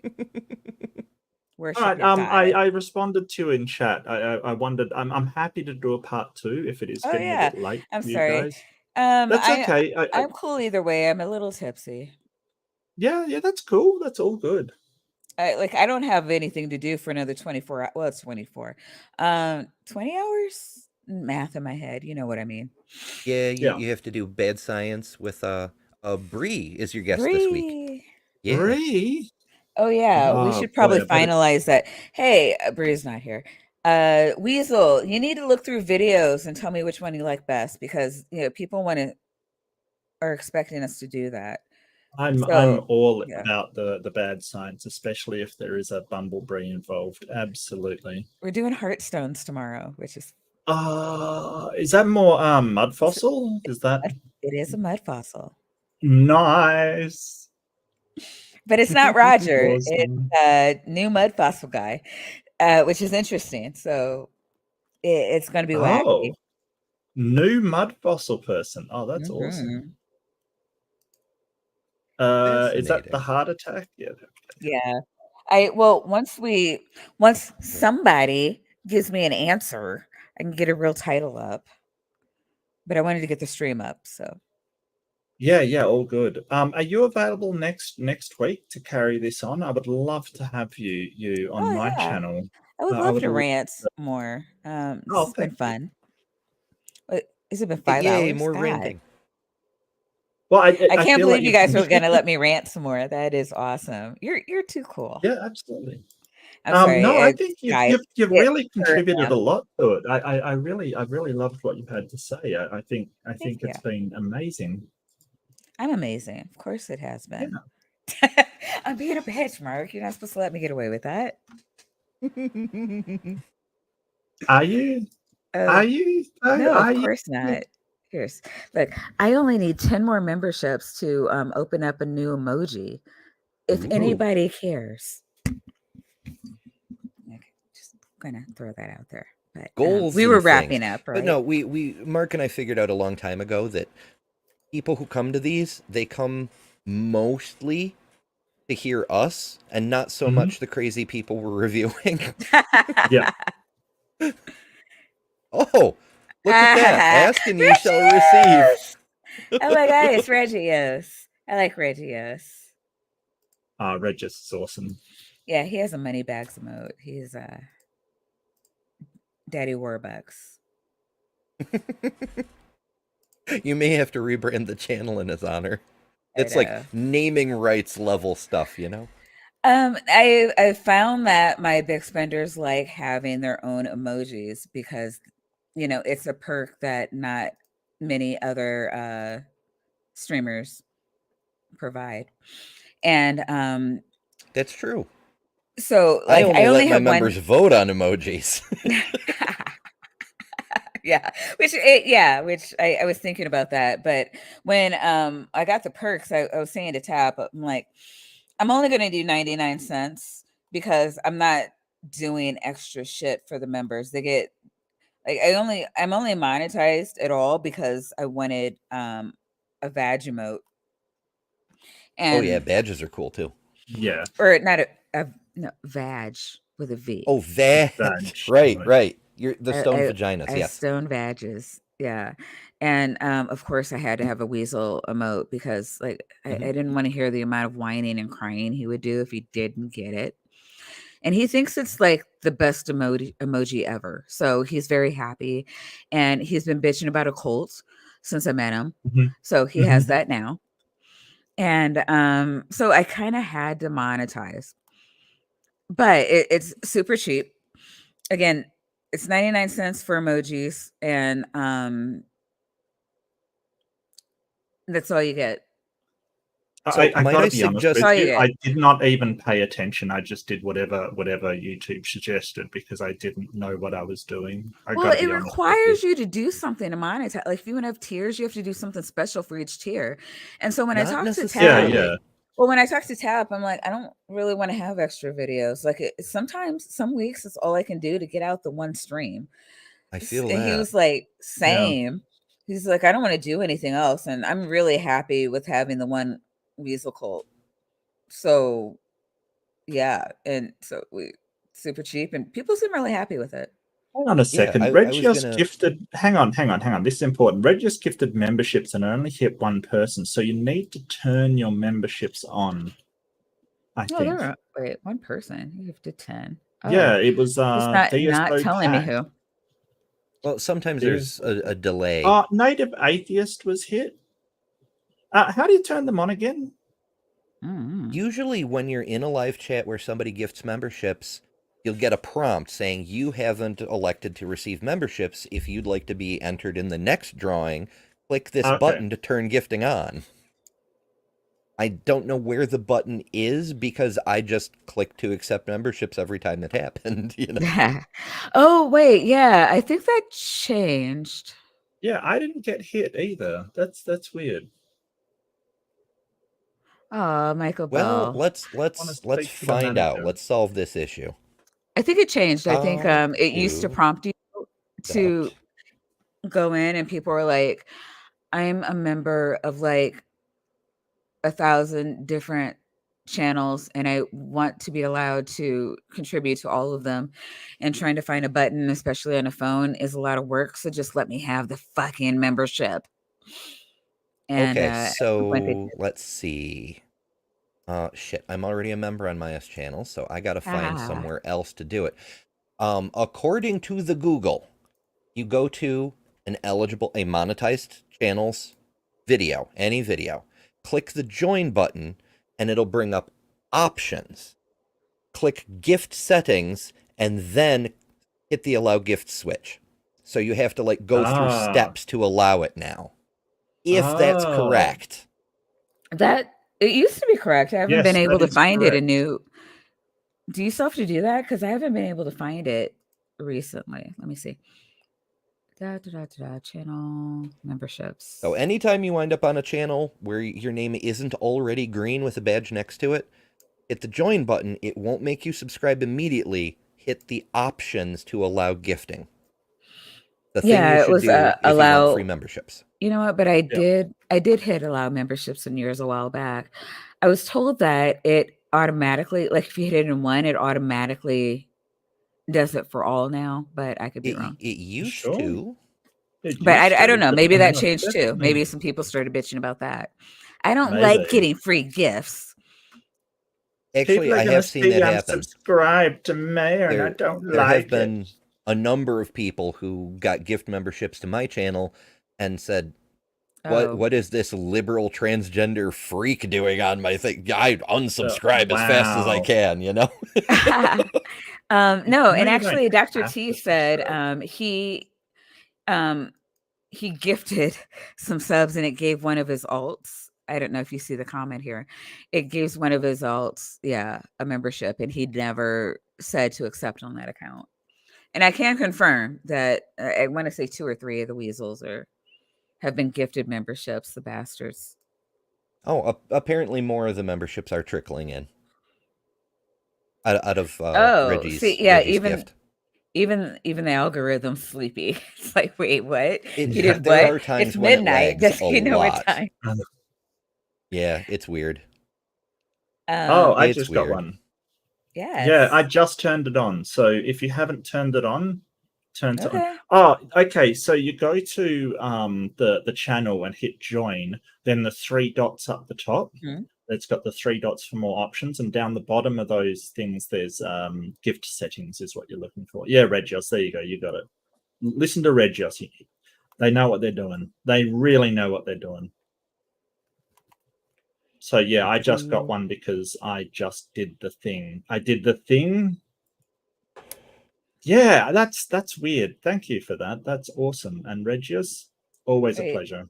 Mark, you should type in my chat. You did. Oh, no, you I did. did. Okay. Yeah, there you I are. did. Did I get Yeah, hit? yeah.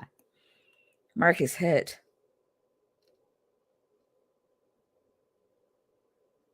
Oh yeah. I'm trying to find. Okay. And because we were going back and forth because Dick Dawson and I know we're at the end of the show, right? We're gonna redo this. Yeah, the we're rest of it later. we're doing a part 2 over on Mark, so make sure you're subscribed over there too. This But time I next wanted to week. find a channel. I keep getting free memberships, gift memberships from Eric Wander on Aaron's channel, so I've never actually joined on my own. My membership finally expired, so we can do a demo here. You hit the join button, and then it brings up the thing, and then here's these 3 little dots up here, and gift settings. Yep. And allow gifts is already turned on, but that's where you find that. Yeah, allow gifts. So I know it's a bit of a pain, but it's what It you really got to is. do, and it helps support creators.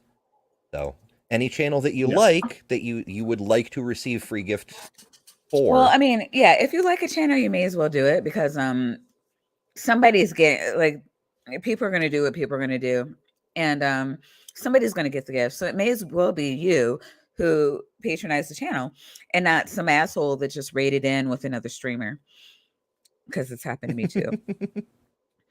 And I really wish YouTube would allow like streamers like me to be able to. I don't understand why you wouldn't want people to raid. I understand like Twitch allows anybody to raid. You don't even have to be affiliated, which is is a step up below partner. So like I would be a YouTube affiliate because I'm like semi monetized, and then partner would be like full, like the full Monty or whatever. Which for YouTube you have to hit 1,000 subs, but to be able to raid you have to have 1,000 subs. And I'm like, YouTube, why wouldn't you do this for any streamer? It doesn't make any sense to me, because the more people that are rated, they'll click the sub button, and there's more content for them, and which keeps them in more, and you can make more money. And I don't know why they won't just do that. Because people from the right get subscribed to a liberal stream and they chuck a tantrum over it. It doesn't that may be why. It doesn't auto sub you. So it's just I'm finding aware. new people. Yeah, I don't know. know. Without being if you go subscribed into even. chat and type in there, someone may think you supported the channel, and you can't have that. That would be the end of the world. I don't know. But I would like to be like Nitty. Everybody follow Nitty. Nitty's not monetized either, so we had to tell people to come over, and I Yeah. really do Doing appreciate it the Nitty one old-fashioned for way. doing that, and everybody for following. I mean, for acquiescing. But it's also like rather than having to put everybody through that, if you could just kind of flow over, it's a lot easier too. But whatever. Do we have somewhere to kick these good people to? Is there somebody? That's a good streaming? question. Yeah. Kick these good. Okay, that was. You have phrased a super poorly. chat to address, Maya.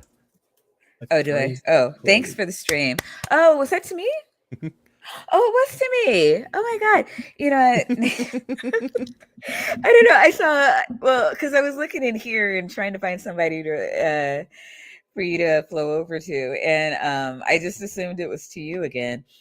But thank you, Native Atheist. You're always awesome. And I appreciate you so much. Hell yeah. Let's see. Yeah, Ember's live. we're all looking for people to I'm sure that's Ozzy.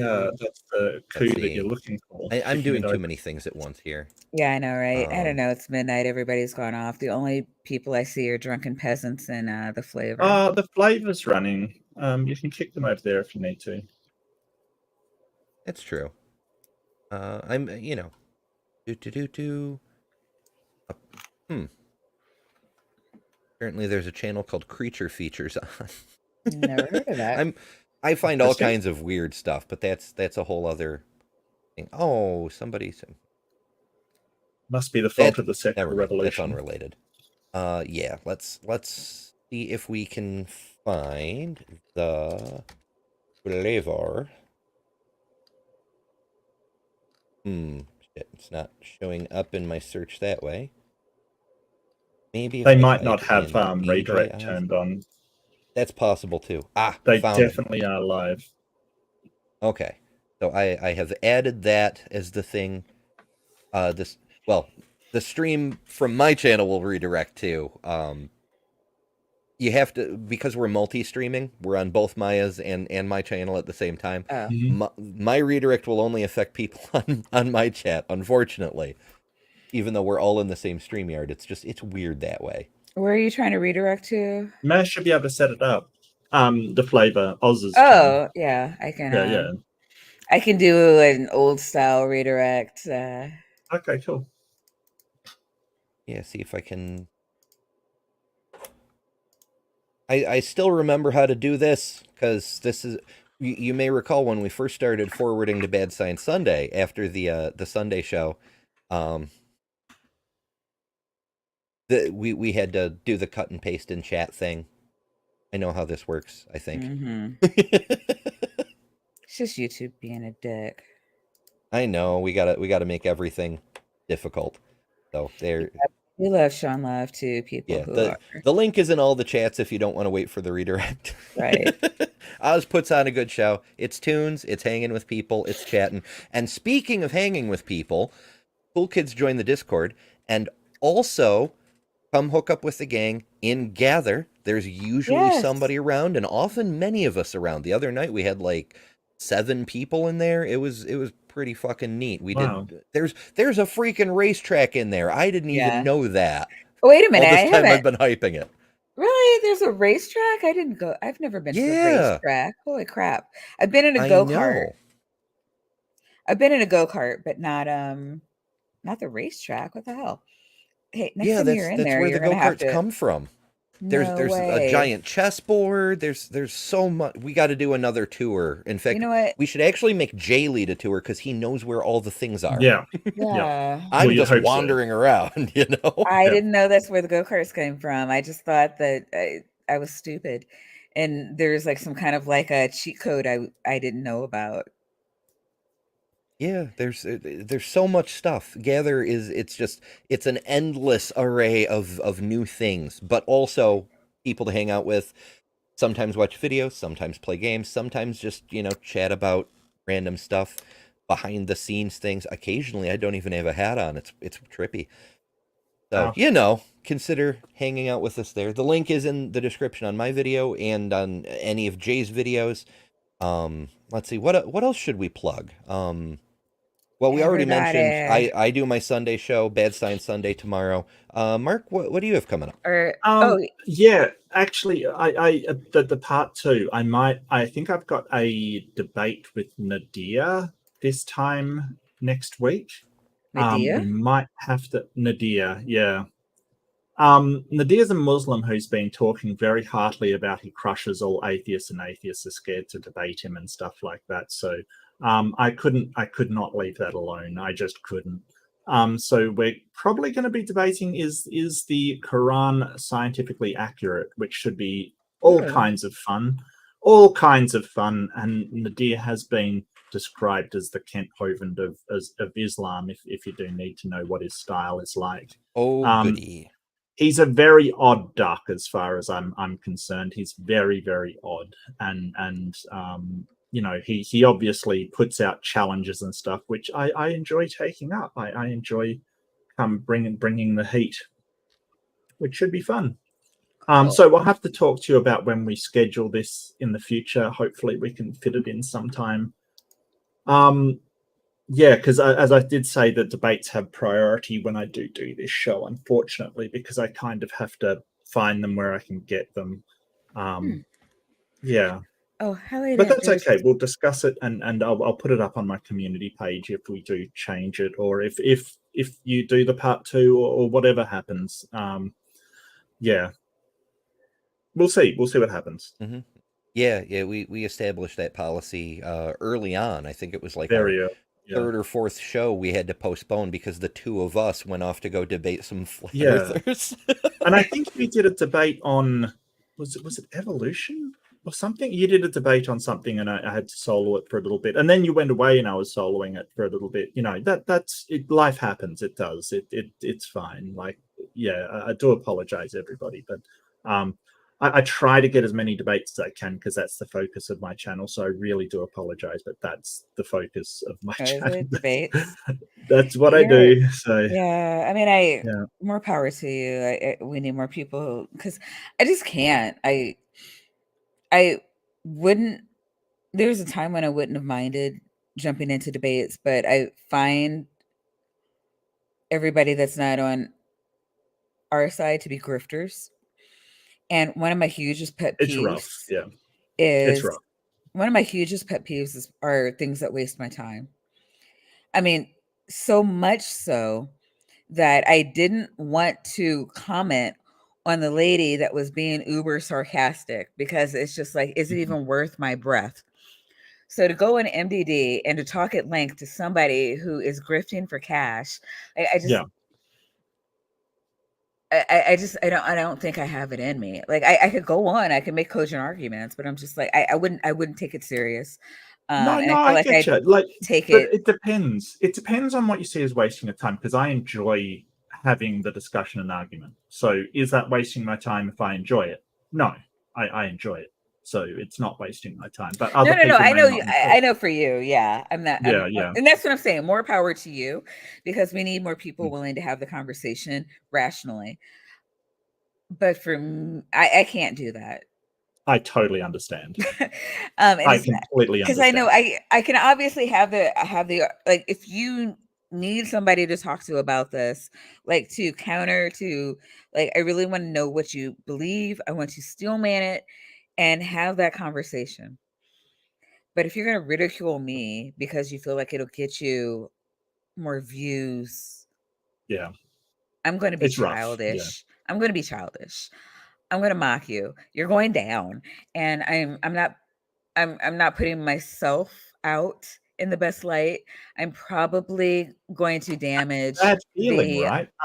Yeah, I'm probably going to damage the movement, and it's just best. I know my place. That's all I'm saying. Yeah. Well, I mean, afterwards, it's a bad feeling when you engage in that kind of angry child sort of mode kind of thing. Agreed. You go, oh, what? Yeah, it's just a bad feeling as well. So, like, I totally get it, and it can be really rough. And a part of their strategy can be to make you mad and engage in that kind of horrible stuff.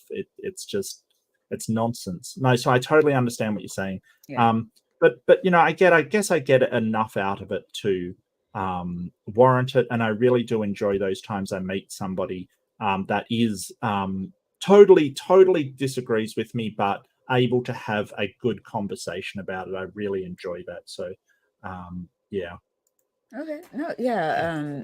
And you do a really good job of it. I know there's been some people who question whether or not what you're doing is beneficial or not, but I personally tend to think that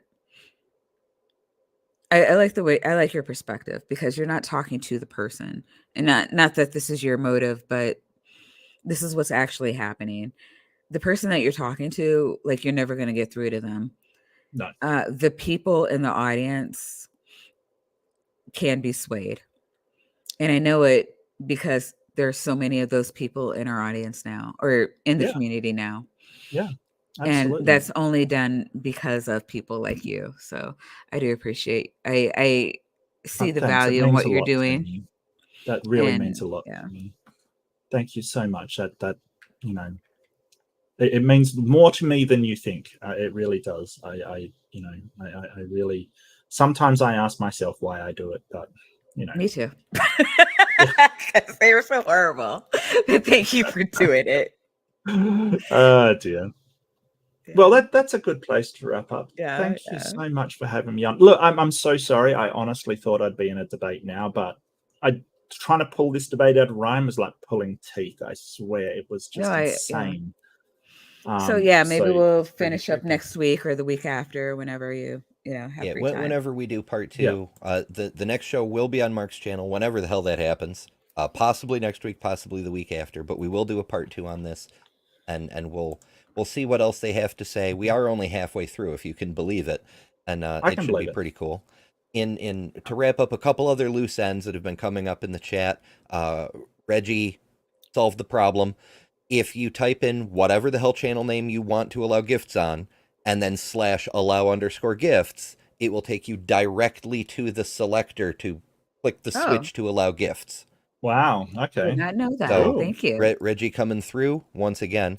And on there's a bunch of people talking about the makeup party thing. I think that's really cool. I'm glad people are talking about it. People have mentioned AJ and requests for specific things, various stuff. I am in the most broadest sense planning a part 2, no specific date, but the general idea is having multiple people, everybody with their like one best tip or whatever, because I found that so many people know 1 or 2 things that nobody else knows. So I'm trying to build like a panel for that, and if anybody's interested, bug me on Discord, and we'll try to set something up at some point. But again, it's very vague. It's somewhere in the future TM. So, but yeah, that's where things are with that. What are you doing tomorrow? The Sunday show. Sunday. Wait, is that what you were talking about just now? No, the makeup party. The makeup thing party. That I No, did with yeah, Earl. but what do you like? What is the thing you're doing tomorrow, like on your Sunday show? Oh, I'm actually still working on that. I was trying to find. I'm having trouble finding science news. Weirdly enough, maybe. What? Yeah, like I have a number of websites I go to for science news updates, focusing on space science, but anything else I find interesting. And apparently there's just no science this week. So I don't know. Can't be If I true. can't find anything, I'll just do another counter apologetics review. There's one with Frank Turek and Sean McDowell that I've had on in my back pocket that I've been meaning to get to. I may cover that. Or I may actually find some news tomorrow, but I've got the kids tomorrow, so I'm not sure how much time I'm going to have to find stuff to cover. But, you know, we'll have a good time, whatever the hell happens. And then we'll send everyone over to, you know, come stare at rock vaginas with you and Dr. T and Bree. as we often do. Oh my God. Oh yeah, so Bad Science Sunday tomorrow. We're doing Heartstones and let me think. Then with Bree, the following week we're doing PragerU with BTF Dennis Wayne. Prager. Wayne. Oh, No, Big King Flying Wayne. Yeah, nice. yeah, I'm really excited about that. And then after that, I'm actually going to be with B.S. Lewis. I did a thing, and that will be in his channel, and I am mortified because I'm a horrible actress. So, I'll be the judge of that. So I haven't. This is the first time I've said anything about that to anybody, and I'm nervous as hell. But yeah, that's You'll be amazing. I'm sure you'll be amazing. your lips to Darwin's ears. Yeah, great science and things. Yeah, Maya's getting busy lately. Yeah. That's Mhm. the In truth. high demand. Yeah, absolutely. Yeah, somebody said I was famous, and I'm like, no, just popular. I Someone mean, called me micro celebrity once, and I loved that. I thought that was awesome. okay. What do Like you, the micro? I mean, you're small- actually pretty big shit. What are you at 2,000 yet? coming up there. Getting That's close not to that. big. But here's the thing: it's not even the subscriber count. It's if you go anywhere in the debate space or the skeptic space where they're vaguely aware of debates, people know the name Mark Reed, and creationists tremble in fear. So there's that. Yeah, sure. Right. I wish they wouldn't, to be honest with you. It kind of makes it hard to debate, but Yeah, it's actually kind of like you, Maya. Like even though your channel is still in the slow initial early growth phase, basically everyone knows your name, you know? Well, They I'm just mod. don't I'm seem to know mod you have a Maya. channel. I'm just saying, Yeah. Oh, and I would Speaking like to of- thank Nitty for adding another cultist. And one more for the Weasel Coach. I don't know what's going on with the what you call it, but thank you, Nitty, and whoever the new cultist is. I hope you enjoy your nitties. Hell yeah. Hell yeah. All right. Now I think we've knitted up all the loose ends. Thanks everybody for sticking around with us through all this extended content, but that's making content is what we do. Unlike Yes. some people we know. I killed Earl. Thank you for gifting membership to another cult member, new cult member again, whoever you are. I hope you enjoy your nitties, and I'm gonna have to figure out what my next emote is gonna be, I guess, before tomorrow's stream. You guys are I Killed awesome. I Earl love is you all. amazing. She is. did the makeup stream with Ember. Amazing. Oh yeah, how do you get a hold of Earl? I haven't seen her in the Discords. Yeah, she's on the Discords. Okay, I'll find her. Yeah, she's thank you. in my server anyway. Thank you, Native Atheist, for gifting another membership to the new member. Hope you enjoy your nitties. People just like you saying nitties. Yeah, I mean, it's a wink, wink to keep YouTube off my back. Mm-hmm. Have the girls up tomorrow night. As we all have to do. But yeah, okay. Now I we're mean, actually going to it's wrap. really hard when you have like titty, vag, and dick emotes. You just kind of have to, nitties.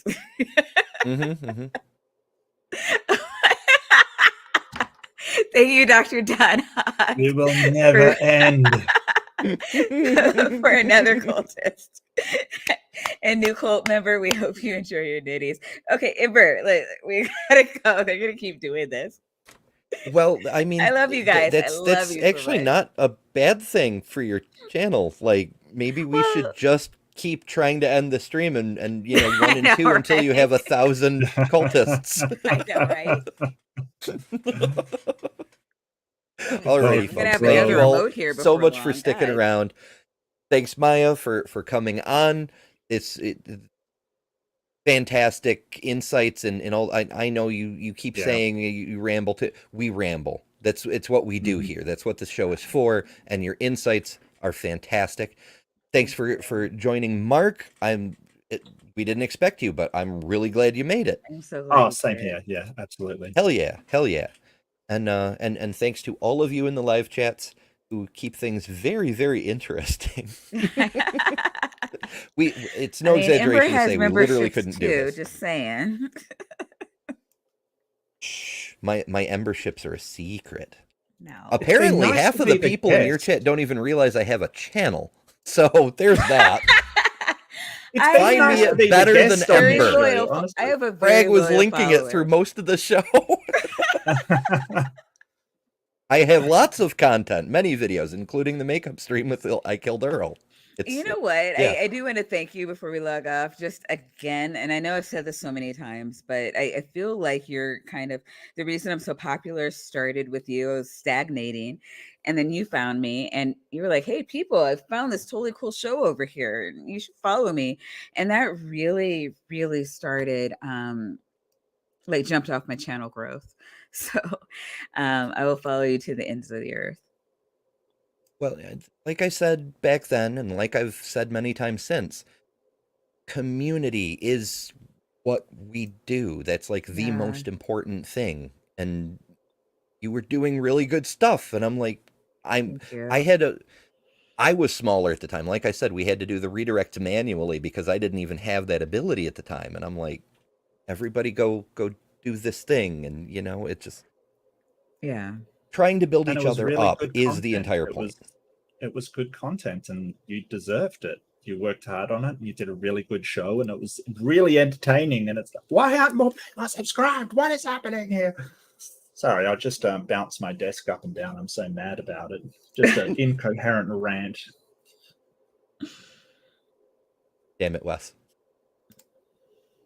Show your nitties more.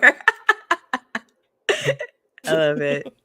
Nitties. I'm still working on those. Yeah, although people have already suggested, of course, people suggested before when I still had a beard that I should set up an OnlyFans, but people have kind of upped those suggestions lately, and I'm like, at least let me get the HRT first. I don't know. We'll see how it goes. Alrighty. Yeah.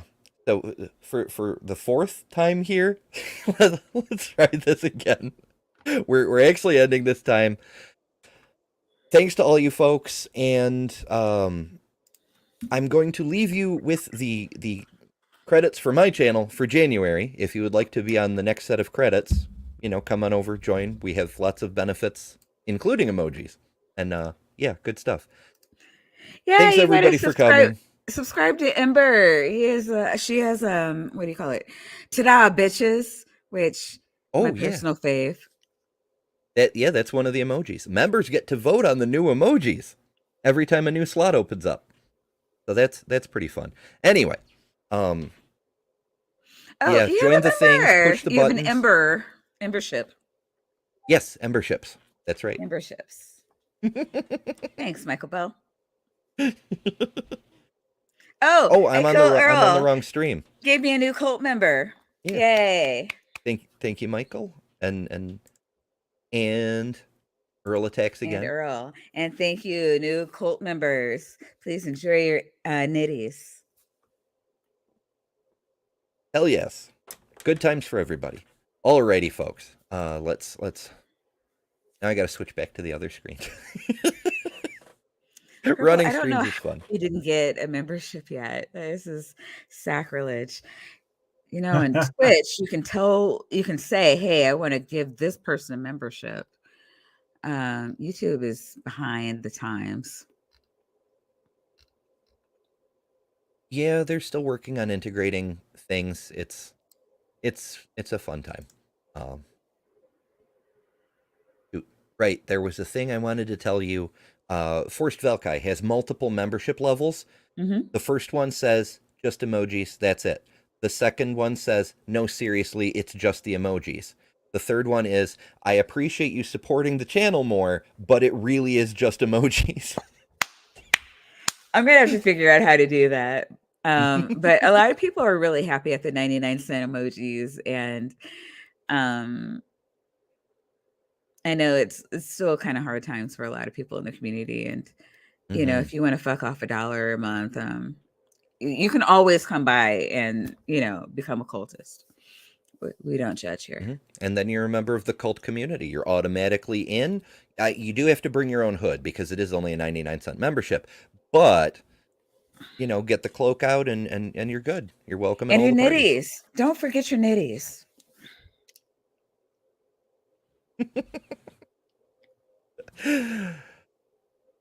Good night, folks. Night. Good night, everybody.